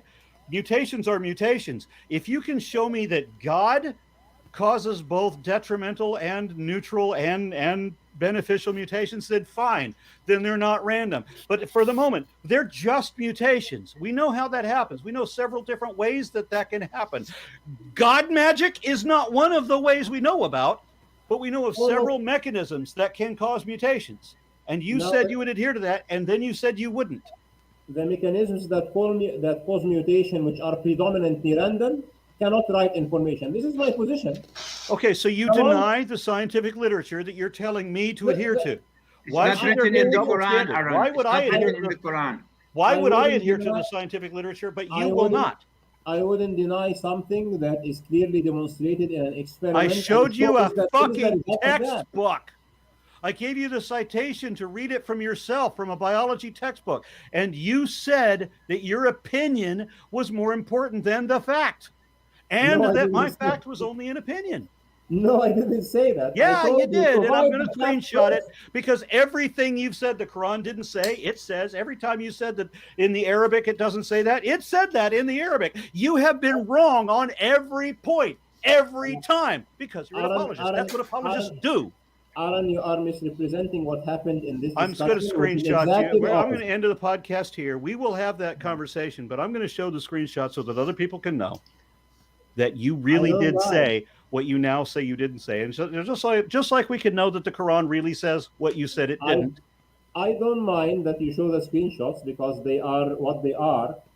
What I'm saying and what is going to be there in this coming debate, if you'd like to call it a discussion, that the matter that a scientific paper makes an interpretation and says that this interpretation is peer-reviewed. Peer-reviewed meaning that it isn't just one person saying that. It's multiple people then testing and confirming that. So the whole scientific community in the last century had consensus that the universe is static. Does that make it static, or it appeared eventually to be expanding? So when something is an explanation, it remains an explanation. When it's an interpretation of the data, it remains an interpretation of the data. So before, when people thought the universe was static, there was no explanation. So now that we have, cosmological theories, now we have an explanation. So what you're saying is that you deny any and all scientific literature that contradicts you because all scientific literature contradicts you. No, I am saying that I would. Then you will accept the peer-reviewed literature that shows multiple different types of experiments, that different types of mutation in different ways cause new information into the genome. You will simply say, yes, you're right about that. If you give me an experiment that shows that a random event, I can give you several. I will be happy. I can give you several. Okay, please do. And I told you, when I gave you the textbook, and you told me that didn't matter, that your opinion overrides a textbook written by geneticists. No, because I say that an opinion mentioned in a textbook does not make it's not an opinion. It's a demonstrated fact of biology, not an opinion. So let's go back to the fact and show the core fact instead of referring to the opinion. How many facts do I need to show you before you admit that any of them are a fact? You and I both already know you're never going to admit that you're wrong. You said you're going to give 7 or 8. We started with only one. I didn't say 7 or 8. I said multiple. I could give 7 or 8, but that's not what I said. If you want 7 or 8, I'll be happy to give you 7 or 8. Please do. Yeah, and then we'll take them to Quran and we say what the Quran says, Aaron. Sorry, I need to go now. The discussion with Aaron was not about what the Quran says versus mutations. It was about. I know. We were talking about something else. We were talking about something else. And you admitted that you would not be reasonable on that point, even on a matter of demonstrated fact. You were still going to dismiss it as only opinion, which you have now. You said you denied it and repeated it at the same time. No, I will not deny a demonstrated fact as being a fact. It's a fact. Okay. If something is a fact, I cannot deny it. It's a fact. Okay, well then you already have denied it. You denied the fact. I showed you a damn textbook and you still called it just an opinion. And then you said you didn't, and then you just repeated the same thing. You said that whatever's an opinion, whatever's in a textbook is only an opinion. Yeah, you really did the thing you did and then did it again. because what was there was really an opinion. Okay. Yeah. What is in a textbook is not an opinion. Peer-reviewed science is not opinion; it's demonstrated fact. Are you saying that peer-reviewed papers giving opinions do not turn out false all the time? I just said peer-reviewed literature does not give opinions. It's demonstrated fact. They don't. Scientists do not say the things that religious believers say. They don't talk about in terms of absolutes. They don't talk about in terms of proof. They say that something. If there's an indication of a probability, then they'll say that something probably happened. There has to be an indication of a probability for them to say that. If they say that something happened, is because there's evidence that it happened and they can show that it happened. That's what they do. They don't give opinions. Religion is nothing but opinions, and all of them wrong. And interpretation, Aaron, excuses, interpretation, and patch up, not only opinion. So what peer-reviewed papers do, Aaron, is that they start with an experiment where they produce evidence and then they interpret the evidence. No, we don't interpret the evidence. They verify that this is what happened, that it was a missense mutation or I can't remember the other types of mutations. There's several addition or duplication mutations. There's several different types of mutations, each of which have been demonstrated in different types of experiments to produce new information in the genome. You said that was an opinion. You were wrong. You will never admit that. I think we both already realize it. It doesn't matter how many experiments I show you, and I can show you several. I have several already listed in my book. I will admit it if you show it to me. Okay. Then we'll see. You're still trying to push the goalpost back to try to add the word random as if there's a non-random mutation. Mutations are random by definition. You even said so. So we don't have to add the word random. Absolutely they are, which is the point of contention. Then you don't have to add the word random. We know that mutations are not by design. I am adding it to underline it. Okay, so when I show you that a missense mutation or an addition mutation or duplication mutation or whatever type of mutation, it's not. Are you just going to say that God did it? Because you're now admitting that a mutation can't be by design, right? I'm saying that a mutation cannot. So you can't give a yes or no answer when it's a yes or no question. What's the yes or no question? I asked if you would admit if a mutation. You said that a mutation cannot be by design. You said a mutation is random by definition, right? You said that if a mutation produces new information in the genome, if it's a beneficial mutation even, you still can't say that God did that because you admit already that it's random, right? Yes, you concede with me that mutations are random by nature, and my comment is that a random process does not write information by definition. Right. So it doesn't matter that the demonstrated fact stands against you. You're still going to pretend that it's opinion even when you know better. No, but I will show you those. I will show you those experiments, and then we will continue this conversation. At which point I will have in June. I'll have citations for everything I've shown you. Okay. Fair enough. Okay. Good. All right, we're closing it out. I want to thank the hundreds of people that were watching this stream because that was a bucket of chuckles. And I do actually appreciate having a believing Muslim on the show because I don't like to be in an echo chamber. So thanks, Ahmad. We enjoyed talking to you, Ahmad, by the way. Yes, we did. I'll give you credit for that too. Yeah. Can I make a final comment, a half-a-minute comment? Absolutely. So the first thing, I expect that Aaron will be at a point of time conceding to the Quran and becoming a Muslim. Maybe I'm wrong, but I hope so. Don't laugh. It happened to people more other than you, and maybe you join Not them. very smart people. And the second thing is that I think that atheism is an unjustified position because the maximum that you can do is to be an agnostic. So I'll prove that wrong too, but it's a separate discussion. Yeah, but I can actually prove that wrong too, but it would be a separate discussion. Sorry, will it be any chance? Can we consider any chance if Aaron was right and you did take the evidence and they were all true? Would you leave this God and Islam? Yeah, if you can prove it wrong, I will leave it. All right, that's it. I'll hold you to that. I want to point out a double standard. Yeah. You don't have to prove my position wrong. All you have to do is prove that it's not supported. Yes. That applies to everything I believe. If there is no evidence to indicate that it's true, then it may as well be false. But Ahmed is telling us that we have to prove that he's wrong. It doesn't matter that he knows already that he doesn't have any evidence that it's true. He's going to believe it anyway. I want to add something to our debate, okay? Okay. So I want you to tell me why your position is an atheist rather than an agnostic, because this is like driving me crazy. What's that got Okay. to do with it, sir?